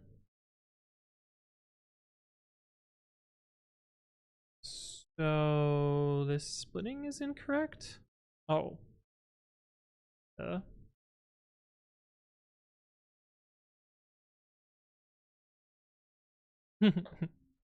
set it to 0 immediately. It's not what I wanted.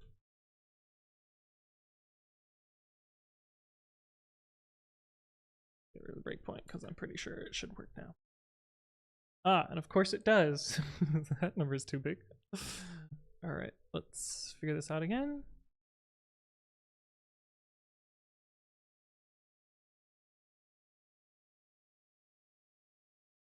Very close, I feel like. I feel like this idea is working.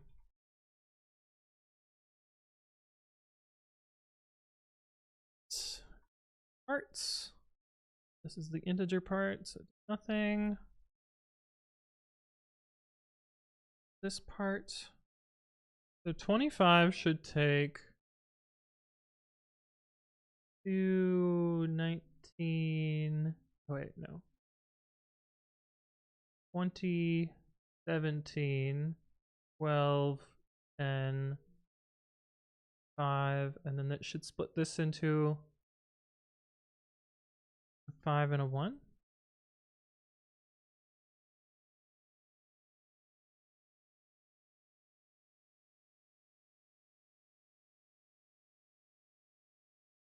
And split into a 5 and a 1. 0, 1, 2, 3, 4, 5, 6, 7, 8, 9. Okay. It should be multiplying everything by 3. We break point on 83.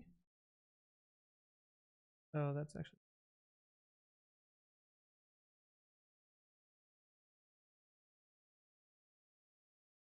We actually want to break point on 50. No.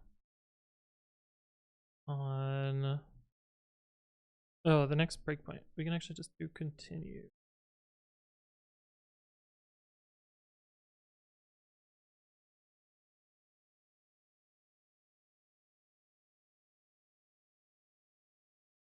So we multiply it by 3.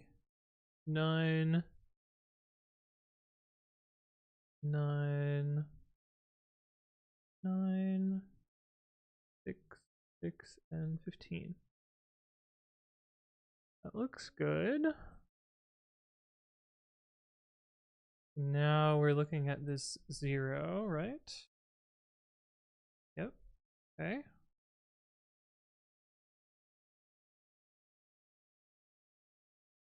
Oh shit. In the original side.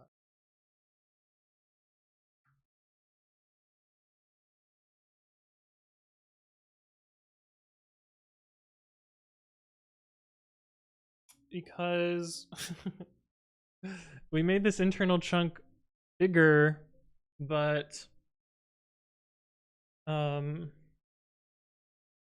this now is taking the wrong size out of it.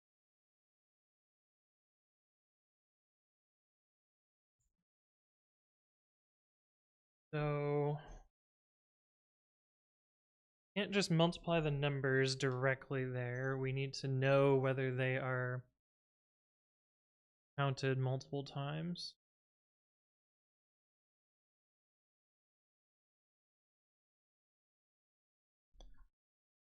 Okay, so we can just make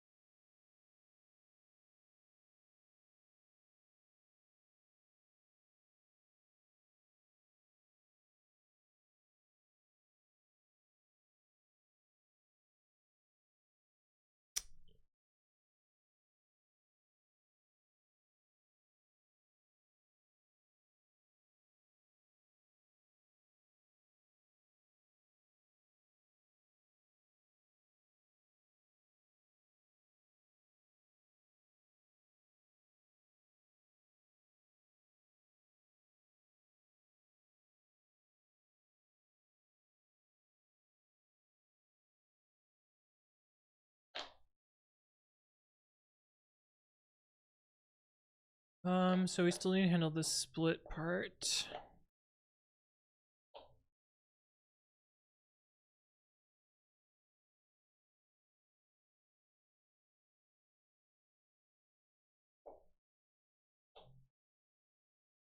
So we need to insert 1 after.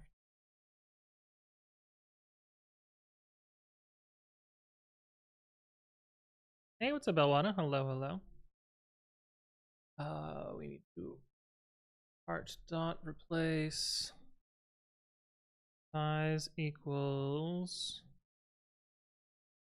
dot size remaining.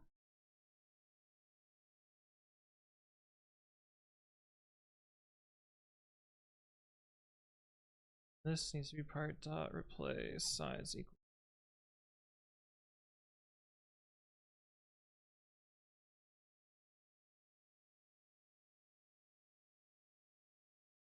Oh,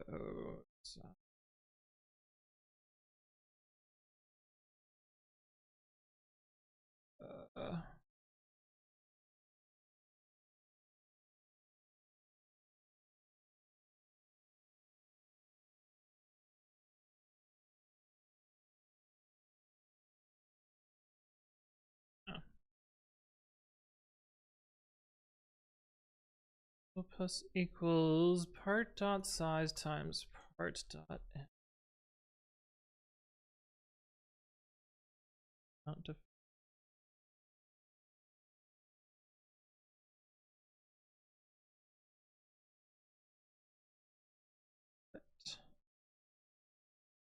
oh.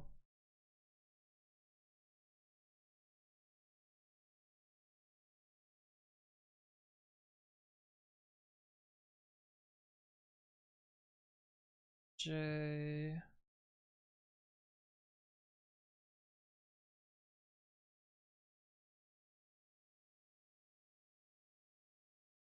fuck. Why is it so much bigger? That's not right either.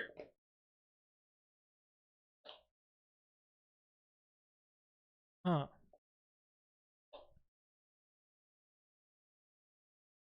That's what she said? Yeah. Let me think out my algorithm with a smaller one. Just to make sure that this even makes sense. Good tab. Okay. So we tokenize this into 1, 8x2,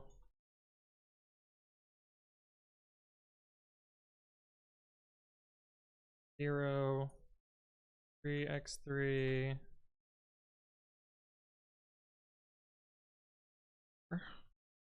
Processing from the left, we have total equals 1. Then we do 8, 0, 5, and then 3 and 1. So this becomes the 2, 3, and 1. And then we multiply by 2. Becomes 2, 6. And we proceed with total equals 3. We add this chunk. Then we process 3. Know that it was original.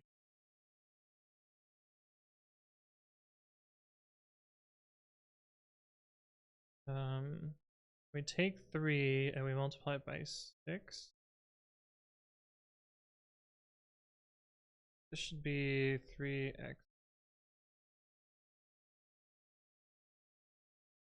How did this become 2? No change.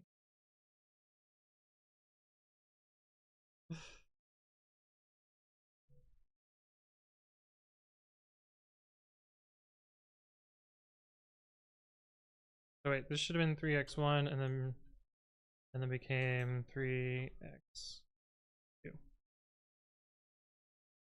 Okay. After looking at this thing, I think. Then we add 0 again, so we still have total equal to 0. Then we process this guy. Does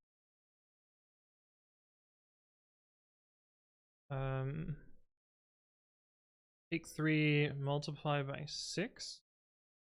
So this is exactly a 3, so we should have 3 by 12. So then process this one and we get total at 36, so we get 37, and then we get total equals. Fuck, were we supposed to get here?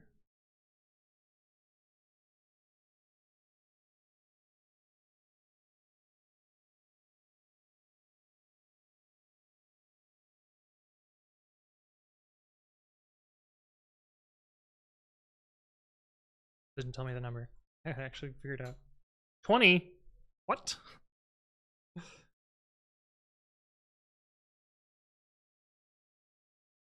But why?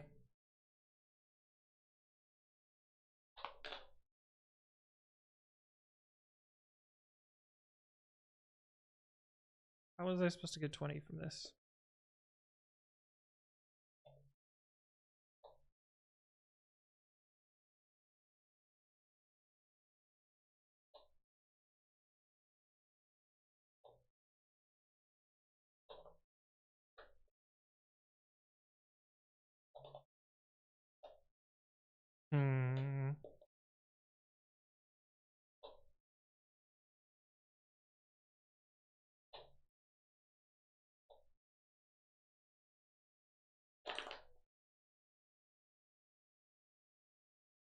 Why is my idea not working? What am I missing here?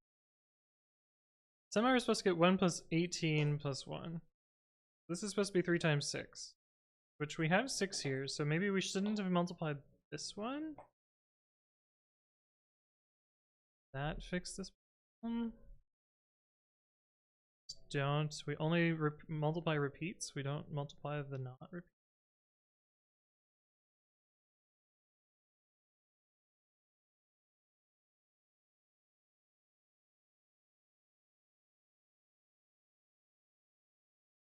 It doesn't seem right. At the end, we have to cross them somehow.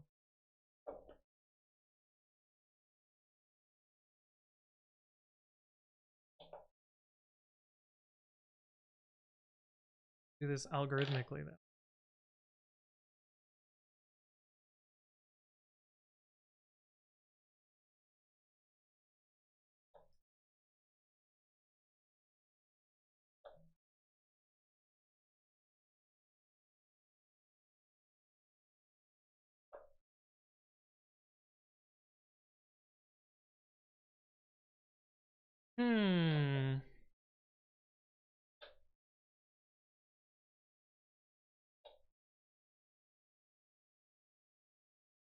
Yeah, like this clearly gets doubled. How do I know whether I double this, like the inner chunks?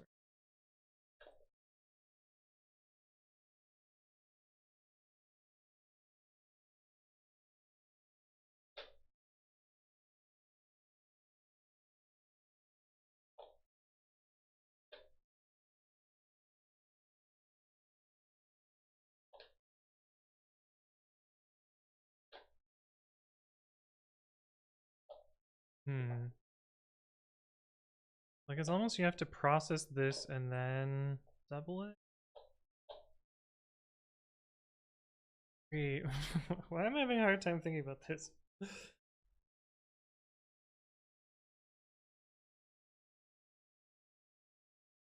Doubling too aggressively.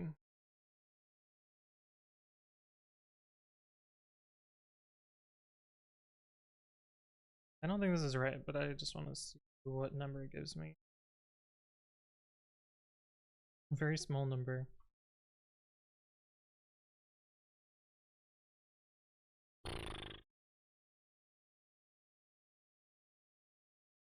Small number.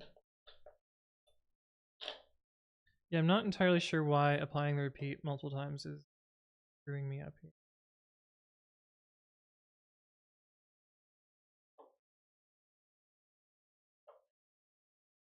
Maybe it's the other way around. That actually.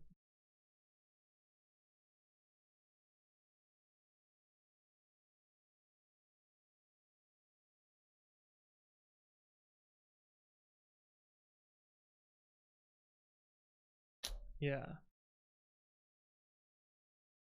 That's what it is?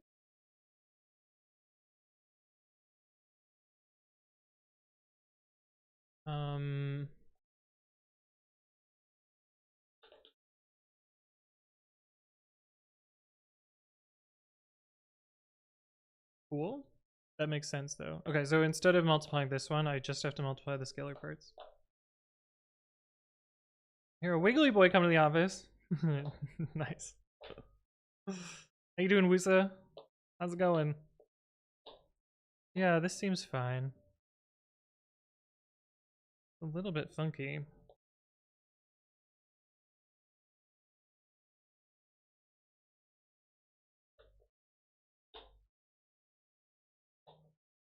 It's a little bit funky, but we did it! Hooray! Luioso, hello, hello, welcome to the stream. Is that an L or an I at the beginning? I can't tell. A9 part 2. Okay, wasn't too bad. Definitely more thinking than any of 2015. Oh, that must have been a Saturday, right? Let's see. Today was December 9th of 2016. A Friday. Yeah, that checks. Rusa says, doing well but confused about runtime type checking. How about you? Doing alright. Not a fan of runtime type checking. A little Niantic, really like it.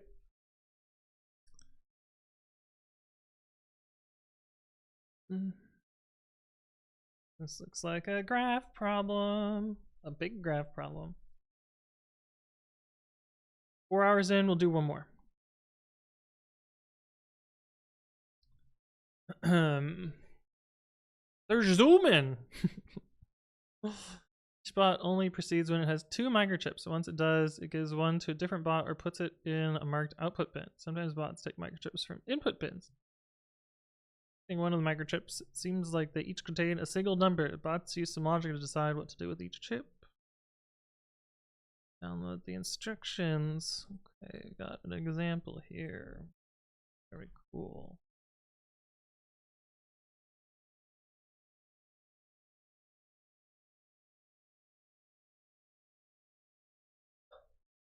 Initially, bot 1 starts with a value 3 chip, and bot 2 starts with a value 2 chip and a value 5 chip. Bot 2 has 2 microchips, it does a thing.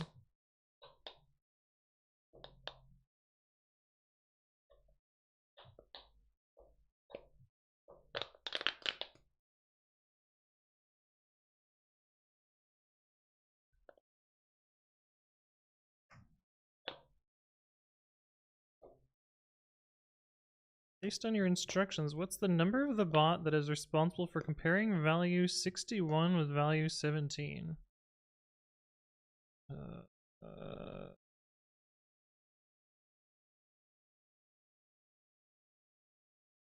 So we just run until we hit that condition, I guess?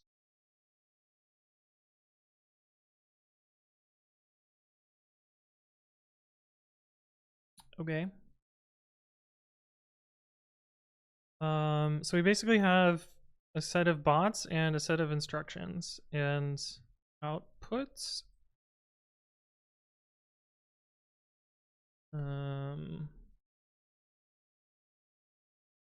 Looks like there are lots of outputs. So we will just say outputs equals collections.default dict int. Well, we probably don't even need to do that. It'll just be dict int. And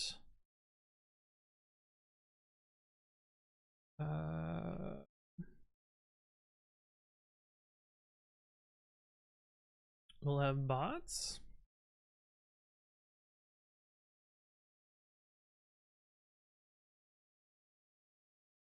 I don't really know where this problem is going, so I'm just gonna write stuff until I sort of understand. Low, enter none, high, enter none. Am I hacking the world? I'm hacking the world. We're out here hacking.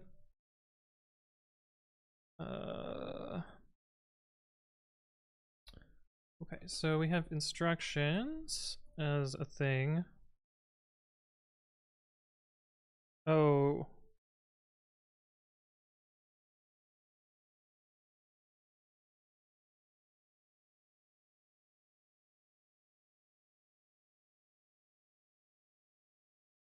Okay, the instructions are all in here. We either have value instructions or we have the thingy instructions. Which is fine. Bots going to be a mapping as well.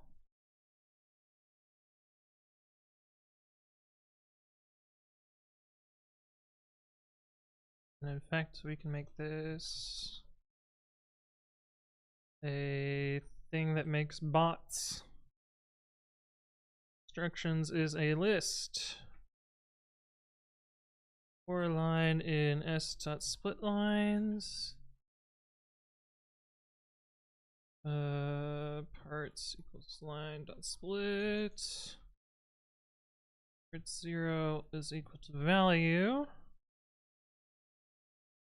Well, fuck, how do we know if they're high or low values? Oh, I guess it's given 2 values.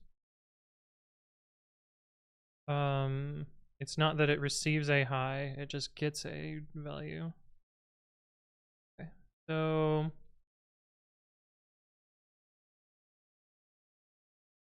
this is list int, I guess.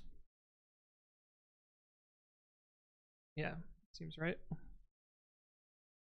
Oh, we can't give it an initial value though. Fuck. We're gonna represent our bots as lists. Yeah, easy. Graph problems. I had a neat problem the other day at work. I had to avoid nerd sniping myself. Basically, we have a sort of custom UUID system for services. There's 5 dot separated words. I needed a simple search function that can find all the identifiers matching a filter. Oh, that's cool. Uza says I don't really need a module, but I'm dealing with if not as instance raised type error lines because if I don't do it, the error caused later is more confusing than catching the type errors earlier. Line config from file is a bit of a mess too. That's fine, I think. Mr. Redwhite says, in this use case, it's very read heavy, so I ended up just pre-computing all match filters of any UUID. Ah, okay, cool. Yeah, that's not too many. I could just make a graph of the parts and look up matches by graph traversal. Yeah, well, if the simple thing works, fuck it. Why bother? Okay, so val.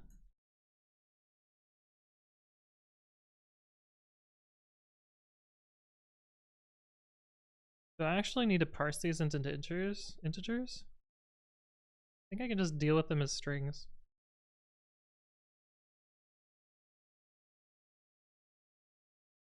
Nah, we'll parse them as integers.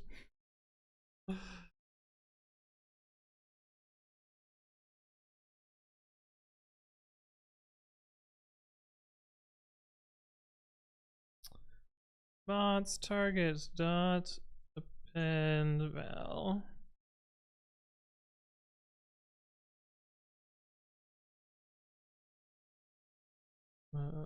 Bot s gives low to bot os and high to bot is. Gross.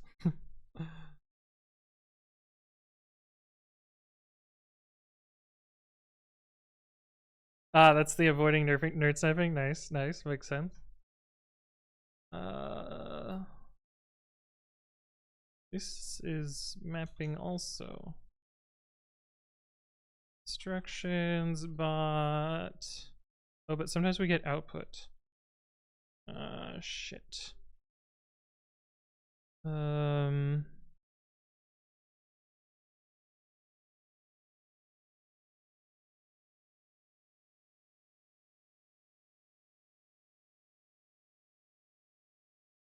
Yeah. Okay, that seems fine. Low TP, high TP.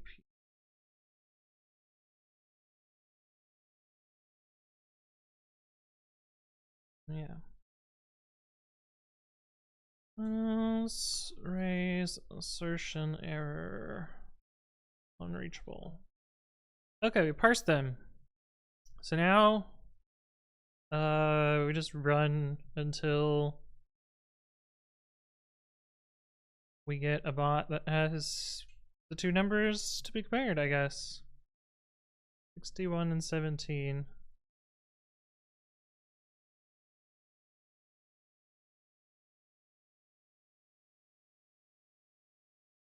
Yeah, we don't actually have a good test for this. That's fine. I guess we could say target is tuple int is what, 2 and 5? Bot number 2 is responsible for carrying 5 and 2.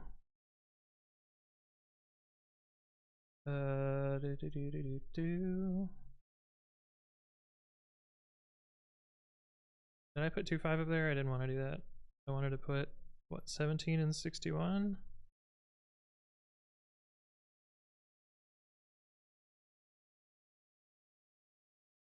Yeah. Now I just run the simulation, I guess? I'm just gonna brute force it. While true. For I vowels in vods.items. If tuple sorted vowels is equal to target, then return I. Oh. If len vowels not equal to, then we just continue. Otherwise, if we find our answer, I guess we could just say low high equals sorted vowels.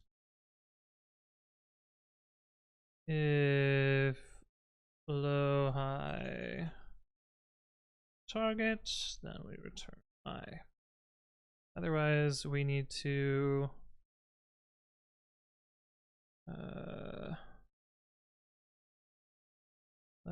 do vowels dot clear. We need to send them off to their places. Instructions. OTP. Patrick OMG, thank you for the follow. Welcome, welcome. Hopefully you're doing well. BizBuzz says AOC hype. True.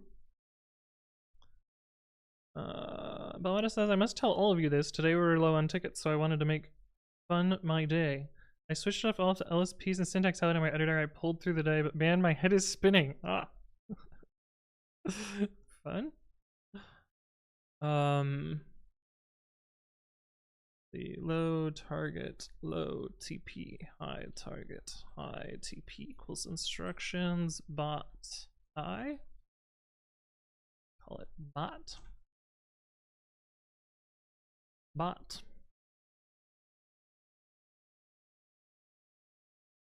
If low T equals output, then outputs low target equals low. Otherwise, outputs. Yeah. Otherwise, bots. Low target dot append low. My type is equal to output my target equals high, otherwise bots high target dot append high. That should be it.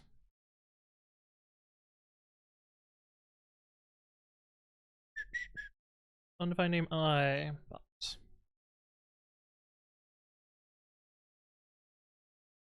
Collections. Apparently I didn't end up using name tuple. Think that'll type an assignment. Expression has type int.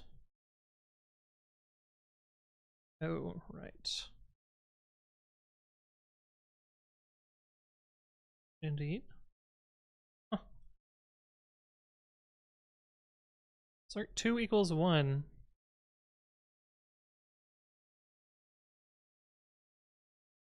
Why did I say 2? When very clearly it should have been... Or why did I say 1 when very clearly it should have been 2? Okay. Invalid int literal. We gotta crash. Dictionary changed size during iteration. Look. 933. Oh. Yeah. It's true. It's true. We had big annoying copy there, but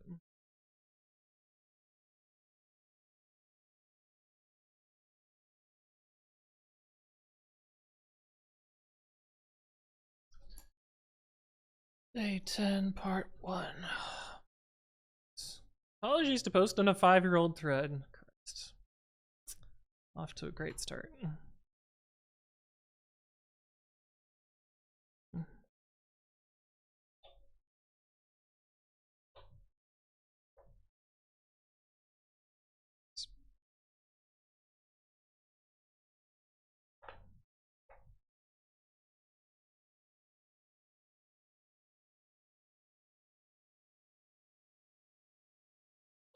Shit, that's a terrible idea. Okay. What do you get if you multiply together the values of one chip in each of outputs 0, 1, and 2?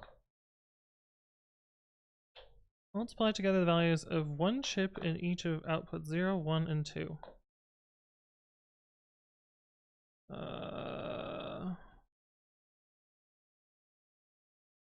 It's not a cast, it's a copy, Belvada.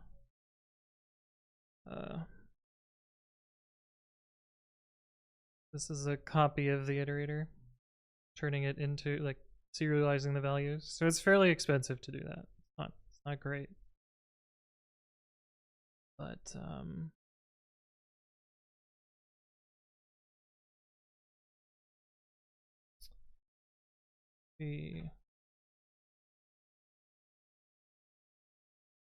if all n in outputs for n in 1, 2, 3 was 0, 1, 2. Turn outputs 0 times outputs 1. Outputs 2. Do we actually get that in this one? No, we don't. So we don't have a test case.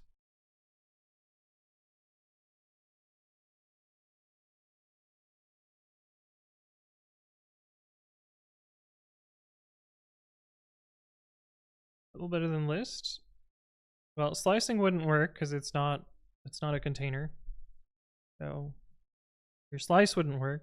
Tuple is better than list because it's faster and slower, or faster and smaller and immutable. Right, let's see what we get. We get the right answer. Hooray! You know, that was pretty quick. Maybe do one. You want to do one more, chat? Tuple is smaller and faster than the list? Yes. Because it has less bookkeeping, because it is immutable.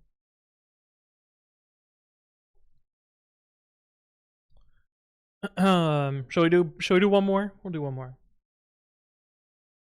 That one was kind of quick. Strontium.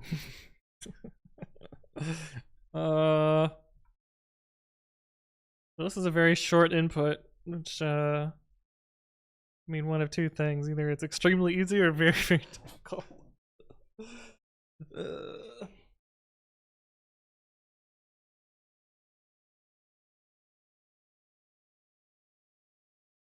That's probably a test input. Faster isn't very tuple. It needs to find consecutive chunks of memory. It's the same as list.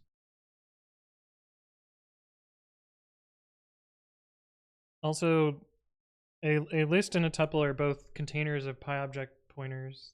They don't store the objects directly. They're not like C++ arrays where like you would have a value array and the values are there. The values are just pointers in Python.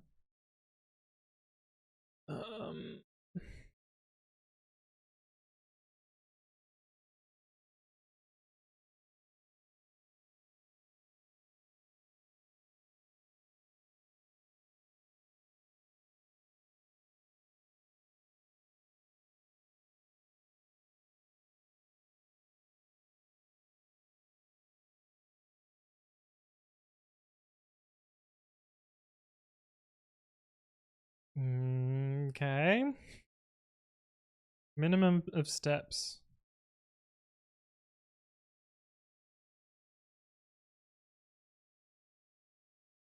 This is a pathing problem in disguise. Hey, what's up, Crampiel? Hello, hello. That is exactly the video. The minimum number of steps to bring all the objects to the 4th floor. Okay, so what the fuck are our instructions? Hydrogen compatible microchip and a lithium compatible microchip. The 2nd floor contains a hydrogen generator. The 3rd floor contains a lithium generator. The 4th floor contains nothing relevant. So what is our goal here?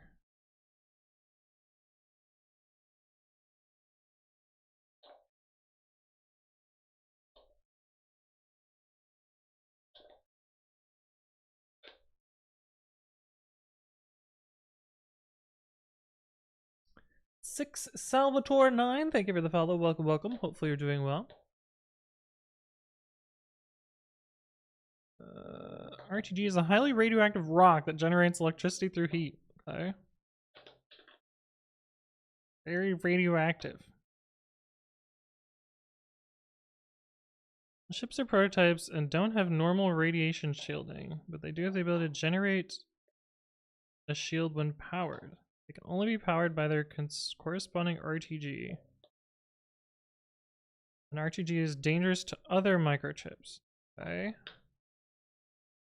Chip is left in the same area as another RTG and it's not connected to its own RTG. The chip will be fried.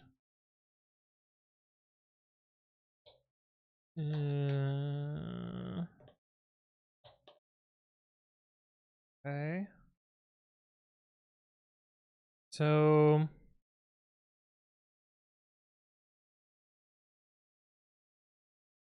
chips can be with chips, and chips can be with anything if they're paired with their own generator.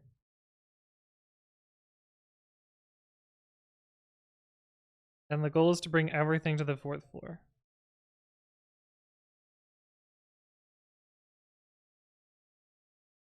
So, and we start on the base floor.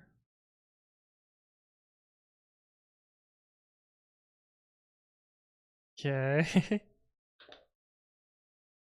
I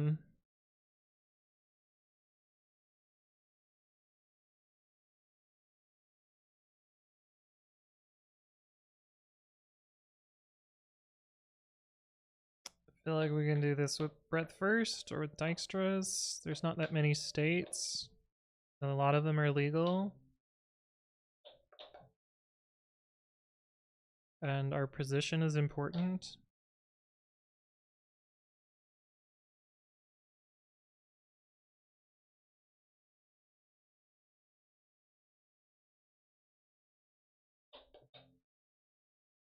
Each elevator stop counts as 1 step, so you go up or down is counting as a step. Is picking something up count as a step?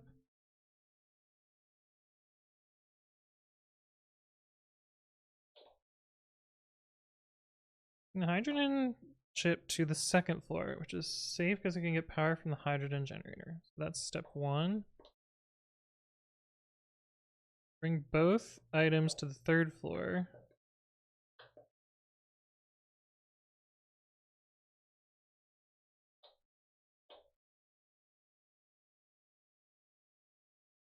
Do you need to carry something to use the elevator? Is that the problem?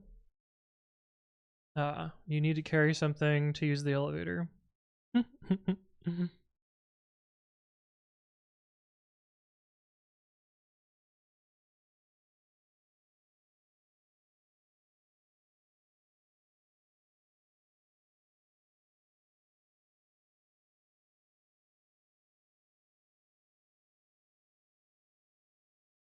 Okay.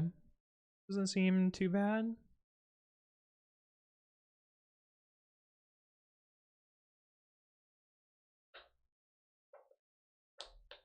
Just because the problem is fairly constrained.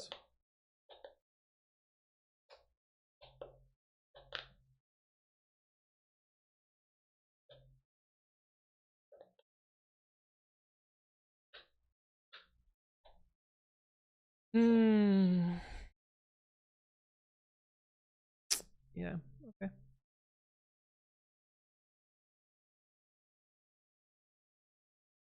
So, what does my input look like?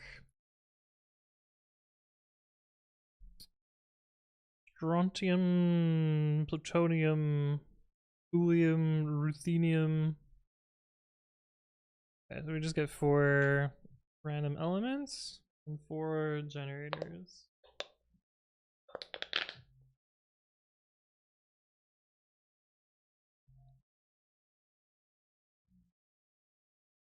So we need to represent our state and a way to generate state transitions.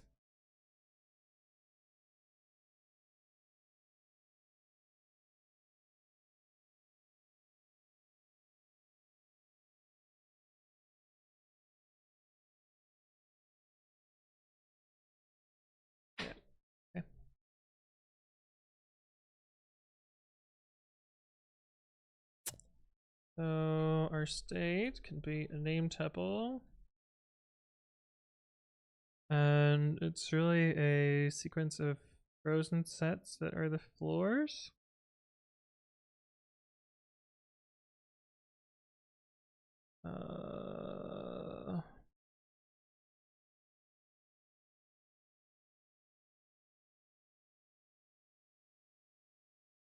So we can just represent them as strings.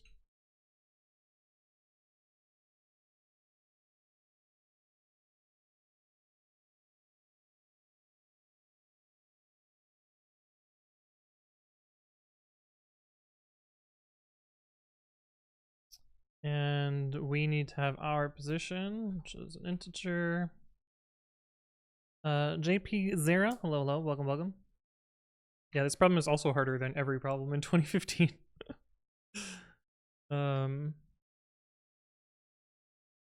We need to parse the original state.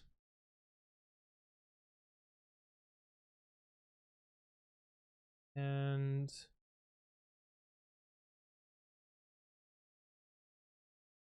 here.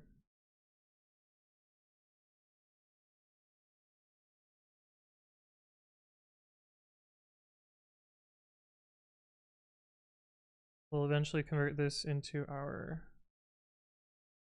state here.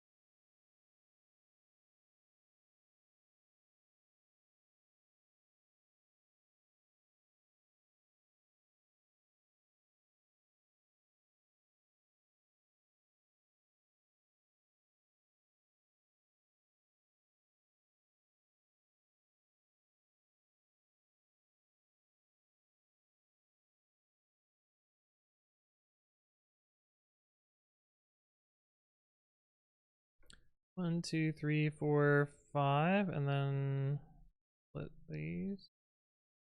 Remove the word and.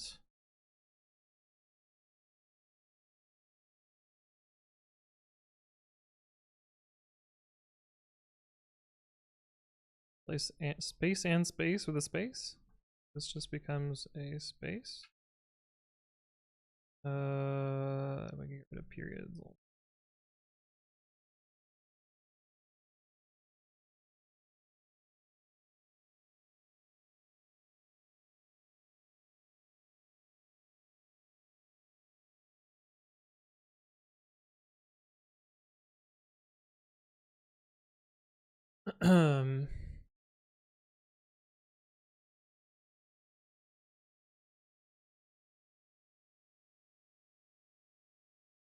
One, two, three, four.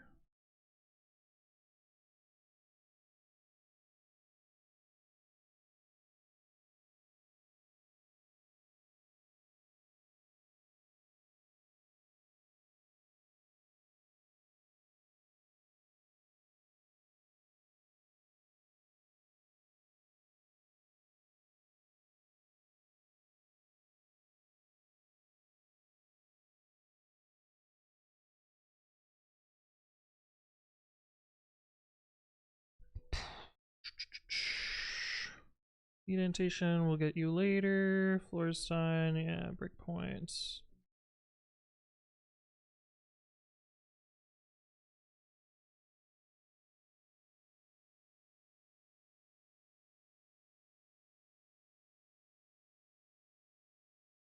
Where did the comma go?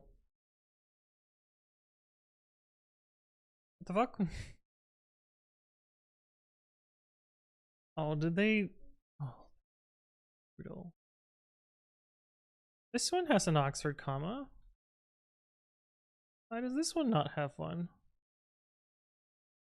Well, modify the input a little bit. I feel like that's a micro mistake on Eric's part. These ones have Oxford commas. This one does not, but it's fine.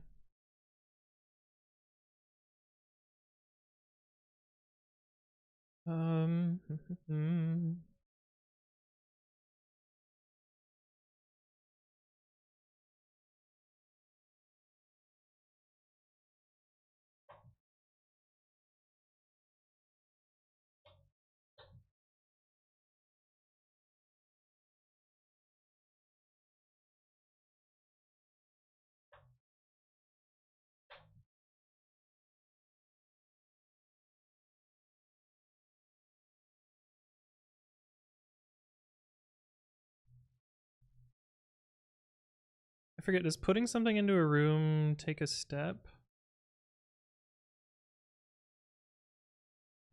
Well, I guess it does take a step. It's not like you're holding something in the elevator. It's like you move something to the floor above it.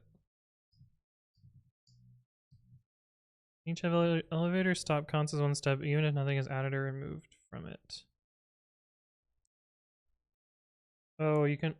Well, you have to have something in the elevator to move it. So that the way that's worded doesn't make super sense.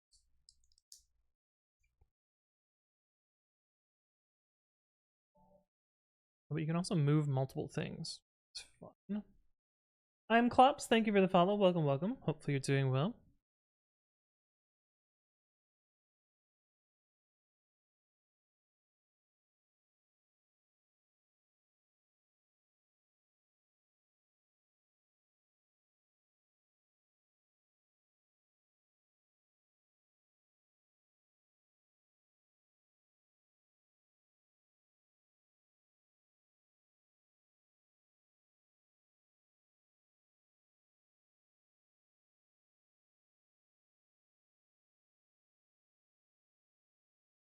Does it say how many things you can carry somewhere?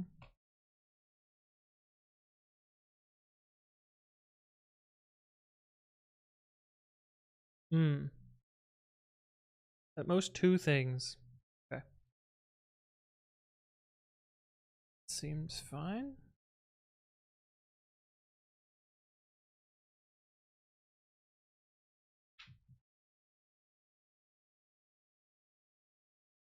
Seems fine.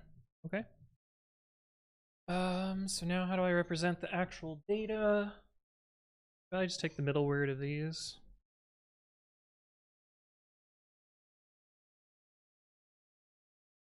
Actually, I probably don't need to do this. Just make them directly.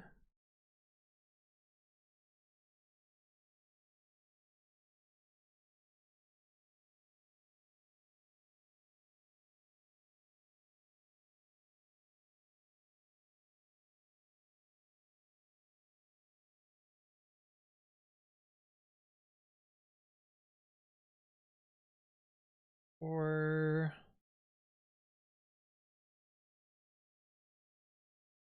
art in line dot split max split equals 4 -1 dot split comma space.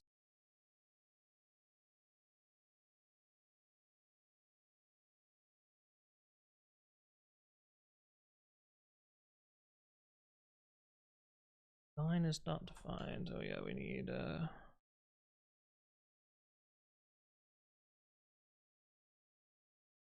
don't need I or enumerate, do we? The input happens to be in the order that's nice.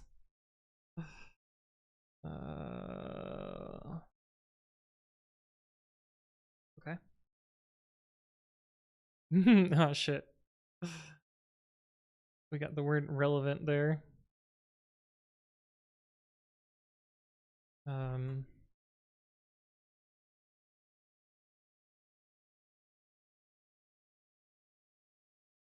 No, I'm lazy. We're just gonna set the last one to an empty frozen set.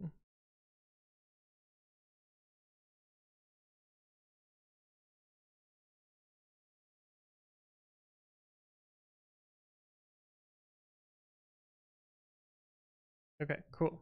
That is our input.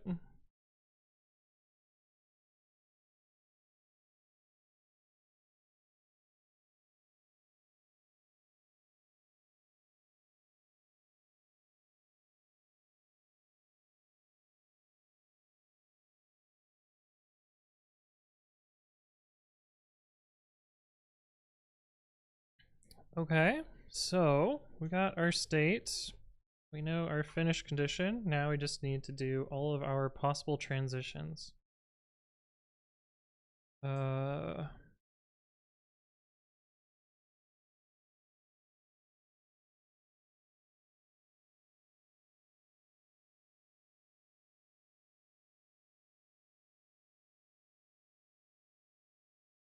we need to implement finished.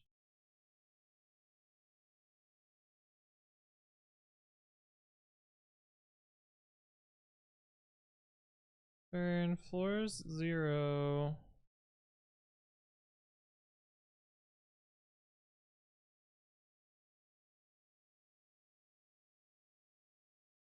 I think we can just say this.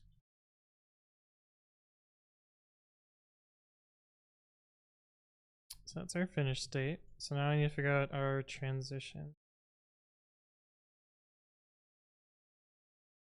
And our transitions are all going to be either taking 1 or 2 items from floor, whatever floor we're on, up or down. And I kind of feel like I'm going to just build all of the new states and then validate them afterwards. So we'll construct invalid data and then check it instead.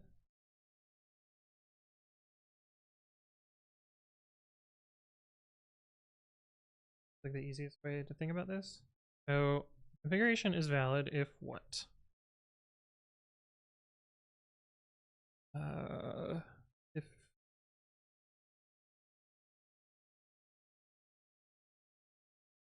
it's the chips that get fried, is that the case?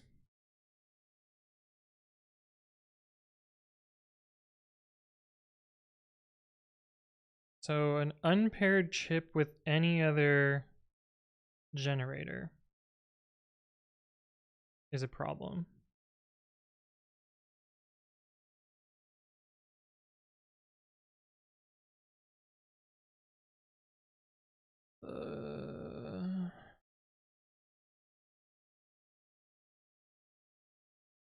Yeah, I think so.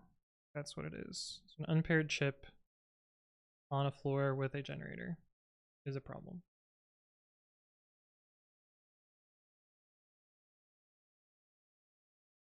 Before you don a hazmat suit. Yeah.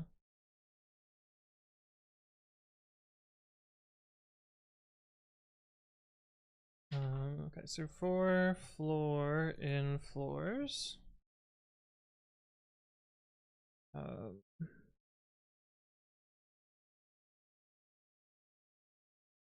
As so we just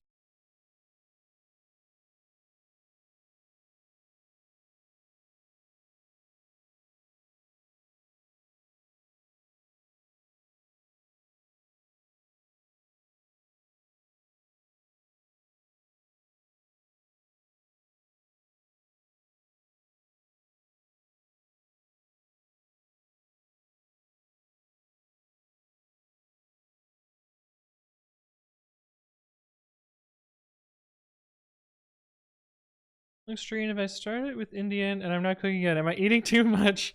I need to get food at some point. So maybe? No? I don't know. Let's see, for S in floor. If S dot ends with compatible,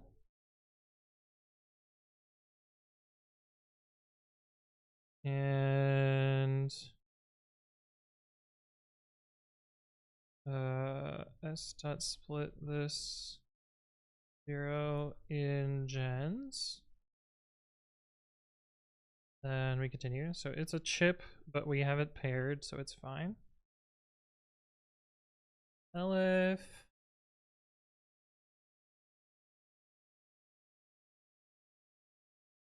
if it's not a chip, we just skip.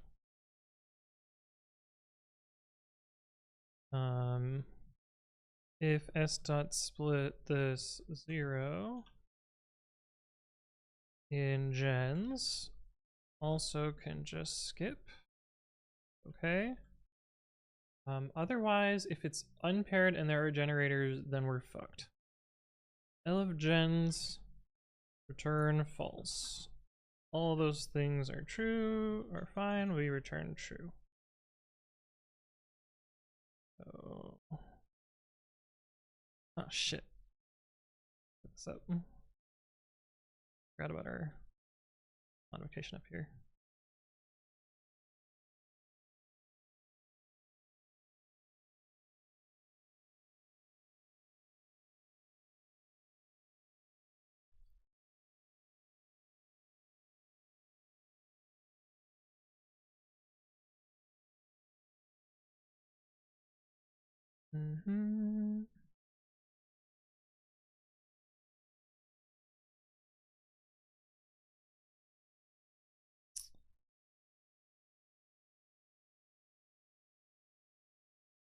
Argument: flourish to state has incompatible type. Mean.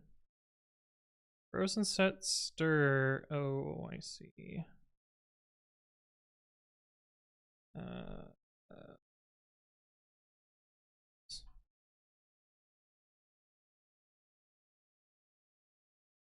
Seems fine.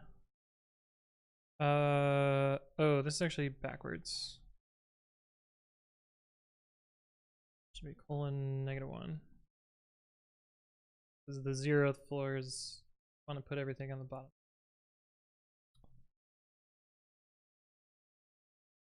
Okay, so that is our validity check, our finish check. We just need to generate new states. And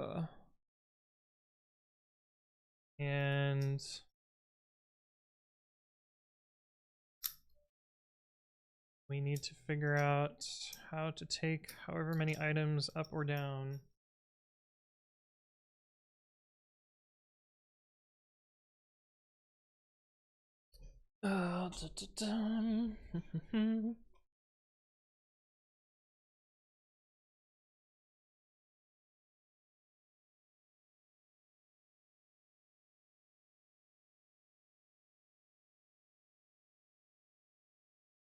So we need both directions that we're going and the number of things we take.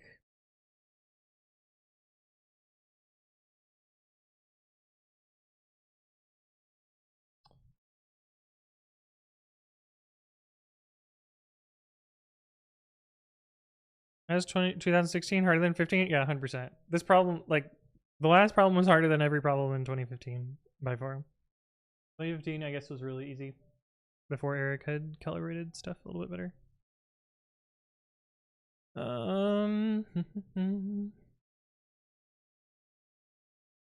See, directions is equal to this. If state.pos is less than 3, then directions.append up 1. If state.pos is greater than 0, then directions.append -1. That's our directions.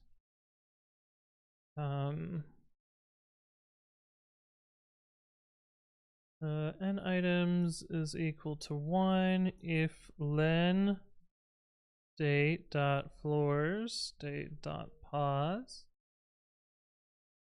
is greater than 1, then n items can also be 2. Then we do for direction in directions for n items in for n item in n items.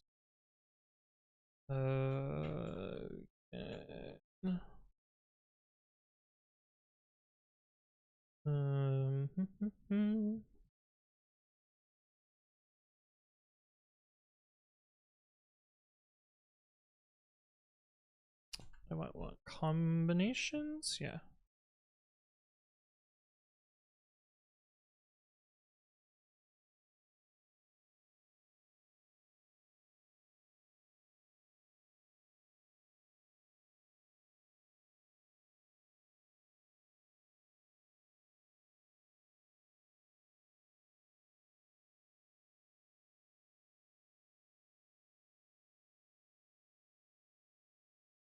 We're already at day 11. Well, we cheated a little bit. I mean, by cheated, we started before.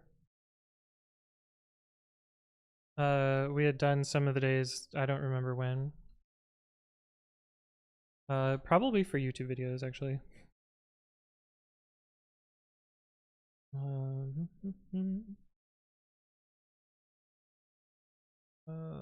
item.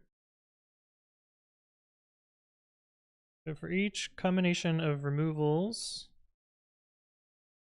and then for each direction,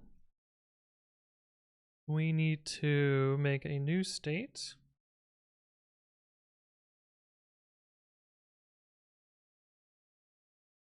New state equals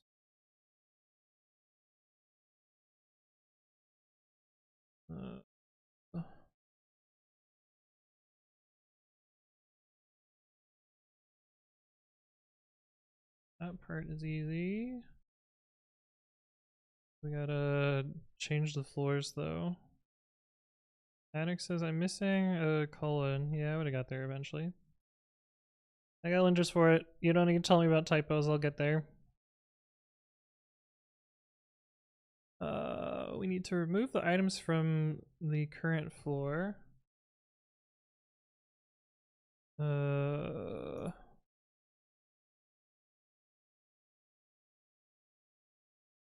Floors, state dot floor.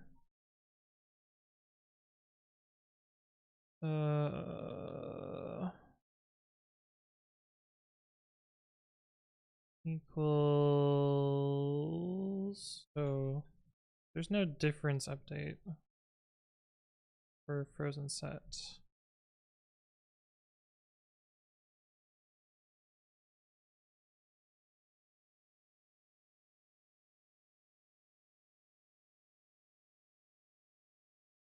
Yeah.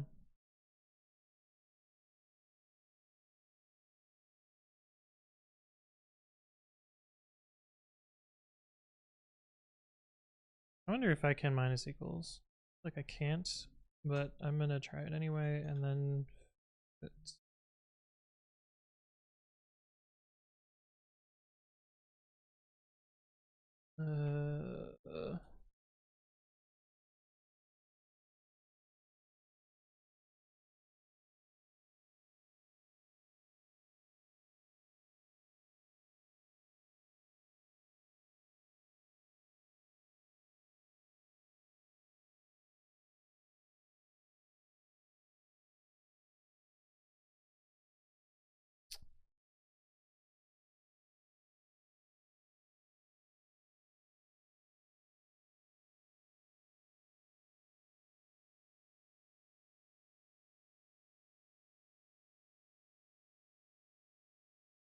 unsupported type for plus frozen set stir.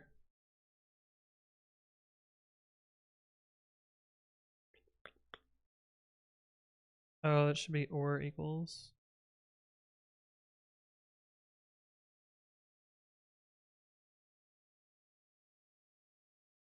Time checker is happy, but I feel like this is a runtime error here.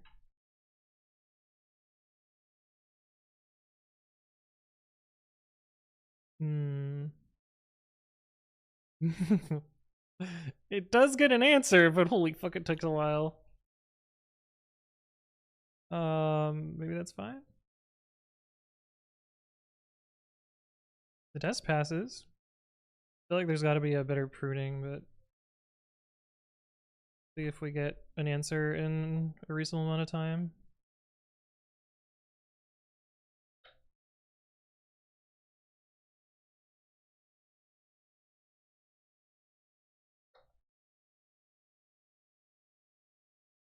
Looks like the answer is kind of no. Oh, My computer is very unhappy. Up. Up, please. Oh no. My VM. Mogatech plays. Hello, hello. How you doing? Sorry, I missed you. How you doing? Yeah, my VM has like some weird thing right now where it locks up. It's flashed it? Oh, never mind. Yeah, I need to prune more states probably. Oh god. Let me kill. Let me kill. No, Pi wouldn't help here. I'm out of memory.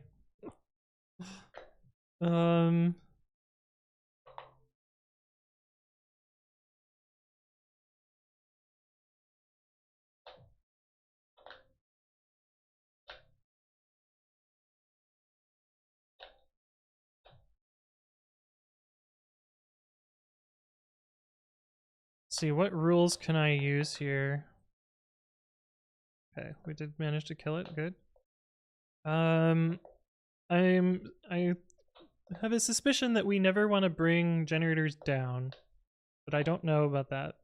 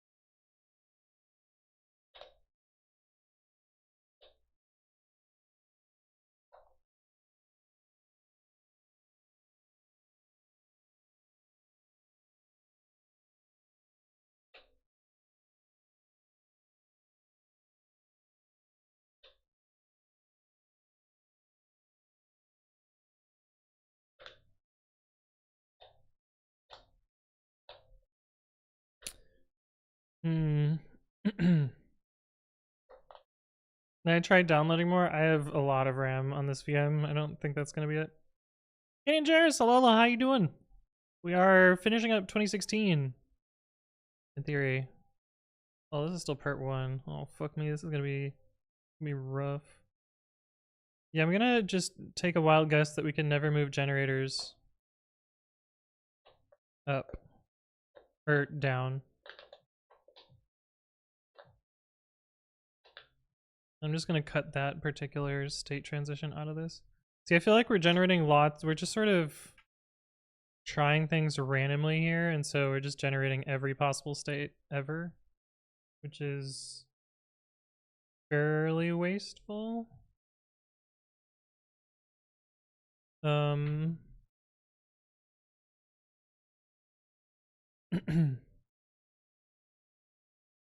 Oh, you know what? We're not pruning anything either. We're not pruning any previously seen stuff.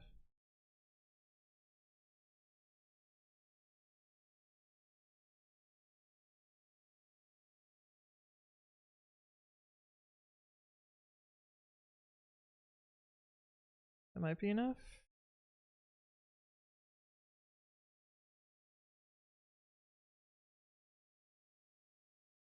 Took 4 seconds before. Still takes 4 seconds. Don't think that is enough to speed it up. Did I add it to scene? Oh, I did not. I did not. That is important.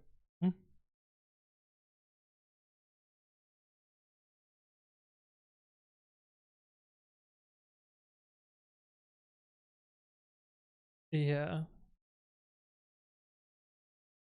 I feel like that was important. Like this is still gonna take a while, but that is complete. Hooray! Got to add it to scene, of course. Okay, 11, part 1. Alright, what's part 2?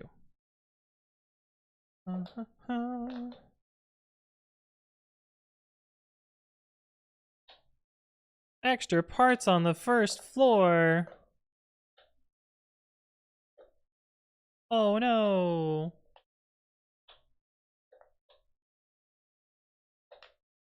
I mean, it shouldn't be too bad. I might have to optimize a little bit more though. The panda says, "I'm so glad streamer is pretty." Am I? Thank you. So we got a floors. Floors? I guess we lose our test suite, don't we? Yeah. That's fine. We kind of know that it sort of works. But I have a feeling that we're going to have to optimize a little bit.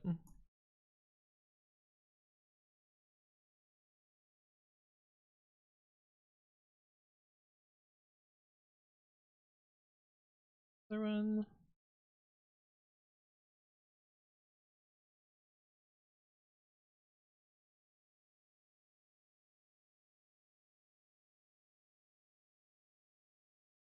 Yeah. Like I think we might have to say like generators never go down. But let's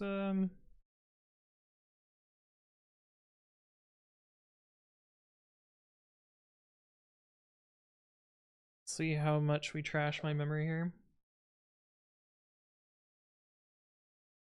It's actually not using much memory, surprisingly.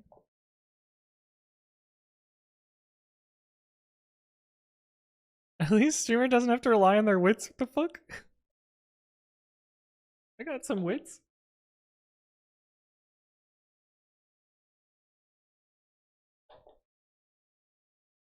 Yeah, so adding those 4 other items I think makes the problem significantly more complicated.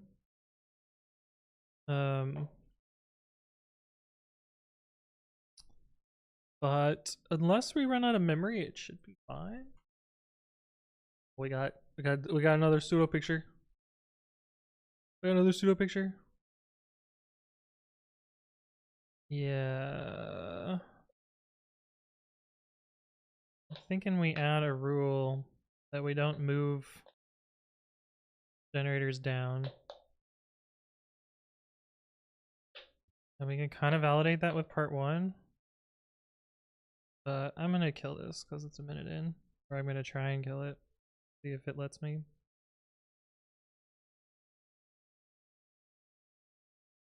Control C. Oh.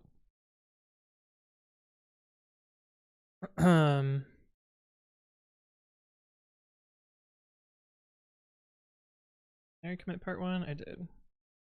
I'm going to say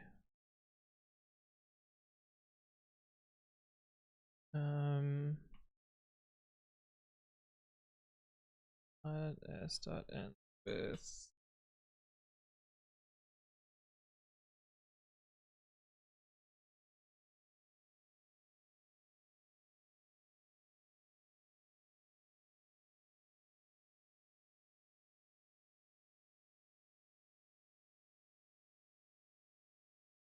I just do this. Say like we can never carry a generator down. Fuck this.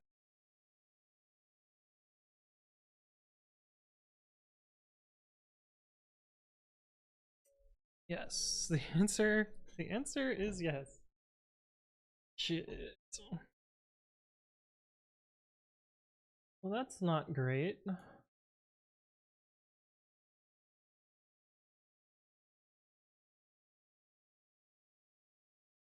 That's not great at all. I wonder if we pie it up if it gets fast enough. So this is not a valid optimization.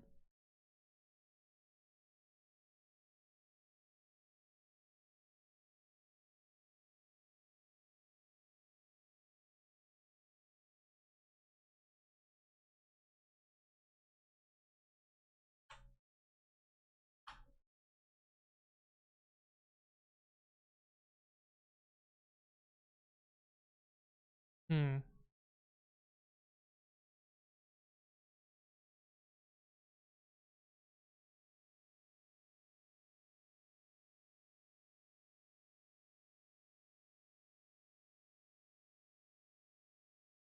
Ugh. I don't know.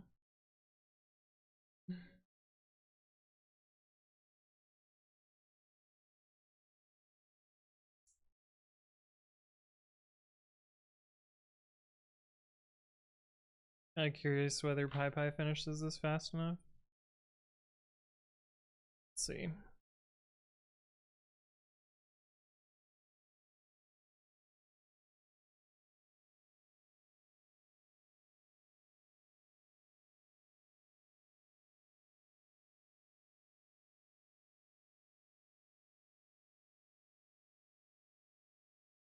So dumb. Why doesn't it do it relative to the requirements file?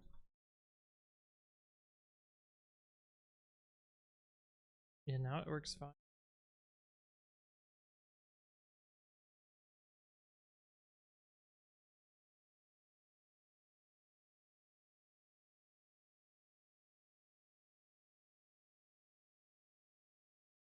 Did it even speed up part 1? I guess so. A order of magnitude faster?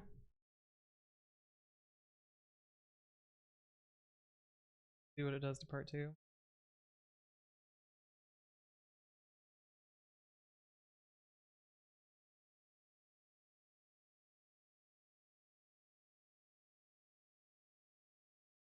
The memory is definitely climbing faster, so that's something.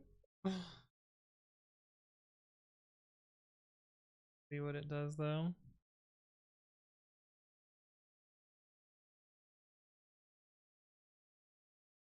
Rain and potential storms, better let sudo out quick. Yeah, good call before you get wet dog. Who wants wet dog?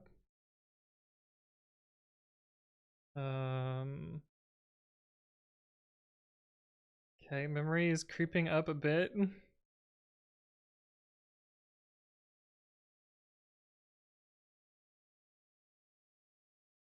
Yeah, so let's see.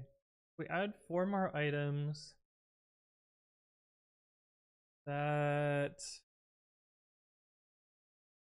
adds a fuck ton of combination.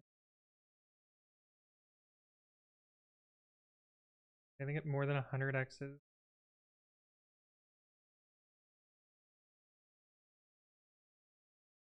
Be what?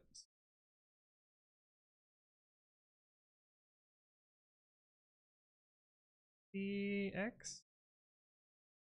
So it'll take 2 minutes to run? Maybe? A little bit more because more memory pressure. But I guess it should complete, although getting pretty locked up, it looks like. Or is it just not responding unless I move the mouse? I'm gonna let it run a little bit because I feel like this is fast enough but bad. I can't think of a good way to optimize it at the moment.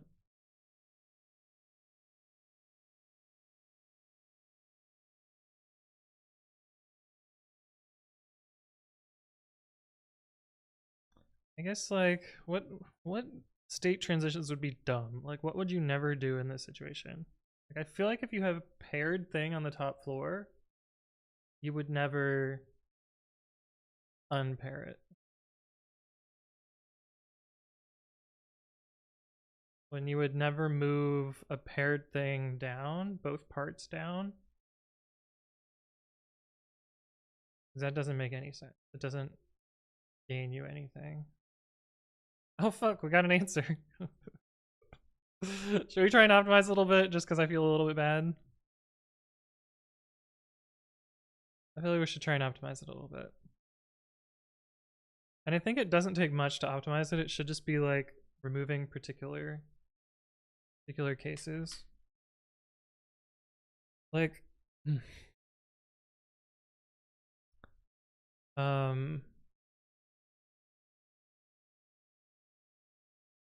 like I think moving 2 of the same things down doesn't make sense because that's just a waste. Let's see if that is true.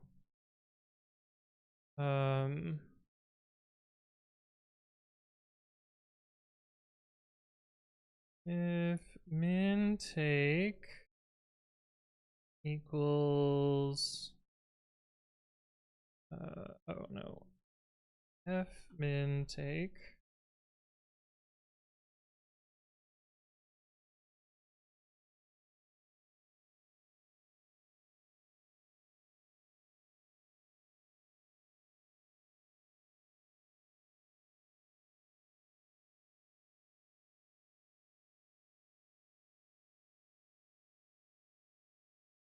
Speed things up. The answer is yes. So that seems like a valid optimization. Is that enough to get things in a reasonable amount of time? I'm only gonna apply, well, I'll apply it to both.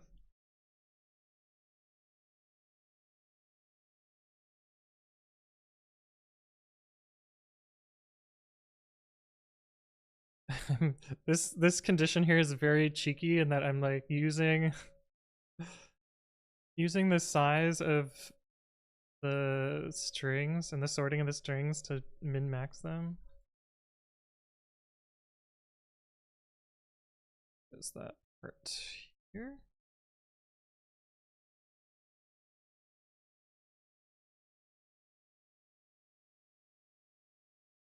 Is this enough to make this complete in, how long did it take last time? Slightly over 2 minutes. But it like made this 5x faster here, so maybe this will complete in like 30 seconds?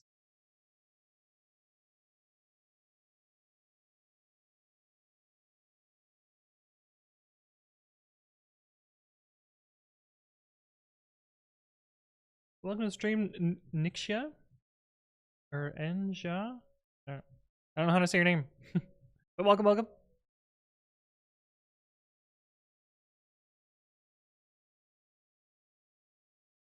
I was hoping this would complete in under a minute now, but we'll see. Yeah, I think if you know who you're talking to, you'll know that I already know. But is not at all relevant here, so I don't know why you're recommending it. I mean, that optimization did seem to speed up part 1, but it's not looking like it's speeding up part 2 all that much.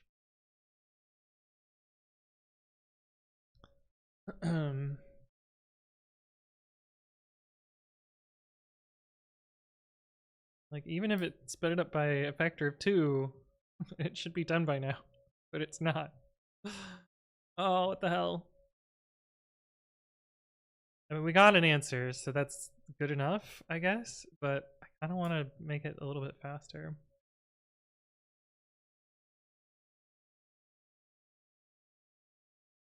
Sunlight is good for health. Vitamin D equals good. Exactly, Wusa. Come on, finish.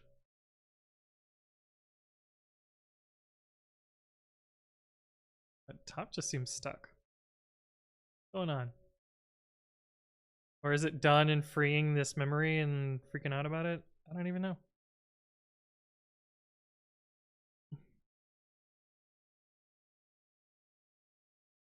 Vidal says it'll reduce the runtime by 2 seconds, just overall 2 seconds.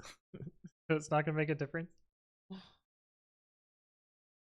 Like it should make a I was hoping it would make like a multiplicative difference. Different dagger, hello, hello. Okay, it did make no difference.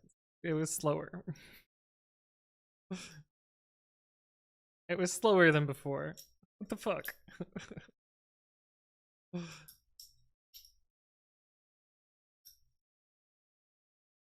Well, hell. How do I optimize this then?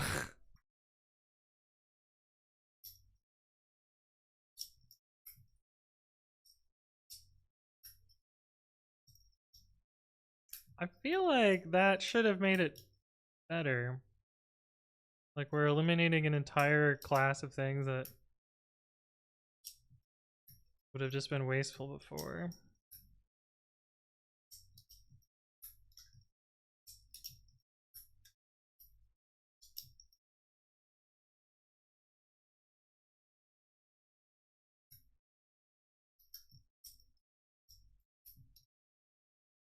I mean, it is fairly wasteful to like generate all these things and then throw most of them away. Still use default dict? No, there's no default dicts.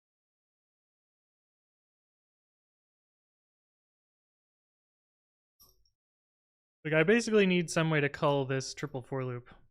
This is the problem.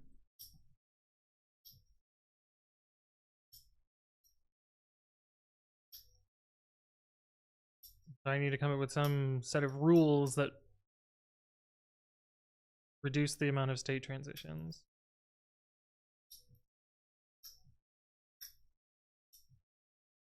I am essentially generating a breadth first graph of all of the ways to get there.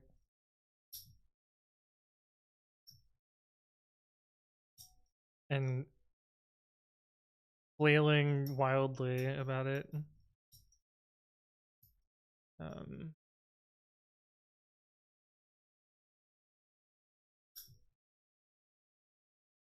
know, I bet if I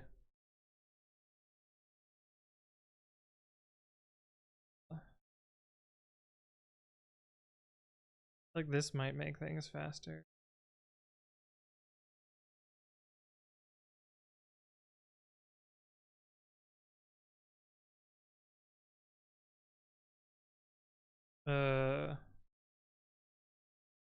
Backwards.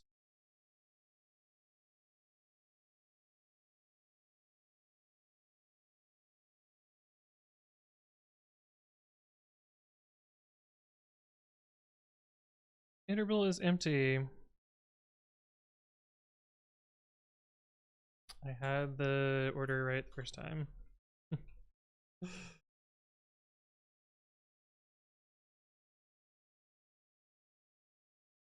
Fuck.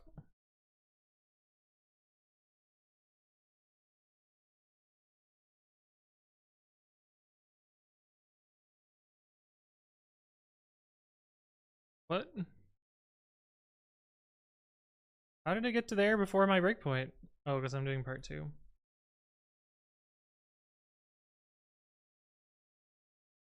Yeah, no, this should be 0, 2. I think I just edited the same file twice. Make it faster.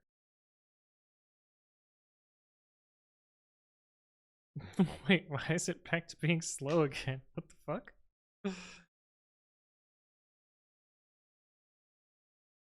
Well, now I'm super confused. Is this... We had one where it was 800 milliseconds. Yeah.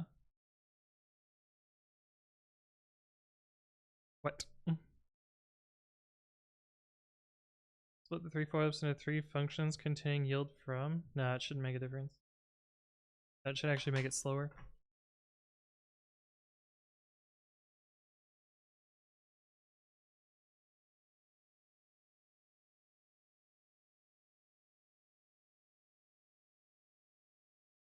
I should really be profiling, figure out what part's slow, but I'm almost certain it is either hashing this or this thing.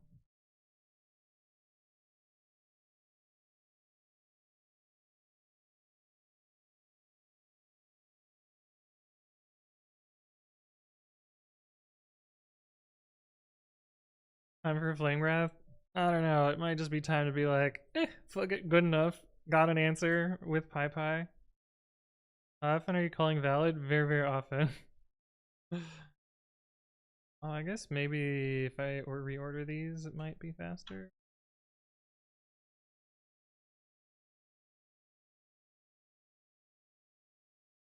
Hash should be pretty fast. Hash of 4 frozen sets in a...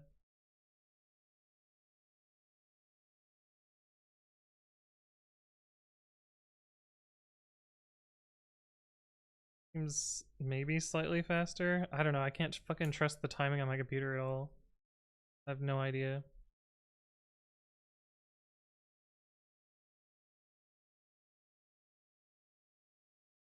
Let's try that slightly.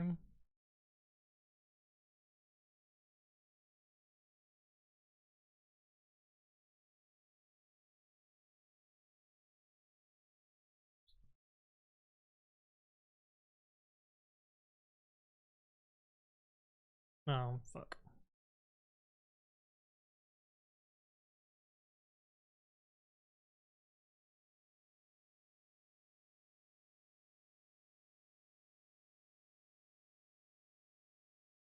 Will M, hello, how you doing?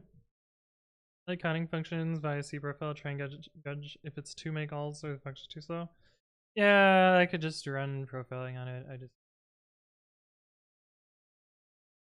I'm getting lazy. I'm just trying to fucking guess and hope it comes out, which is not a good way to do this, but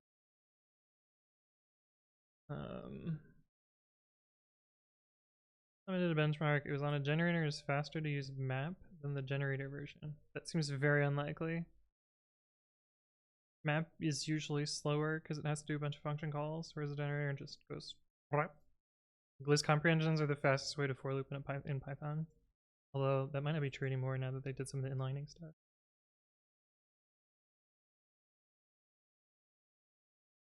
But I'm not dealing with I'm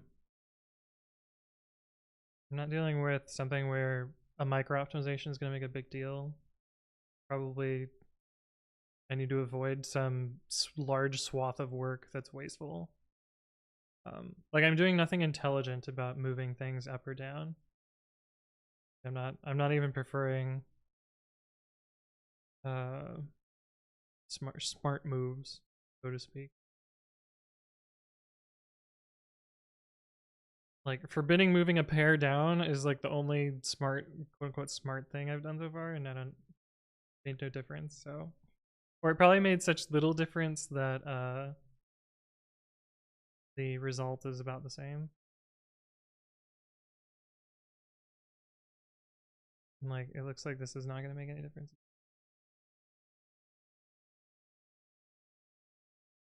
But I guess I could profile. Get a profile.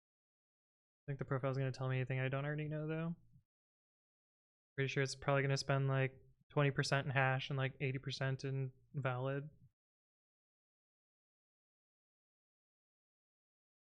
And then maybe some amount in heap pop. Or heap push and heap pop.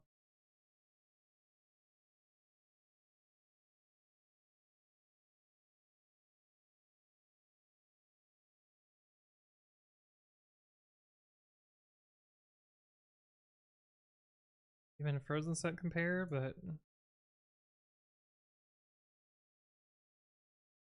tuple compare. And that might be a surprise. I could kind of see that. Maybe I should put the position as the first field in the name tuple to make it compare faster. I don't. We're at 2.5 minutes here, so it's not gonna be faster again. This is about the same. So like this is probably a micro optimization to do this.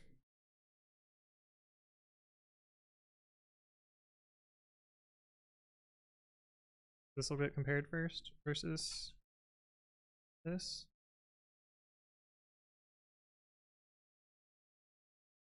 For the heap queue. But let's see. C profile log.pstats -m part 1.py. Import error. It's because I did this wrong. I typoed pstats.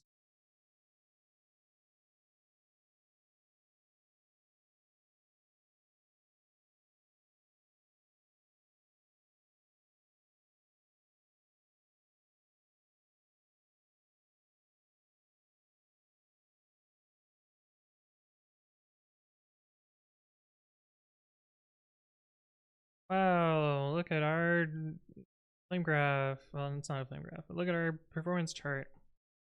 And look, just like I guessed, it's spending all of its time invalid. Or 40% of it.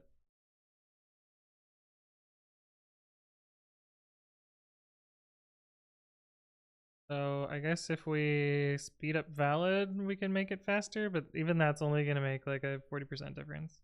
So it's weird. Only spending 25% of its self time in this function.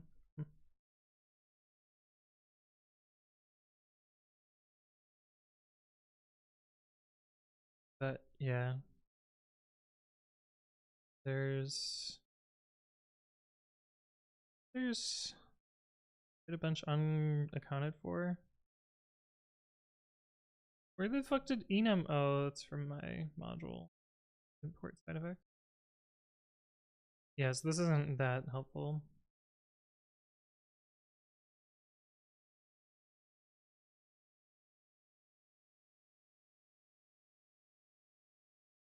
But drugs.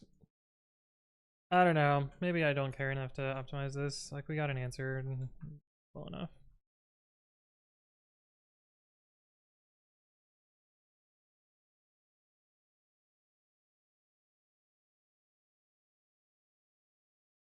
I agree. Smarter algorithm. Yeah, I can maybe look at how someone else did it.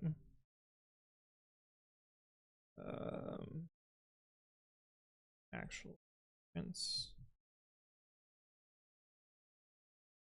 just undo all my other optimizations. They look the same. And then trying to do it the other way around.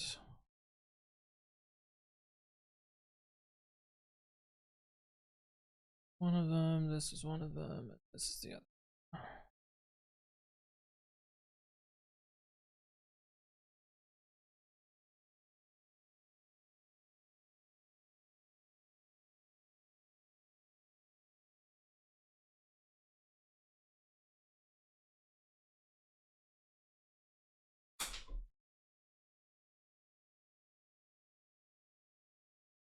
Oh, you know what? I'm pretty sure this scene check should be up here.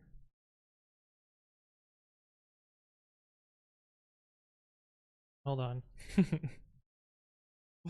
Hold on. I think I just have the scene check in the wrong spot.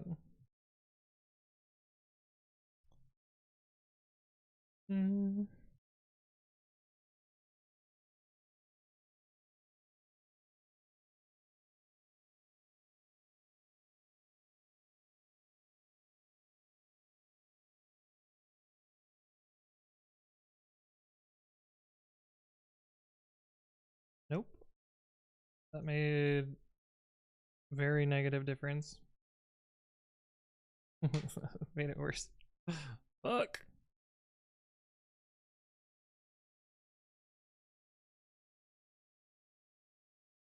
Yeah, because we do want to check before we insert it. Oh well.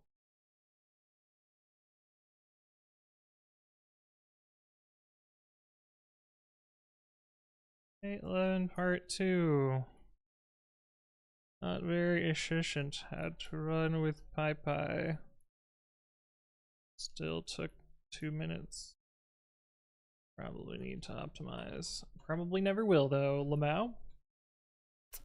Alright, cool. That's gonna wrap us up for today. My name is Anthony. I upload educational content on my YouTube channel at youtube.com/anthonywritescode. So go check that out, subscribe there, etc. And if you missed any of stream, those will end up on the second channel. You can get at anthonywritescode-vods. Why is it recommending year ago videos? I don't know. Way YouTube goes. And join the Discord, come hang out with us. That's where I announce streams, so join there. Yeah, let's grab us up today. Let's go find someone to raid.